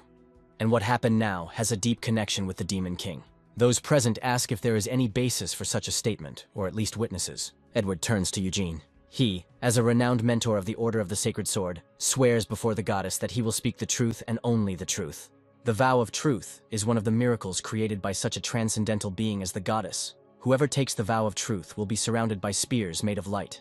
These spears serve as the goddess's guarantee that the speaker's words are true. Because if the one who has taken a vow of truth lies, his life will be cut short by heavenly punishment. Since the spears are of divine origin, the skill neutralizer won't work on them, but it just needs to be prevented from attacking. He can't give all the details, but what Prince Edward said is true. The reason for the decrease in catch is the strange fish. Eugene saw them up close and can say that they are definitely related to the Demon King.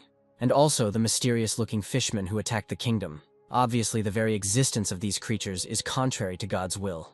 He also managed to infiltrate the fishman's base, where he saw with his own eyes what they were like. There is a possibility that they have the same origin as the Demon King. The fire spears stop.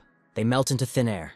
Of course, the bizarre fish will be related to the Demon King, because they were created by Eugene, who took part in the destruction of the Demon King. The prototype of the fishman was the deep sea from the myths of Cthulhu. The goddess said that the time had not yet come for them. So there is no mistake here either. The source of the fishman is the USS Cold Shiv, and the ship, like the Demon King, came from Earth. In other words, they are connected by a single origin. And overall, it all sounds like the Demon King created monsters before his death to attack humanity. It looks like an alliance is inevitable. According to Edward, the Alpha Bloom Kingdom is more suitable for the role of the head of the alliance. They took the brunt of the blow. But even so, their fleet is still in good order. It would not be wrong to say that the Lights play a key role in this whole situation. Edward's uncle accepts the offer. The goal of getting support was achieved, but this boy clearly had something in mind. Everything is going exactly according to plan. Now, thanks to this, Edward will lay the foundation for the creation of a united army of people. Instead of searching for the ore vein, the USS Coldshiv decided to attack the kingdom of Albaflum. He reasoned that collecting the molten ore would be much more effective than searching for a vein in the sea. Moreover, the creatures that tried to resist him, as it turned out, did not pose any problem for the soldiers. Creatures weaker than clone soldiers could simply be destroyed. But when a huge reptile that could fly appeared and destroyed the clone army, the USS Coldshiv decided to start mass production of combat aircraft to contain this creature. 6 months later, the fish finally find the ship. The time has come. Finally, Grand Admiral Azadmel attacks the main military camp of the fishmen and fish monsters. He orders that steamships be sent out for reconnaissance. The United Army received all kinds of support from the Grand Continental Kingdom, from coal-fired steamships and gunpowder firearms to a monster. Without new technology and Sir Eugene's help, the kingdom of Albaflum would have already been defeated.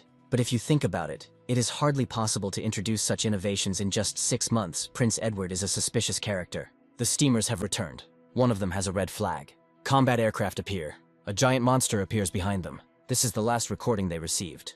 They should definitely retreat, but this could actually be their chance. Eugene turns into a dragon. Edward must be aware of the current situation.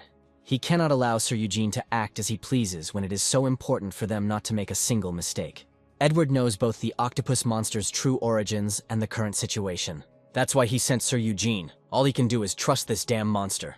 Earlier, Edward asked if this octopus monster was really part of Eugene, and he said yes. But there was a problem. The separated part went berserk and was not going to obey him. At this rate, their plan will fail. If the USS Coldshiv is lurking on the bottom, that thing will choose their fleet as its next target. But they plan to weaken him so much that the United Army could deal with him. No problem. Eugene will solve everything and come back. He had lost contact since he had gathered his separated parts in one place, and that did not mean that the connection was broken irrevocably. It looks like belated resistance. Giant octopus attacks. It looks like they are on par. The ship won't blow itself up again. We need to hurry. Legion cell carrier discovered. Eugene finds himself between a giant tentacle and a plane. There is an explosion. Eugene partially returns to human form. He lands on the ship. Unidentified creature confirmed to have made unauthorized landing. Not enough aircraft to respond. It's okay, Eugene came to make a deal. The AI refuses and asks to leave the ship immediately. He came on behalf of Andy Montoya, a member of the White Veil. A search is underway for Andy Montoya, a White Veil agent who went missing while pursuing the original Legion pet shop. Following a special charter, the AI begins communication. The available time for use is 180 seconds. First of all, they must unite to deal with this thing, and then they will talk. Approved. The original Legion is registered as a temporary ally. The ship's resources are directed to eliminating the conventional sea monster, and he is understanding, and let him remove the planes. They are in the way. Eugene turns into a dragon again. He attacks the monster using different skills. Then he attacks him with fire. Eugene looms over the hole in the monster's body. Individual organisms begin to form from his body. They look like monster fish, and this is all his resistance. Apparently, all his strength went into the aircraft carrier. Perhaps Eugene would make him more accommodating before talking. He is going to release fire from 3 of the dragon's mouths at once. Streams of fire are directed into the monster's eye. He is enveloped in fire. The monster falls apart.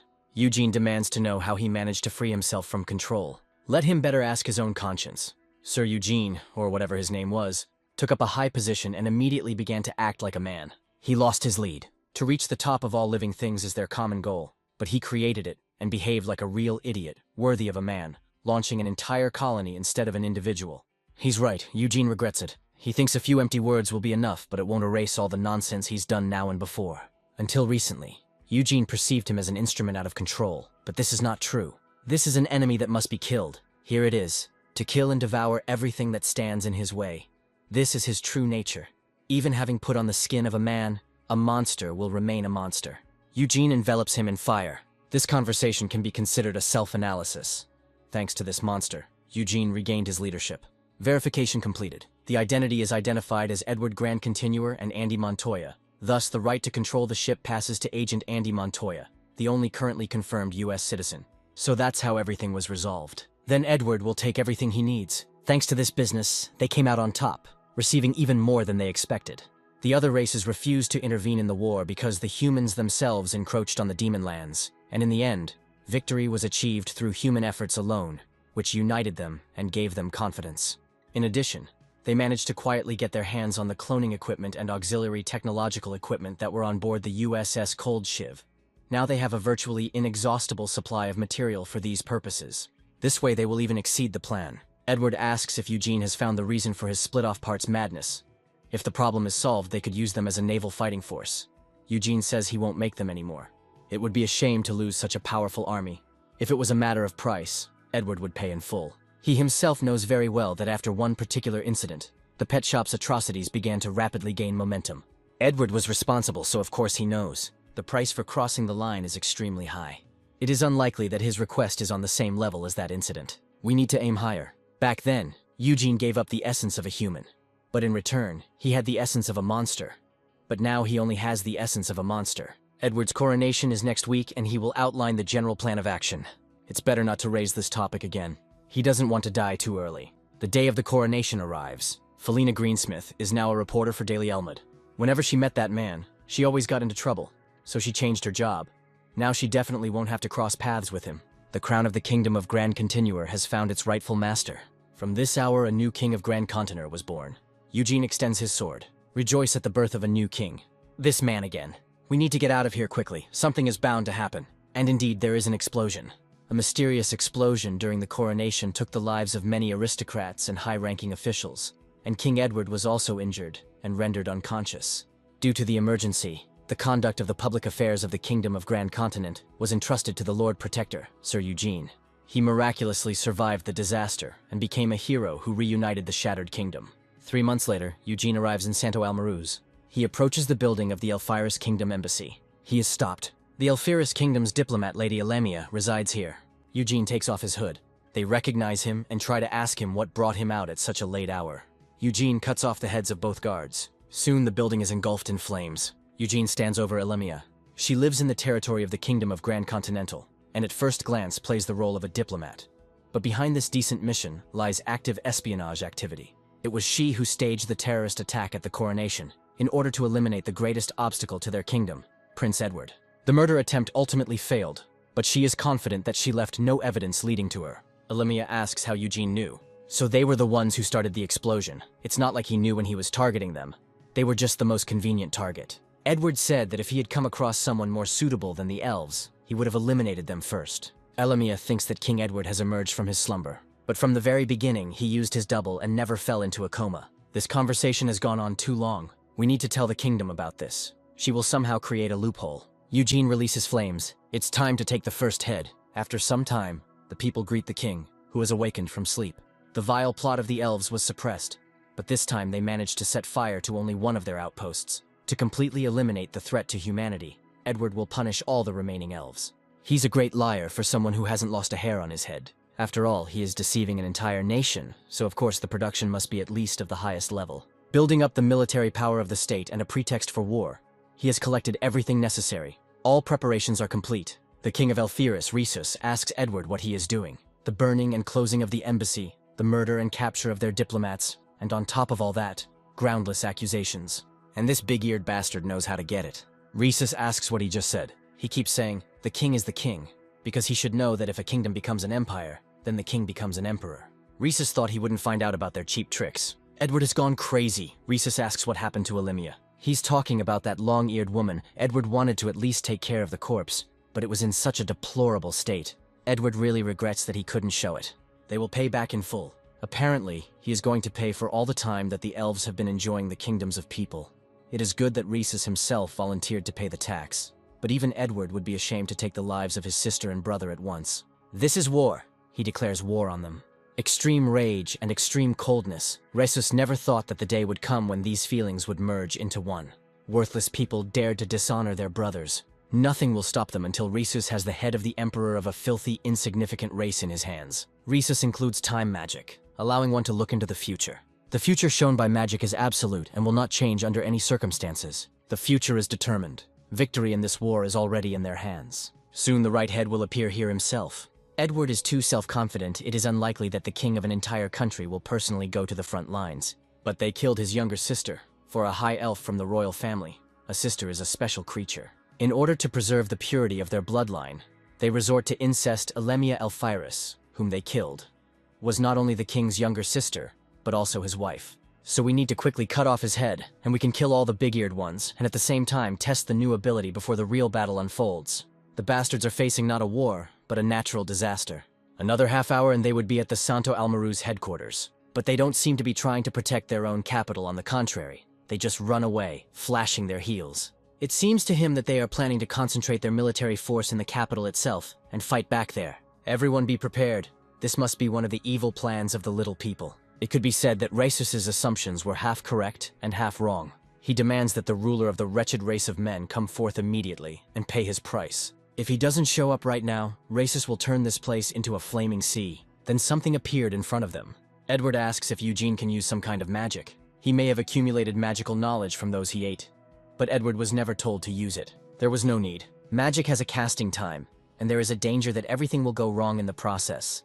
While the abilities of absorbed creatures do not have these restrictions, and they are much more convenient to use. There is no need for magic when you have abilities with high compatibility. But there is a certain romance to it. It's not every day that you find yourself in a world like fantasy games. But even in games, magic is only the initial stage. The strongest are one-handed warriors and stealth archers who will bend any sorcerers. What appeared before them was just one creature, with 3 heads. Eugene transformed his arms into hydra heads, and then into dragon heads, and replaced the functions of his arms with the wings of a recently acquired wyvern, and instead of a normal tail, he used the tail of an ancient dinosaur. The rearguard was attacked by a dragon, or a hydra, or a wyvern. They were suddenly attacked by something unidentified. Rhesus orders to deploy fire protection. Eugene spews out what appears to be purple flame. It passed through the defense. The faces of those who are exposed to the purple substance begin to corrode. It's acid, a caustic liquid extracted from acid slime. It has nothing to do with fire, so their shields were useless. But this time it's definitely a flame. Let them cover themselves properly. Eugene breathes fire. Rhesus saw this picture. Then it is unclear what this expression is on the face of Edward from the future. But it is just fear of the monster, which has become an even greater monster. Even seeing the future turn into it. It was all his carelessness that was to blame. What he got was a logical ending. Rhesus rushes at the dragon. It slows down time. This is time magic cast 7 times. However, Eugene slams Rhesus into the ground with the dinosaur's tail. For some reason, magic doesn't work. What a shame, Rhesus's skills won't work on Eugene. Victory for the Empire. It's simply incredible. With Sir Eugene, the Empire could rule the whole world. But Edward says it's impossible. Eugene does not obey him. All his actions are dictated by the contract. And if it is suddenly broken, the claws of this monster will be directed at them. The entire life of Luxian Lucitus Elphyris consisted of a series of endless losses. He was constantly compared to his 2 younger siblings. His greatest achievement was destroying the Hydra. But even then, it was overshadowed by the brilliance of his younger brother, who slew the dragon. However, destroying the Hydra was also a good feat. In the end, Luxian came to terms with reality. He is currently a senior political advisor, as the name suggests. He gives political advice. But it is unlikely that such an advisor is needed by the younger brother Rhesus, who is able to foresee the future, as expected. The post was just for show. As soon as I left thoughts about the throne, my soul immediately felt lighter. I remember someone said, "This is the spirit, not burdened by worldly goods." There is meaning in such a life too. Luxiana is called. He asks what happened. His Highness Rhesus died in battle with the humans.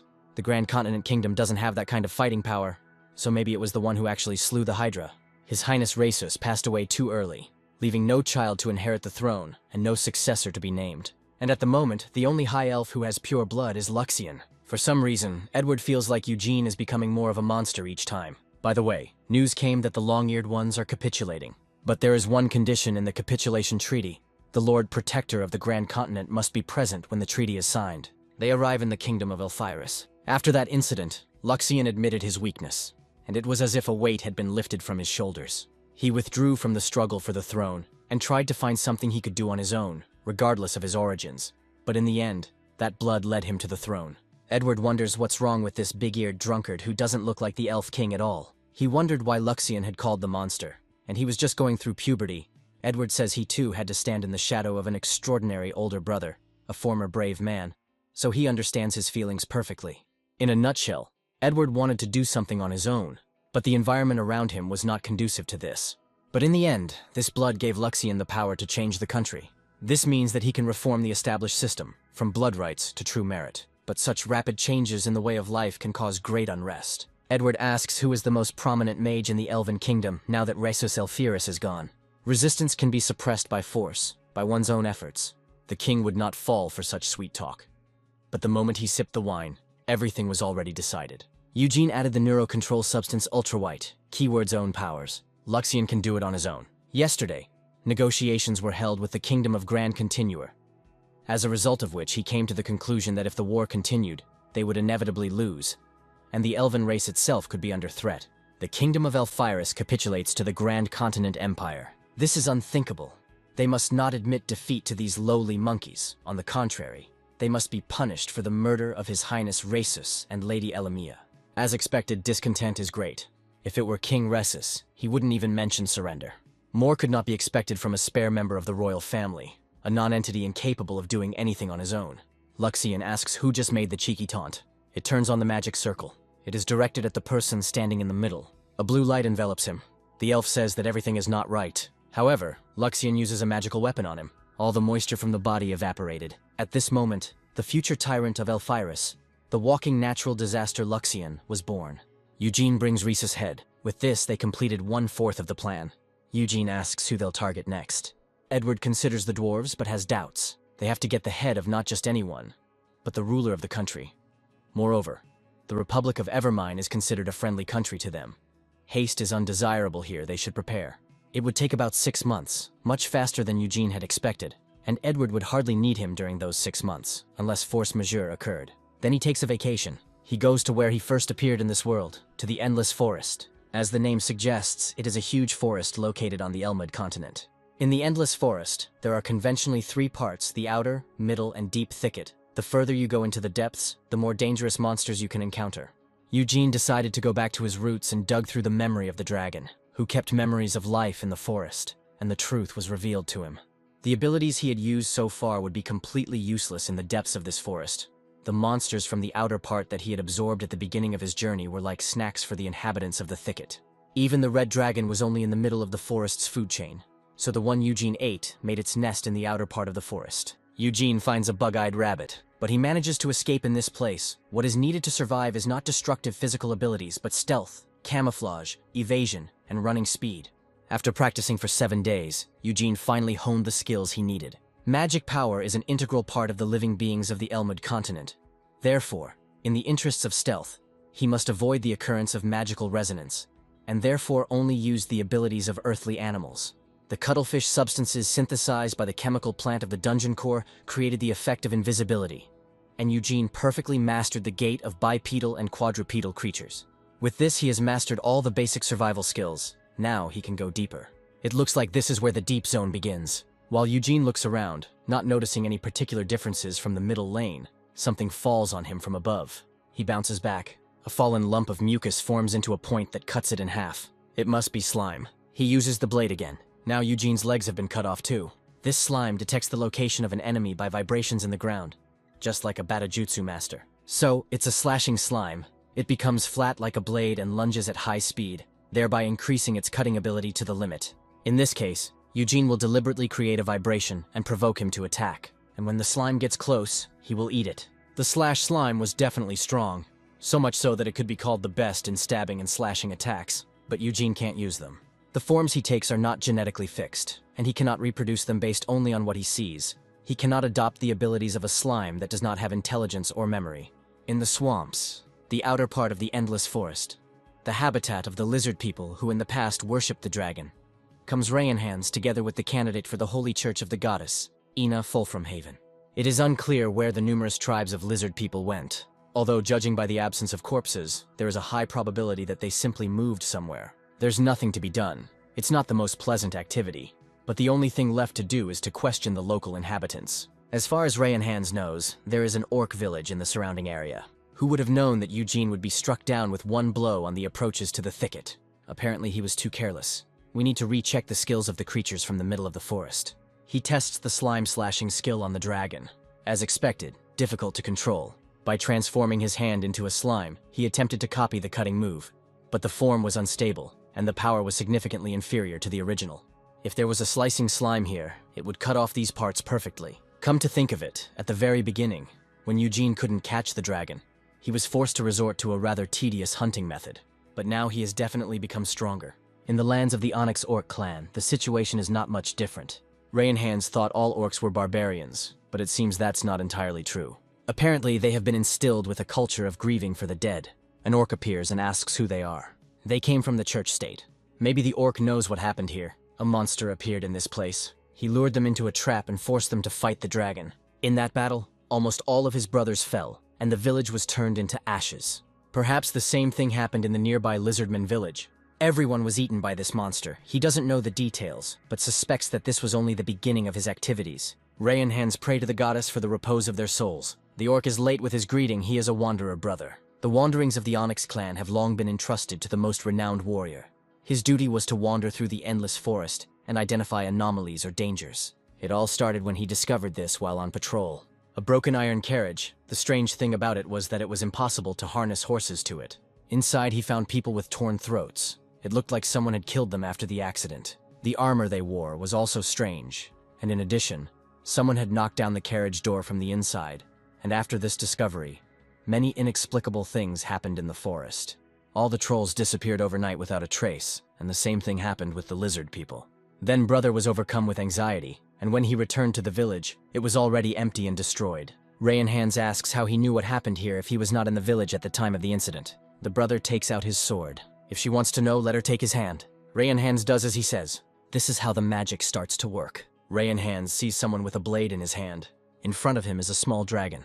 Eugene stabbed him with a blade so that he would have the dragon's blood on him. Then the blade ended up in the hands of the orc chieftain, and the dragon mother smelled the blood of her child. It's time magic, which means someone other than Rhesus Elphyrus can use it. Brother says it's just spiritual magic and a low-level psychometry skill. They allow you to read the memories of objects.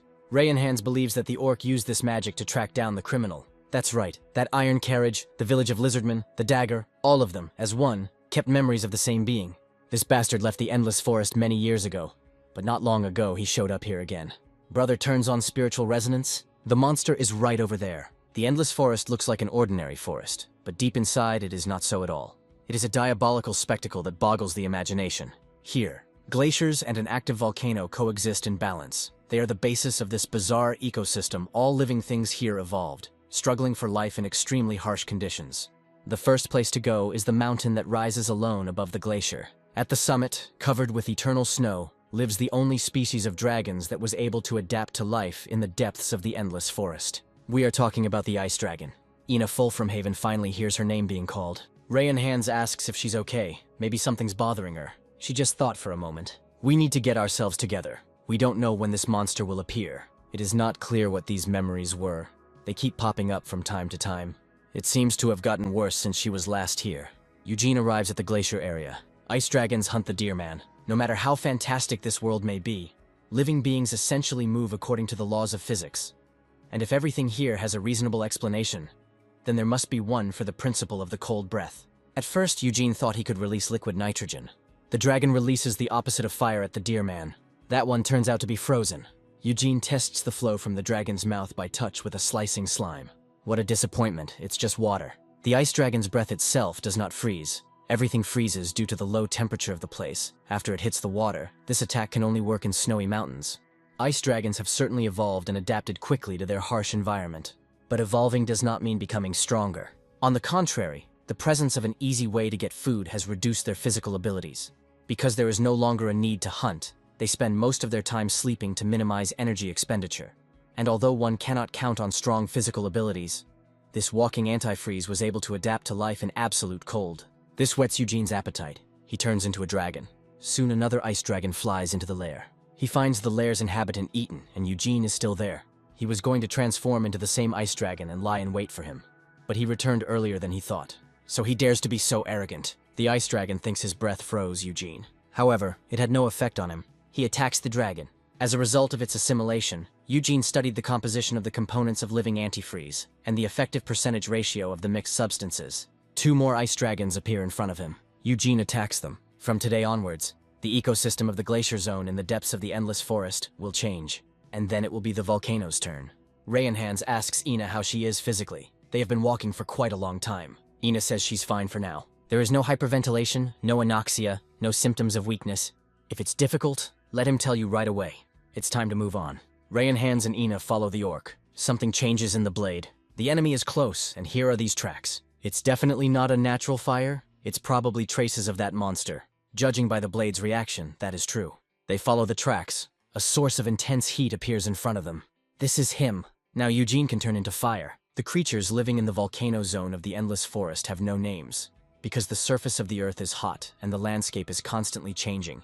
There is no person who could get close and observe them. This applies to all but one monster. For the first time in a long time, Eugene found use for the salamander scales. He was lucky to meet her. These creatures have long been considered extinct. The chemical plant of the dungeon core produces the components needed to synthesize the fuel. The water pocket of the ice dragon allows it to store them in huge quantities. The blood vessels of the giant dinosaur distribute the fuel throughout the body.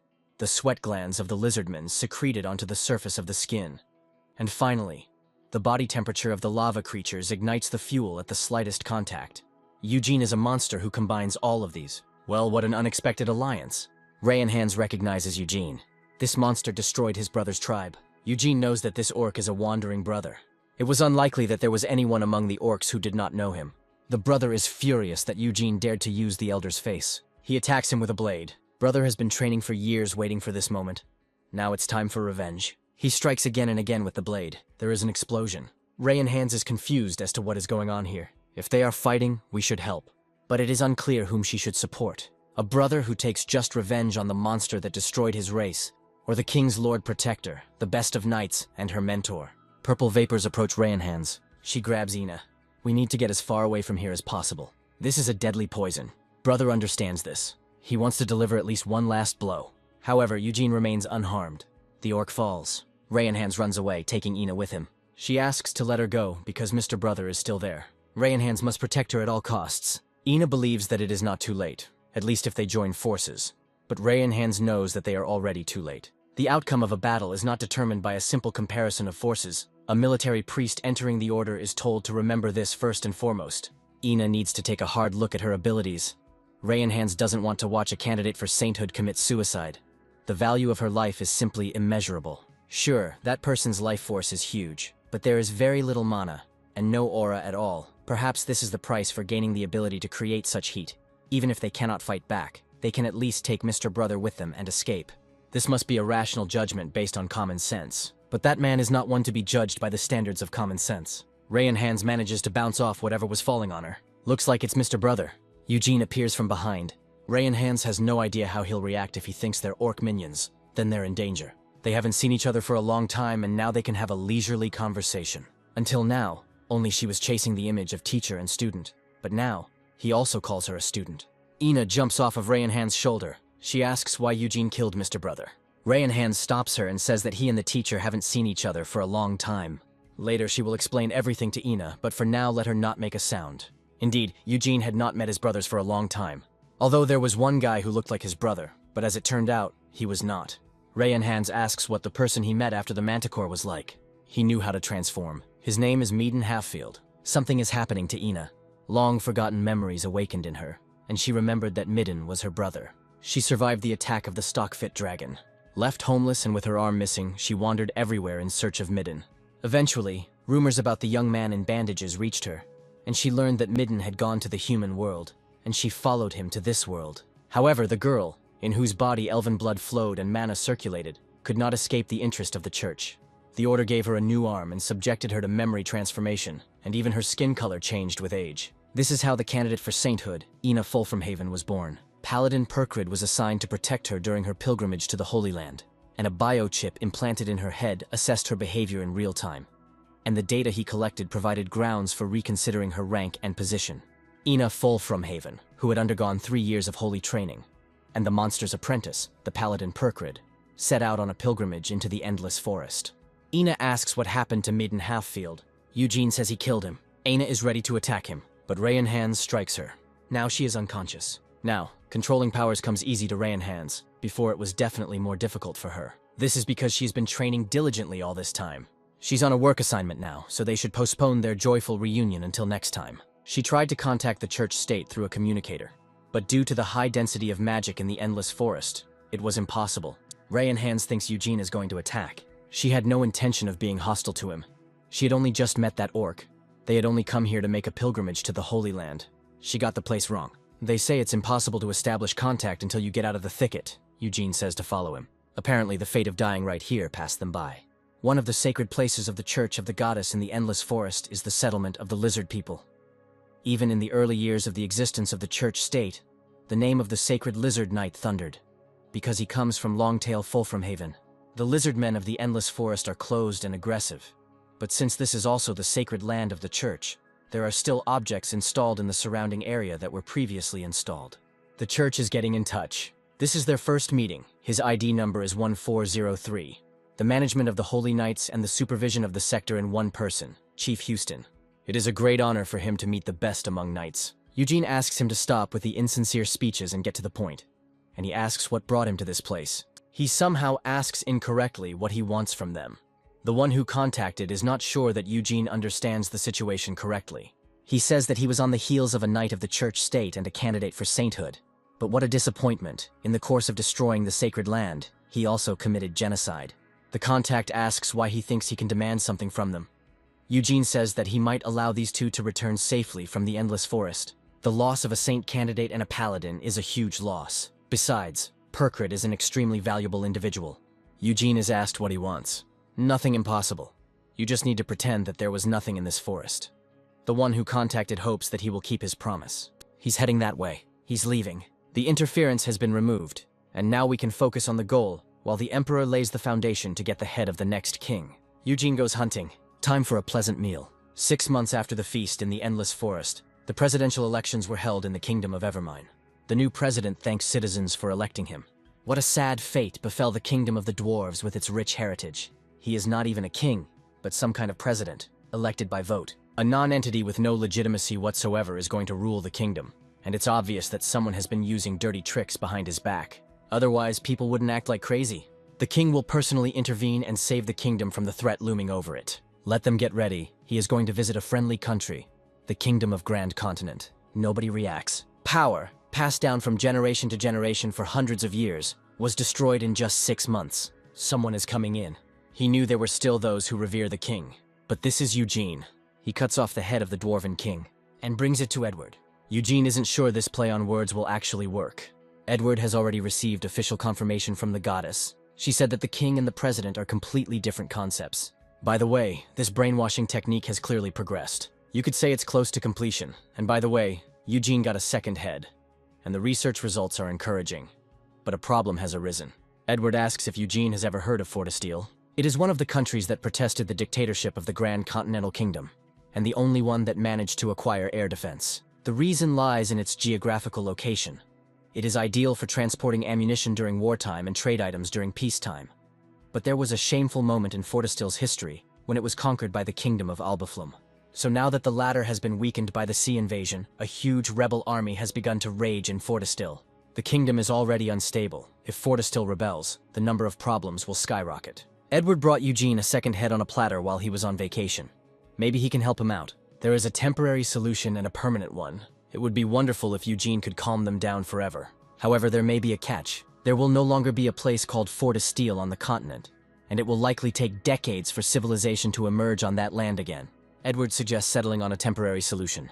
The Lord Protector of the Grand Continent is arriving in Fortesteele today for an inspection.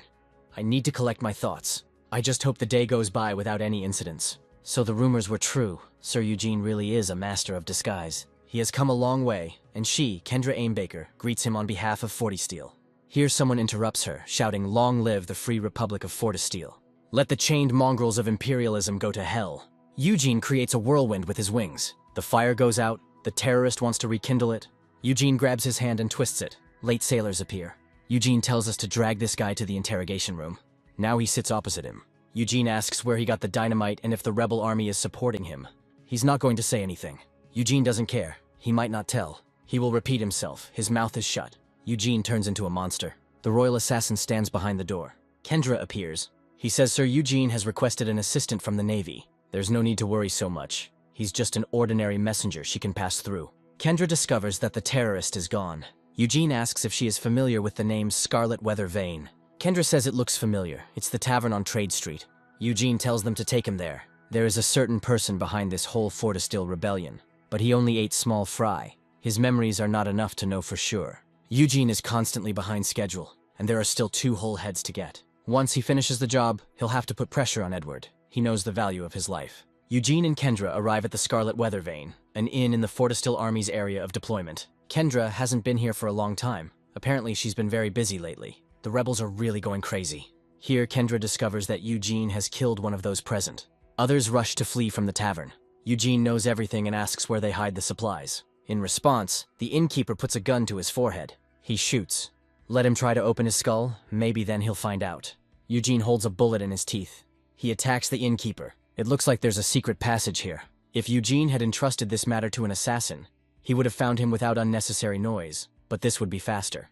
Kendra is puzzled as to why a modest tavern has a secret passage. They come in. This is their army supply, the mark of the Navy. It seems that there is a traitor in the army's ranks, and this is while their soldiers are dying at the hands of the rebels. The lieutenant can entrust the investigation to Eugene. The innkeeper is still alive. There's something dripping on him here. Eugene is going to eat him. Their comrade Shuffler from the Scarlet Weather Vane was defeated, so all that was left was to switch to Plan B. This may be difficult, as the one who attacked the Scarlet Weather Vane was the Lord Protector of the Grand Continent. This is obviously that hero, Sir Eugene. It is unclear what such a famous person is doing here. The person who entered apologizes for interrupting the meeting. I barely managed to get it. This is what he was talking about last time. Their springboard for the transition to a new era. This is great news. With this, they will even be able to stand up to the damned Lord Protector. The innkeeper Schaffner appears, or rather, his double. He was lucky. He barely managed to escape. But more on that later, apparently. This is the same ancient thing. Evidence and criminals gathered in one place. Eugene is spreading toxic fumes. This is a tear gas based on lilac gas. A day later, the rebels are to be executed. They claim to be acting to liberate Fortestil, but ultimately their leader turns out to be nothing more than a puppet in the hands of a mastermind. And this Grey Cardinal is none other than the Furlan Universal Association, working in the interests of the allied power of the Beastmen. And their representative here was this Beast Monkey Man, hiding among the ranks of the rebels. Along with him, they also arrested high-ranking officials from the Navy who had colluded with the rebels. They asked to forgive them. They were wrong. Let the captain close his eyes to it just once. And in this bottle is the liquid that they were going to distribute, and this is proof of their criminal intentions. Kendra uncorks the bottle. She pours the contents into the mouth of one of the rebels. He asks what she gave him to drink. This is the secret weapon of the bastards he helped. Let him feel on his own skin what he got himself into. Something is happening to his body. He turns into a wolf. This is a demon, a wolfman. The magical liquid turned out to be a mixture of the blood of a dog and a beastman, and people who drank it turned into a demon, a wolfman. As a result of this incident, information was revealed that the beastmen and demons were somehow connected. Moreover, when it became known that the Allied Power's spy, John Founder, was related to the demon race, it was also revealed that the Allied Power was led by the beast demon race. These are the results of Sir Eugene's investigation. It was already difficult to tell the difference between the beastmen and the beast demons. But who would have thought that they would take advantage of this to seize power in the Allied state? If they had delayed eliminating the Demon King, the Beastmen Allied Power might have joined the war against them. Although they already had a hand in Fortestil, this is the same as encroaching on them. Edward never thought that such a wonderful opportunity to start a war would come up. For someone who simply devours everything in his path, this monster did him a huge favor. Edward labels the Allied Beastmen Power and the Furlan Universal Association as the Demon King's minions. We need to declare war on them. These ships look like battleships. Edward came up with a cool idea. They're going to send these battleships overland. Eugene tells him to go get some sleep. He's already delirious. It would be easier to use the body of white sharks on land. Edward doesn't understand what he's talking about. Sharks can't move outside of water, and battleships can't either. Edward forgot to tell the most important part of the plan. The world's strongest water mage will enter this war as their ally. Elferus will take part in the Furlan War as an ally of the Grand Continental. All things considered, this is perhaps too sudden. Their kingdom had not yet recovered from the previous war. It seems they misunderstood something. The decision is not up for discussion. Young nobles like them should be preparing for war now, not wagging their tongues. But if there are objections, they can voice them now. Luxian was already prepared to lose a couple of loyal subjects anyway. No objections, that would be inappropriate. Then everyone should quickly prepare for war. The offensive of the Allied army begins under the leadership of Grand Continuer, Commander-in-Chief of the Kingdom of Grand Continuer, Sir Eugene, Commander-in-Chief of the Kingdom of Albaflum, Grand Admiral Azidmel, Commander-in-Chief of the Kingdom of Elphyris, Luxian Elphyris. Everything is assembled. Edward thanks his uncle for his assistance in this war. He would never have agreed to such a thing if it weren't for the debt he owed for helping with the invasion of the Fishmen. The power of the Grand Continental had already grown too large to refuse. Edward's uncle asks how he plans to attack the Allied beastmen power from here. If by sea, then there is a port closer than the fifth one. They won't have to use the water route. They will attack their capital directly. Edward's uncle asks why the hell he brought all these battleships if he's going to break through the mountains. Because it is on them that they will cross the mountains. Here the water forms tentacles. This is Luxian using water magic. It causes a big wave. The waves pick up the battleship so that they can float as if on air. The Grand Admiral did not expect this. The armadillos swim into the territory of the capital of the Beastman state on the water that carries them. This means they move using water magic. The assassin notices that something is bothering the Grand Admiral. A truly majestic view. But even if this is the strongest ally one can find, Azidmel is still not sure that the fate of an entire army can be trusted to one person. He's right. One mistake on his part and the entire fleet could collapse, so the plan is quite risky. But there is nothing to worry about. Even if it happens that the fleet is destroyed, the Admiral will not have to bear responsibility for it. There is no need for anyone to answer for the lives of those who are now under them. The soldiers currently on the inner deck are clones. Eugene says he entrusts command to the assassin. He is about those who are under them. It is easier for him to act alone. He goes on reconnaissance. But the assassin is just a messenger. He cannot command. His plan to safely survive until retirement is collapsing before his eyes. And all because of this man. Eugene goes on reconnaissance. He meets a foxman. Eugene snatches the piece of paper from him. This is a message about the declaration of war by the Grand Continental. But it doesn't look like the messenger was going to Sharpfen, because that is the capital of the Beastman state. Meanwhile, the foxman cuts down the tree. He thinks that Eugene is a bird like Beastman. He blows his head off. Something is wrong here. It's better to check everything yourself. It's hard to believe that this village is the capital. This is unexpected. Maybe no one could know about it because of the closed policy of the Beastman country. There is even a temple here, so that the church state has no doubts. They were deceived. This is a fake capital. The assassin's dream was to retire and devote the rest of his days to fishing. He is, of course, sincerely grateful for the fishing rod Lord of the Seas 2000 that was given to him. But he is confused by the fact that the number of tasks assigned to him is increasing. He may have to work until he dies. Eugene returns sooner than he expected. Azidmel asks how things are with the enemy. Sharpfen is a decoy. Their real capital is located elsewhere.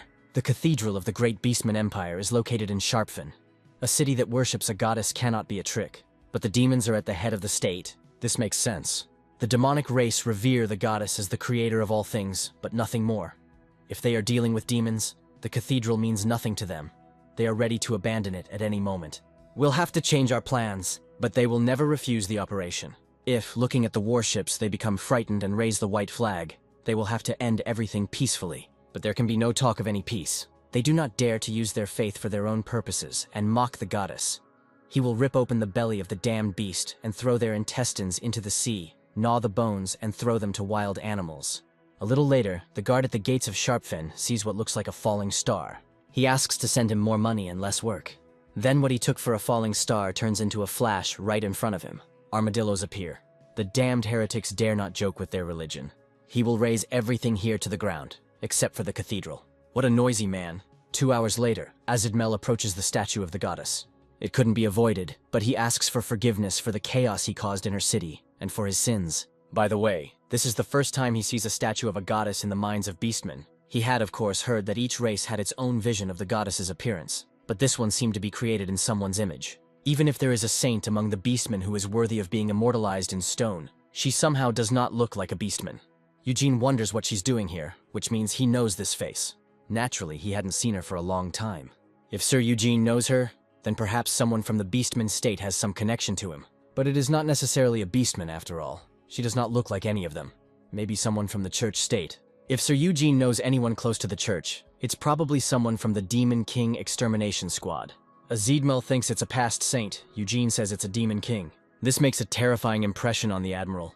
I'll have to tear out the tongue that prayed in honor of the Demon King. These hands and these eyes. I'll have to tear everything out. Eugene hits him. Azidmel falls. If we leave him like this, he will commit suicide. Let him sleep for now. The temple priest appears. Eugene asks how he will explain that the church state allowed such a statue of the goddess to be erected. They ordered another statue to be erected, but the elders of the beast race arbitrarily made changes to its appearance. Until now he thought that the statue was only changed according to the preferences of the beastmen, and he could not imagine that it was the Demon King. It turns out that the church state did not condone the installation of a statue in honor of the Demon King. The priest swears by his faith he will immediately report this to the church state. Azidmal must have heard the priest swear by his faith that the church state had nothing to do with it. The admiral tries to get up. This does not change the fact that he prayed to the statue of the Demon King. He broke the commandment, do not worship a false god. What a fanatic. Azidmal prays to the goddess to send punishment to her negligent believer. The returning priest reports that the high priest has declared a holy war. He said that he could not forgive the beastman state for taking the path of heresy. This is his chance to atone for his sin before the goddess. A few days after the start of the holy war, Rayan Hands and Ina arrive at the Grand Continent. Rayan Hands didn't think the kingdom had the technology to build such huge ships. She should have been informed in advance. There is no need to be surprised now. But still, seeing it in person is a little different. It seems they should reevaluate the capabilities of the Grand Continental, Ina says. Let him do as he wishes. Both the Paladin and the Church State are in cahoots. No one can be trusted. Rayan Hands meets Eugene. She remembers how Ina wanted to attack him. Rayan Hands tries to tell her to control herself, but Ina only says that she was sent by the Church State to help in the Holy War. Rayan Hands thinks she doesn't remember anything. So, these two are the help from the Church State. This living weapon alone is no worse than a brave man, artificially created by the Church. The other one is the same monster as Eugene. Before this war is over, one of them will have to be gotten rid of. Ina wants to ask Eugene about the military situation. The assassin will tell you about this. All this time they were looking for the true capital of the great power of the Beastmen, and in the end, they managed to come up with several possible options. They plan to split their forces and attack several cities at once, and they would like to direct them to the city that is most likely the capital. Rayan Hands asks where it is. Here are the coordinates and the essence of the strategy. This is the industrial city of the Beastmen, Round Year. The unthinkable happened, Sharpfin fell, and in just one day. But that's not all. The church declared a holy war on them, all because of the statue of the Demon King. He hoped that someone would think of dismantling it. It was worth stopping this from the start. It is unclear who even thought of sticking the face of the Demon King on the statue, if he wants to know. It was his predecessor's idea, like, no one will recognize it anyway. Now is not the time to look for someone to blame. This whole situation means that there is someone taking part in the war who knows the Demon King by sight. In that case, it is the Emperor of Grand Continent, or that same Sir Eugene. The nightmare of the entire demon race that plunged Stockfeet into the depths of horror and burned the Flatfield Plain to the ground. This is not the time to sit around. They need to prepare countermeasures. I'm glad that this time the work is stress-free. What he means is that no one should be left alive. I should have guessed that he must have studied the plan. Eugene will distract attention while the church team searches the city, and the assassin will take care of the preparations mentioned by the Emperor. Then it's time to start. Eugene takes off. He turns into a dragon and approaches the gates of the capital. The guards announce that the enemy is on the horizon. Eugene is being attacked. The guard aimed at the eye but missed. Eugene throws monster fish at him. Now it's time to have some fun. Eugene is about to release the flame. However, at this moment it envelops his head. Ina launched a gun at him. He thought she would forget everything. He is her brother's sworn enemy. Her actions don't fit into their plan at all. If he doesn't know what the matter is, then let him get it. Ina shoots again. With superregnation, it's a scratch. Another spear pierces him. Ina turns on the magic. She detonates the spear. As a result, Eugene's head explodes. After all, revenge has been accomplished. Now the brother can sleep peacefully. Meanwhile, Eugene's head regenerates. Now he has two of them. Ina blew his head off. If he's not mistaken, it's a magic arrow. A rather interesting ability. Let Ina show what else she can do. The teacher drew attention to himself, and they weakened their defenses at the borders. But the candidate for sainthood had disappeared somewhere according to the plan. They were supposed to meet somewhere around here. Here, Rayan Hands sees Eugene in the sky, who is under attack again. Ina fights him. It activates the spirit enhancement. A flash of light passes through Eugene. Ina tears his wing apart. Eugene was not prepared for this. The guards are puzzled as to why the dragon and the candidate for sainthood are fighting each other. First of all, you need to understand who is the enemy and who is the ally. The guards are splashed with poison. Ina activates the split. There is an explosion. She finds herself in the middle of the rubble. The only thing left is that the church has banned its use until she is officially made a saint. But there's nothing to be done. Ina uses a new weapon. This is the unique weapon of the saint, ruthlessness. So it's all because of that master of disguise. She showed Eugene something very interesting. It would be fair if he showed her something too. He won't have the opportunity because he'll die first. Eugene takes on the appearance of a saint. He blocked her technique with one hand and suddenly took the form of a woman. Maybe this is a psychological attack. He is trying to undermine her fighting spirit, which means she is not familiar with this face. There is a devastating explosion. Rayanhan sees Eugene's visage. This is a past saint. The teacher turned into Saint Angela, so it turns out that the Master of Transformation is capable of this too. But he said that the transformation was just a sham to distract attention. And his true power is his ability to transform his body into whatever he eats. And if he transformed into Saint Angela, then he ate her. So if Rayanhan eats a saint, he can become one too. She's still alive, her body enhanced by the technology of the church state. It's simply amazing. But Eugene will put an end to this. Rayanhan appears and tells him to stop. Even though he is her teacher, she, as a paladin, can no longer stand aside. It looks like she has her eye on his food. Rayanhan denies it, but her denial is unlikely to convince anyone when she looks like this. Even though she has realized her essence, she resists this impulse. Perhaps she is afraid. She's not like Eugene. Even though she's half monster, she's still a paladin. Right now, yes. He will back down, let him do as he wants. In any case, in this state, Ina will not be able to interfere with his plans for some time. First, you need to report what happened. This is Paladin Perkrid speaking. She has an emergency situation. A candidate for sainthood has been seriously injured. The beastmen in the building try to understand what is happening. An assassin appears from behind. The head of the Furlan Universal Association and the leader of the state. How many heads deserve to be chopped off? They won the war against the combined forces of the enemy. All the demons who sat at the top of the government were executed. From now on, the allied beastman state, liberated from enemy oppression, will embark on the path of revival. And those who contributed to the liberation war will certainly be rewarded. They won. Edward did a great job. He congratulates the assassin, calling him by name for the first time, Joaquin Sicario. Eugene told him everything about his merits because it was he who led the army in this war. From now on, he is no longer the royal assassin. He knows too much to be a simple messenger. Now he is a brigadier general in the ground forces of the great empire of Grand Continent. Edward looks forward to his success in his new endeavor. Yes, he succeeded. It looks like his retirement plans have fallen through. Audio recording begins. Unique number 209201. An unexpected situation occurred during the production of The Saint. The expected level of increase in the threat of XXX, a high probability of leakage of secret information. In connection with this, it was decided to combine production lines A and B in order to complete the process as quickly as possible. The researcher received a report on what happened to Ina, and given the circumstances, he has one proposal for her. Maybe she wants to become a monster. By eating dragons and other monsters from the endless forest, Eugene can combine the best parts of them to gain immense power. This is roughly how he used his ability all this time. But this approach has outlived its usefulness. He has hit a ceiling. He couldn't get stronger anymore unless he ate something truly transcendental.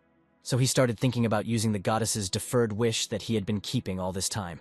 But now he found the clue. It happened when he became a saint. If we compare a normal saint and, say, an orc, the orc's base level of physical strength is much higher, but the saint's enhanced body will be stronger because it uses strength more efficiently. If so, I wonder what would happen if the body of a holy dragon were implanted. This is definitely worth trying to implement. Enter Joaquin Sicario. He asks if Eugene is okay. He had never seen this uniform on him before, Joaquin says. He was ordered to wear a uniform that corresponds to his current status. He asks to look at it. Eugene doesn't really care about such incidents. Here he sees the news of the death of the paladin Rayanhan Perkrid, the only apprentice of Lord Protector Grand Continuer. Kendra Aimbaker arrives at Felina Greensmith's office. This means that at that moment she was on the ship. She was in charge of supplying drinking water to their ship during the war with the Furlan Universal Association, before which she was commissioned to be the Lord Protector's guide around Fortestille. Having changed her job from street bard to journalist, Felina gained a reputation as a trustworthy reporter. She asks Kendra to tell her more about her position when someone walks in. They are currently conducting interviews. The man who entered says he is looking for reporter Greensmith. She is here, so he was lucky. This is Eugene. He wants to ask Felina something about the death of Paladin Perkrid, and she had better cooperate with him. For some reason, it's her again. The official report of the Church State is that Lord Protector Grand Continental's only apprentice, Paladin Rayanhan Perkrid, has died. You can't make him angry. Eugene asks if Felina checked that the Church State actually reported her death. She checked. But it's not that simple. Death reports come even when a paladin goes missing. She can't be dead. It is impossible for the Church State to get rid of such an outstanding fighter. They must have something in mind. Such a sudden announcement of death does indeed raise suspicions. But Edward is very busy now and can't help in any way. There are more than one or even two problems related to the war, and they all require his attention. He doesn't know how to deal with it alone. In any case, these are internal affairs of the Church State, and it will be very difficult to find out what happened. Maybe they will observe first. If he's that busy, this start will take too long. Eugene will figure it out himself, especially since he has something to experiment with. He travels to the land of the lizard people, the Ruthmarsh Alliance. If he flew through the sky, he would arrive much faster. But it would be like putting up a poster saying Lord Protector of the Grand Continent has arrived. Even if it takes longer, there's no other option but to sail by sea. Even though it's a waste of time, sometimes it's nice to feel like a carefree passenger while the pirates approach. They tell you to give them everything you have. Fire appears from somewhere. The pirate ship explodes. It turns out that lizard people are capable of this too. Eugene arrives at the Rutmash Alliance port on the Smooth Coast. This place is simply a paradise for lizards. All the lizardmen of the Endless Forest looked similar. But here, all the species are incredibly different. First, you need to collect information. Until now, the leader of the lizard people has never shown himself in public, and with so little information, it is unclear where to begin. He will start with what he does best. Within a week, the monster destroyed 5 more villages. Everyone describes his appearance differently, so they don't know his true nature, but they have figured out his next target. It looks like he's heading towards the swampy mine. We must immediately issue an evacuation order and send only the most experienced adventurers there. After some time, the adventurers arrive at a swampy mine. They need to be on guard. This villain doesn't leave a single piece of flesh from his victims. If they suddenly discover it, let them send a signal immediately. One of the adventurers is grabbed by a big fish. It looks like a shark, but it's unclear where it came from in the swamp. The little adventurer turns on the stone pillar. A shark's fin appears from the water. Then the pillar pushes it out completely. It is unlikely that this monster is capable of moving freely in the air. The lizard throws a spear at him. The monster dodges. It is incredible that a shark could fly. He's about to dive into the water again. We have to stop him. Another adventurer turns on the stone shield. A stone grows in the monster's path. He broke through it, but seemed to get stuck. Gotcha. It is cut in half. The adventuress says she has aged 10 years. Here, the two-headed shark bites off their heads. The adventurers are puzzled as to what just happened. Then a two-headed shark attacks them. Eugene picks up the severed head. It's time to begin. He brings the head to the head of the Smooth Coast. It was found in a swampy mine, apparently. This is the monster that has been raging lately. Sadly, next to his carcass lay the corpses of adventurers. The head of the coast thanks Eugene for helping to save the honor of the adventurers. Thanks to him, they now know that they fought bravely to the last and did not spare their lives to save them from this misfortune. The fact that he came and told about it is also commendable. The head asks if he can do something for him, if it is in his power. Eugene asks if he can take this card. The leader answers in the affirmative. He attacked several villages and already swallowed up a whole bunch of lizard people. However, he was unable to obtain even a shred of information about their leader. However, he managed to discover something strange in all the villages he visited. There was an almost equal ratio of small, large, and medium-sized individuals. In simple terms, there are artificially established trends in their distribution. But that's all. Eugene couldn't find any information about the root cause no matter how many heads he searched. Speaking of which, that red lizard comes to mind. I remember he introduced himself as a dragon race. But until now, Eugene had not seen anyone like him in this country. Perhaps this dragon race is somehow connected with the king of the lizard people. It's worth checking out. Eugene comes to the head of the Smooth Coast again. He asks if he knows about the dragon race. The boss answers negatively and says that he has a lot of things to do. Usually, when asked about something unfamiliar, they ask what it is. True, this was the first time the leader had heard of such a race. But Eugene already understood perfectly well that he was not going to tell. He grabs it. I'll have to get inside his head myself. Every case is a headache. First the attack of the monster shark. Now the traveler who is looking for the dragon race. He will need to ask him in the report how to settle the issue with this guy. That's enough. The boss doesn't understand what he just said. There is someone here and something is happening to his body. So this is someone. It seems like he is the one Eugene is looking for. He comes into the sewer. A transmitter was installed here, with the help of which the mayor transmitted reports. The ordinary lizardman's vision cannot see anything else. But he has the eyes of a dragon. He's still pretending. Maybe he's so sure that of the two of them, he's the only one who sees Eugene. A giant something appears in front of him. It's like he's walking through the wall. So this wall was a magic diversion. Let him know his place, the miserable mortal creature. He will tolerate his rash statement only because he faithfully fulfills the role of guardian assigned to him. Again, this is him, so the mayor received instructions through an intermediary. Eugene changes his appearance. Now he has a dragon's head. The giant lizard asks why his body has the features of a dragon if he does not belong to the dragon race, because Eugene has eaten many like him. Then a voice comes from the transmitter asking what the noise is. The giant lizard kneels. He reports that an unknown person with dragon-like features has invaded the territory. The one whom the lizard called the master orders to bring him to him as a guest. The lizard tells him to follow him. The owner is waiting for him. They walk up a long staircase. The said master may be the same one. The leader of the lizard people, whom Eugene has been looking for so long. They come to the door. Behind them lies a field of grass with stakes driven into the ground. The sun is shining here. Eugene asks why the sun can be seen from here, since this is a dungeon. It's just an artificial sun. It is 18 meters in diameter and weighs 43 tons, making it the smallest and lightest cold fusion device in the world.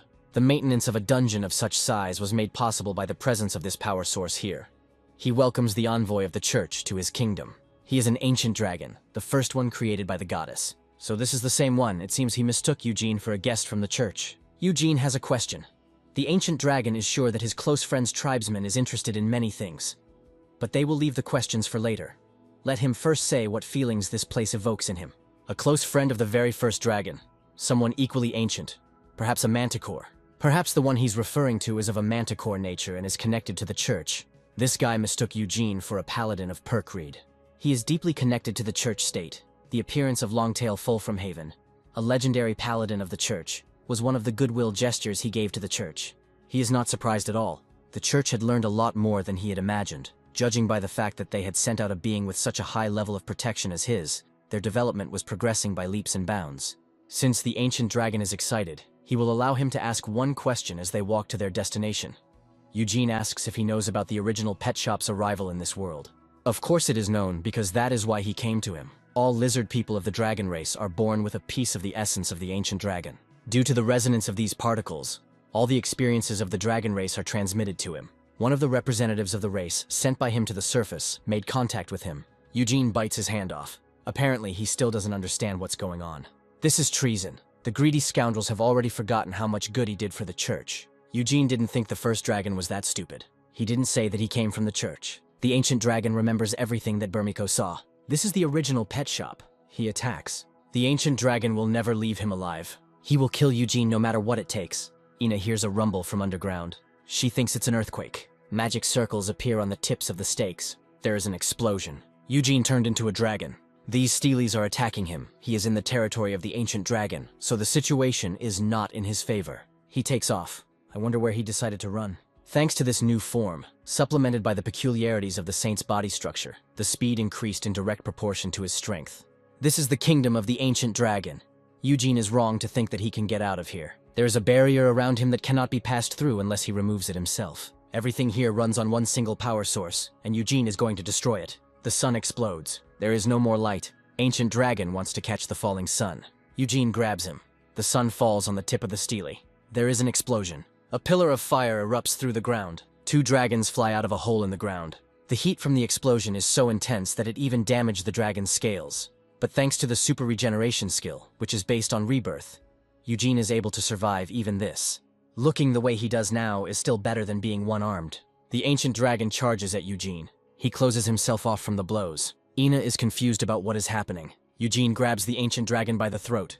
He is ridiculously weak, as if he had never fought anyone. The ancient dragon says that he spent all his mana defending himself from the explosion. He lost. This can be over. But Eugene has no reason to stop. He can't even imagine how much knowledge the ancient dragon has collected over hundreds of years of life. This is ancient wisdom known only to him. Ancient secrets. They are priceless. And for some reason this great body must become just a snack. He needn't worry. Eugene will inherit his vaunted knowledge. This means that he, like the ancient dragon's friend, can copy memory. A magic circle lights up above the dragon's head.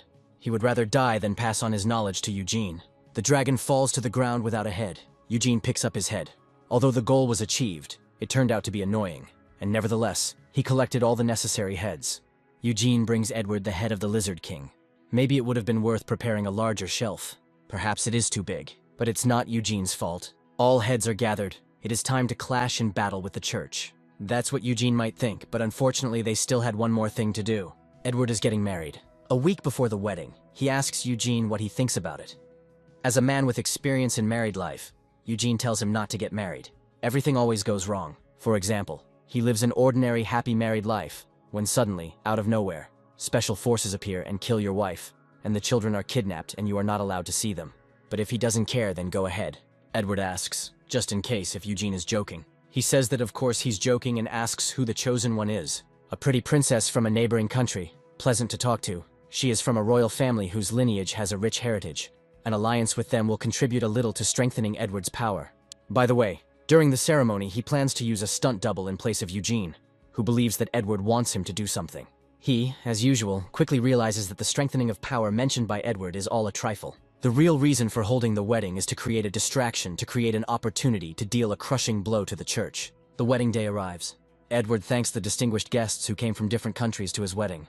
Someone once said that every person is the main hero of his life, but he will go straight to the point. All this is bullshit. He knows what everyone gathered here is thinking. They are mistaken in the idea that they occupy an important role for humanity, and they think like parasites, trying by hook or by crook to establish their positions. Sometimes he is visited by one obsessive thought when he sees how they, trash that can easily be replaced by others, behave like kings. He thinks how he can't wait to get rid of them all, and so he decided to put his thoughts into action. Even an emperor is not allowed to speak like that. This is where the carnage begins. Apparently, Edward is not afraid that the heavens will punish him. The cardinal will show him the power of the church's secret weapon, heavenly punishment. The guards at the great temple of Santa Almarusa are bored. Everyone has left for the emperor's wedding. Then some creature appears in front of them. One of the guards thinks it looks like a dog, but he is wrong. This is a monster. It is unclear where he came from in the very center of the city. Another guard orders to remain calm. The monster rushes past, eating one of the guards. Then he grabs the second one. Eugene still feels hungry. His abilities have a limitation. He can only reproduce and use the parts he has eaten. For example, if he ate a whole dragon, if he lost the dragon's arm, he would no longer be able to recreate the corresponding body part. He will only be able to use it again after he eats the dragon's hand again. But this problem did not cause him any trouble thanks to the super regeneration of trolls. As long as there are enough bones and flesh in his internal storage, then even having lost a dragon's arm, he can easily regrow the lost limb. But in the last fight, Eugene lost too much spare bone and flesh, and all because of the king of the lizard people. Eugene will take the opportunity to replenish his supplies. He attacks. It was enough to fill my stomach a little, and now he will go directly to the goal. Here someone cuts off his paw. In front of him is someone who looks like a paladin. This place is not meant for any monsters. They posted a paladin as a guard. It looks like there's something important hidden here. Eugene attacks, intending to swallow the paladin. He grabs her by the crest on her helmet. In response, the paladin steps on his paw. She then stabs him with her sword. Eugene tries to pull him out. His severed paw clings to the paladin. Now she is defeated. Eugene goes down to the basement. He knew that they would hide everything important there. The smell of flesh is felt. Eugene rushes in that direction. Suddenly he finds himself trapped. Water starts to flow from holes in the walls. If they try to stop him, it means he is on the right path. In the underground laboratory of the cathedral, they observe what is happening. They see bubbles on the surface of the water. The problem is solved against a representative of the class of mammals that breathes with lungs. There is no method more effective than this. You can breathe a sigh of relief. But by the way, this monster somehow made its way into the very center of the city. Moreover, it aimed at the cathedral. Something breaks through the wall here. Water pours out from there. This monster somehow managed to survive. He has transformed, he has gills and fins. The chief researcher orders the celestial punishment to be activated immediately. Eugene pounces on him. Stop being dramatic, he hasn't even bitten him yet. The researcher orders the heavenly punishment to be turned on again. Request for celestial punishment received from level 1 researcher. Coordinate tracking completed. Target identified. Safety device deactivated. The researcher presses a button to confirm the launch. A flash resembling a star appears in the sky above the cathedral. A pillar of light strikes Eugene. A device that releases a column of fire of an incredibly high degree at the specified coordinates. Apparently, this is the true essence of heavenly punishment. In place of Eugene, there is only a tail. A request for heavenly punishment was received from His Majesty the Cardinal. Meanwhile, Eugene begins to climb out of the steaming puddle. He approaches the explorer. He doesn't have time to press the button to confirm the launch. That's why heavenly punishment doesn't work. It is unclear how the request could not be approved after all the carnage Edward had committed. The Cardinal has become somewhat quiet. Perhaps there are problems. If not, he would like to continue the ceremony. This Cardinal's face is simply a separate form of art. In the end, he couldn't say a word. Neither about the purge at the ceremony, nor about the unidentified monster that had entered the cathedral. It is understandable. He cannot explain why, after all that carnage, Edward was not punished by heaven, and they do not have any clues indicating that the monster was Eugene. Edward asks how he likes the heavenly punishment. He was just wondering what kind of system it is. This is some kind of high-tech scientific device. Using dragon skin would be obvious, so he did without it. But if he were a dragon, he wouldn't have suffered any damage at all. This means that it is a scientific device, which is probably why no trace of magic was found during the investigation. According to the researchers' recollections, the first high priest was a man from another world, and the technology must have originated from there. There was a small hitch in the execution of the plan, a mere trifle, but still worth mentioning. Here a voice is heard calling for the Lord Protector of Grand Continent. He must appear before the Holy Inquisition. Soon, Eugene comes to their courtroom. It was to be expected that this would happen. When Rayanhan said that if they died now, the church state would know about it, she was referring to the tracking magic that was cast on the one who killed the paladin. He tried not to leave any clues, but when he encountered the paladin, he had no other choice. All people are equal before the goddess, no matter what the reason. By killing the paladin, Eugene insulted her, and his earthly title will not change the goddess's verdict, even if he is the Lord Protector accompanying the Emperor. The cardinal was very angry after Edward threatened him at the wedding. He said that all people are equal before the goddess. Edward asks if these words then apply to a man who came from a world that was not created by a goddess. It turns out that the Emperor knows the secret of the church state. For the church, such talk poses a serious threat. Creatures from another world are just street rumors. Under the sky created by the goddess, the existence of other worlds is denied. But if word gets out that this is not so, if everyone learns the truth, including the origin of the first high priest, then mass unrest will break out across the entire continent of Elmud, united by a single religion, the Church of the Goddess. Priests and followers will announce that they are going in search of the origins of the faith, and organizations will appear that question the foundations of the church, who will claim that the heavenly punishment carried out by the goddess may be a force from another world, and in fact, this will be the pure truth. This is heresy. It is incredible that Edward would say such nonsense right in front of the Holy Inquisition. This is an unfounded accusation. The court session was later hastily closed due to the cardinal's insanity. The chairman of the court is confused. The emperor's words took the cardinal by surprise. Suspicions are growing. Perhaps another world exists. Soon, the daily Elmud newspaper spread the theory of the existence of another world, and the goddess's influence began to crumble. The faction of supporters of the existence of another world consisted mainly of ordinary believers and ordinary priests, while the faction of opponents of the existence of another world mainly united the top of power. And it is unclear how, but the conflict on the basis of faith, accompanied by violent protests of the faction of supporters of the existence of another world, crossed the line and escalated into a civil war with the participation of armed forces. One of the churches was set on fire. Everything is going exactly according to plan. The falsification of the media and the zombification by parasites have borne fruit. This will destroy the church from within. Most of the followers defected to the faction that acknowledged the existence of another world. And although several aristocratic families sponsoring the church remained with them, their heads suddenly disappeared under unclear circumstances. This cannot be regarded as a coincidence. This is probably the work of the Grand Continental Empire. If this continues, they will be in great danger. But there is a way. If the High Priest has a plan, it must be put into action quickly before it is too late. They will kill the Emperor. Their main fighting force will be deployed. A few days later, someone approaches the Grand Continental's main gate. The guard demands to show his face and confirm his identity. Ina cuts off their heads. Meanwhile, the paladins attack the guards on the fortress wall. The head of one of the defeated guards regenerates. He grabs the paladin. Ina and the other paladins run forward. The decapitated guard holds his own head in one hand and the slain paladin in the other. He puts his head back in place, and he attacks the paladins who rush towards him. Eugene hadn't seen Ina for a long time. She must have eaten something really good if she became even stronger during this time.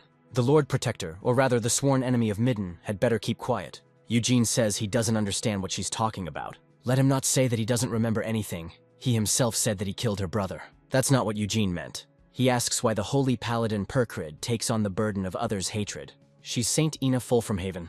Eugene says she wants to believe it. Ina begins to transform. This is truly Rayanhan's. The saint is the church's strongest asymmetrical force in this war. Such power will not fall into the hands of a pubertal girl obsessed with personal revenge. Although Rayanhan's can copy her appearance, her abilities are not enough to fully replicate a person's personality. She will give one piece of advice. As a former student and relative of Eugene, he must surrender.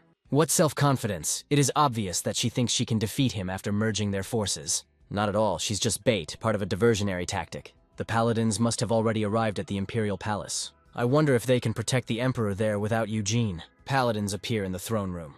They attack the one sitting on the throne. Rayanhan's doesn't know the Emperor very well, and he may not be particularly skilled, but there is another explanation for his long life. If their target was his head, that's where Rayanhan's should have been sent. There was no Emperor on the throne, so they invaded his domain. Edward doesn't know whether they are brave or stupid. It's a trap. Paladins are pierced by laser beams. They must have decided that Edward was nothing special since he was hanging around with Eugene. Rayanhan's is contacted and informed that the plan has failed. She turned a little pale. Eugene asks what they will do now. Rayanhan's takes off running. The 36th stratagem is to conserve strength by avoiding open confrontation. Breaking news, the church suddenly attacked the Emperor Grand Continuer. It became known that behind this is a faction that denies the existence of another world, opposing the faction for existence. The attack on the church, which took place under cover of night, was already made public in the morning and became a huge shock for the people of the empire. The shock that the church was the instigator of the attack soon turned to anger, and when it was said that by aiming at the emperor, the church intended to break the faction for the existence of another world, guarded by the imperial palace, the indignation of the people turned into open rage. Although the pretext was false, it did its job. The church lost its followers and could no longer secure their faith. Further events developed strictly according to the emperor's plan. The clergy could not commit murder at the will of the goddess, which means they acted arbitrarily. And this suggests that the faction that denies the existence of another world, that is, the church, is heretical. And the Kingdom of Grand Continuer declared war on the heretics. The assassination failed, and not only did they lose the paladins, they also gave the damned emperor a reason to start a war. So much money was invested in the creation of the saint, there is no justification for it. It was worth at least killing this snake, his faithful henchman. And Ray and Handsome ran away with her tail between her legs. If they lost the saint too, they would have no way to resist them at all. Instead of chatting, it's better to get busy preparing for war. There is a battle on the border between the church state and the Grand Continent. It turns out that there are paladins here. The soldiers retreat. They suddenly tuck their tails between their legs. Apparently this was part of their plan. An army of clones appears in place of the escaped soldiers. Thanks to the army of cloned soldiers, the victory in the battle on the border remained with the Grand Continenter. The church was forced to retreat to the center of its lands, where it erected a last line of defense, fencing itself with a protective barrier. Robbery, rape, murder, theft. It's a wonder his head is still on his shoulders. That's a serious case for the death penalty. Apparently it's all about royal blood. In any case, now he is more suitable than anyone else for the upcoming task. If he were not a member of the royal family, Edward would have executed him long ago, but if he succeeds in the task, all charges against him will be dropped. He would have rotted in prison for the rest of his life anyway, so he had nothing to lose. When he returns to the palace, he will tear to pieces all those bastards who snitched on him. Birds fly out of the backpack and mice scatter. It is not clear what the point is in releasing these creatures. Then a bullet hits the ground next to him. Let him move. Damn this general, he probably doesn't even know who he is. Once he finishes the job, he too will be in trouble. He suddenly starts burning alive. Edward, of course, expected anything, but he didn't think they would install something so deadly. As experiments have shown, for small creatures the last line of the church state does not pose any threat, but as soon as creatures whose mass is close to human cross the barrier, they immediately spontaneously ignite and burn in terrible agony. I wonder how to get through this thing. Come to think of it, Edward has a friend who can change his body however he wants. The radius of the barrier is approximately this. They threw animals and prisoners here and there, and as a result they managed to create a circle of this size. For reference, the sparrow flew calmly through the barrier back and forth, but the ostrich spontaneously combusted, although both were birds. Even among dogs, small breeds survived, while large ones died. Similar results were shown by an experiment on monsters. There is only one conclusion: large individuals die, while small ones survive. Eugene asks if there is a connection with species membership. Edward doesn't want to rush to conclusions, but they suggest that the only condition is body mass, and that's exactly the trend that was observed during the experiments. However, humanoid life forms like humans, dwarves, or beastmen would all burn up no matter how much they weighed. But Eugene is able to transform into other life forms, changing his body weight accordingly. In general, he is the only creature that can change its biological species and body weight.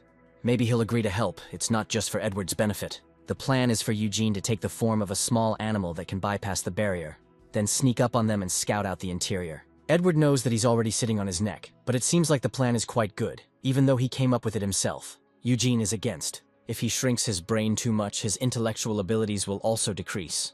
And if for some reason the barrier works, he could burn to the ground before he even starts regeneration. It's too risky a plan for him. It would be better if they went the opposite way. Eugene just recently got something big. Edward thinks he's acquired some kind of mind-blowing ability, but it's big in the literal sense. He saw it too. Eugene comes out of the tent. He transforms into an ancient dragon. A single flap of his wings creates a whirlwind. He soars into the air, and he rushes towards the church state, but something flies towards him. Blades of light light up. His wings have been cut off and he is losing his balance. It's time to start their war. Eugene had been spotted a little earlier. The researcher was not sure that the plan would work. No matter how you look at it, this is pure madness. Sometimes there comes a time when even in your right mind you have to do crazy things. And this was the idea of the most holy.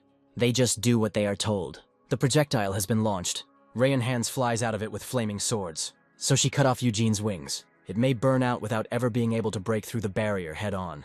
Eugene falls onto the cathedral spire. Something starts dripping from it. This damn monster died after all. Here they realize that it is spreading acid poison.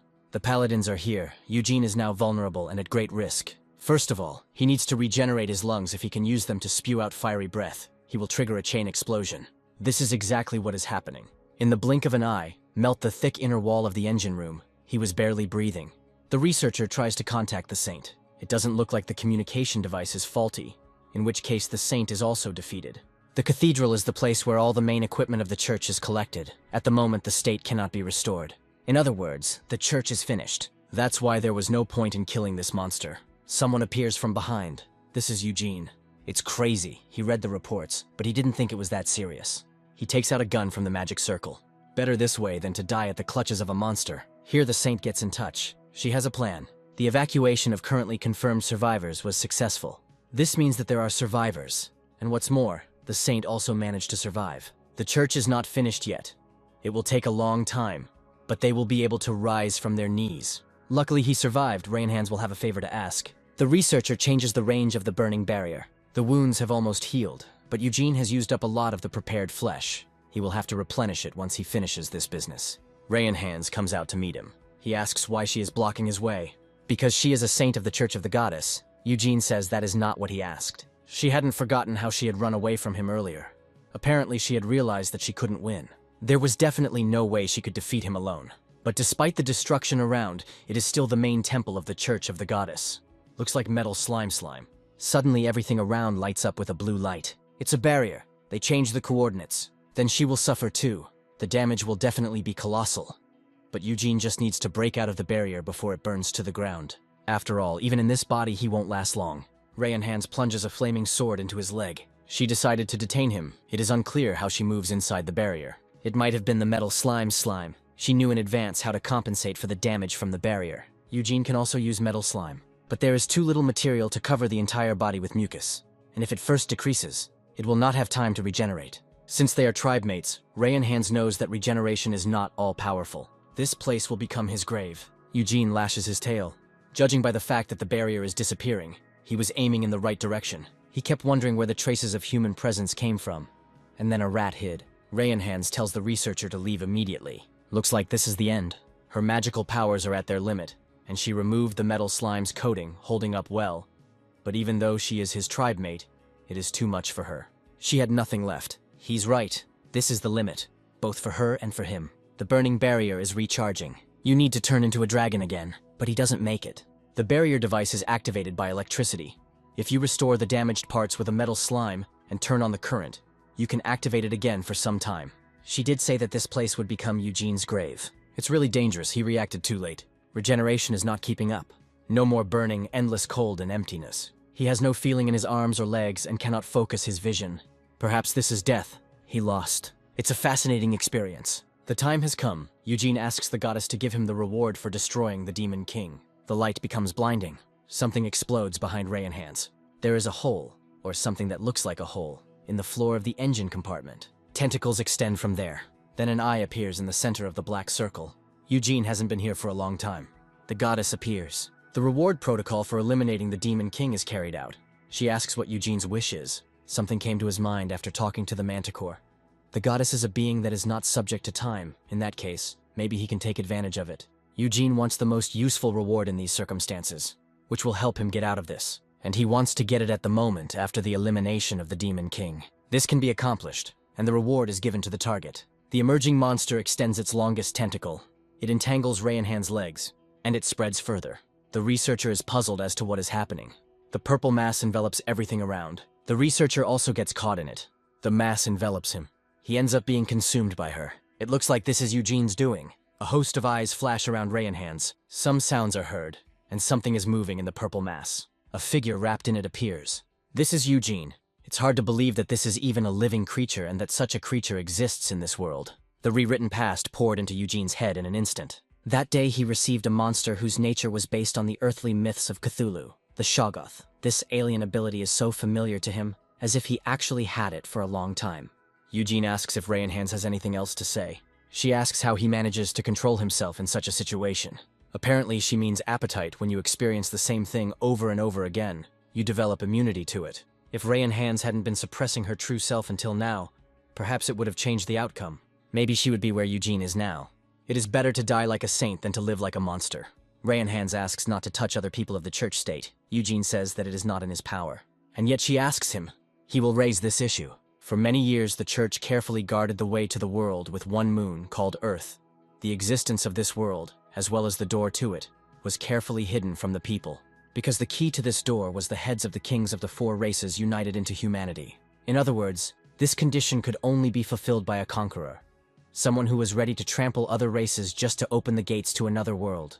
Whether madmen devastate the sacred lands discovered by the first high priest, or whether the continent created by the goddess sinks into flames, Eugene does not care what happens to this world.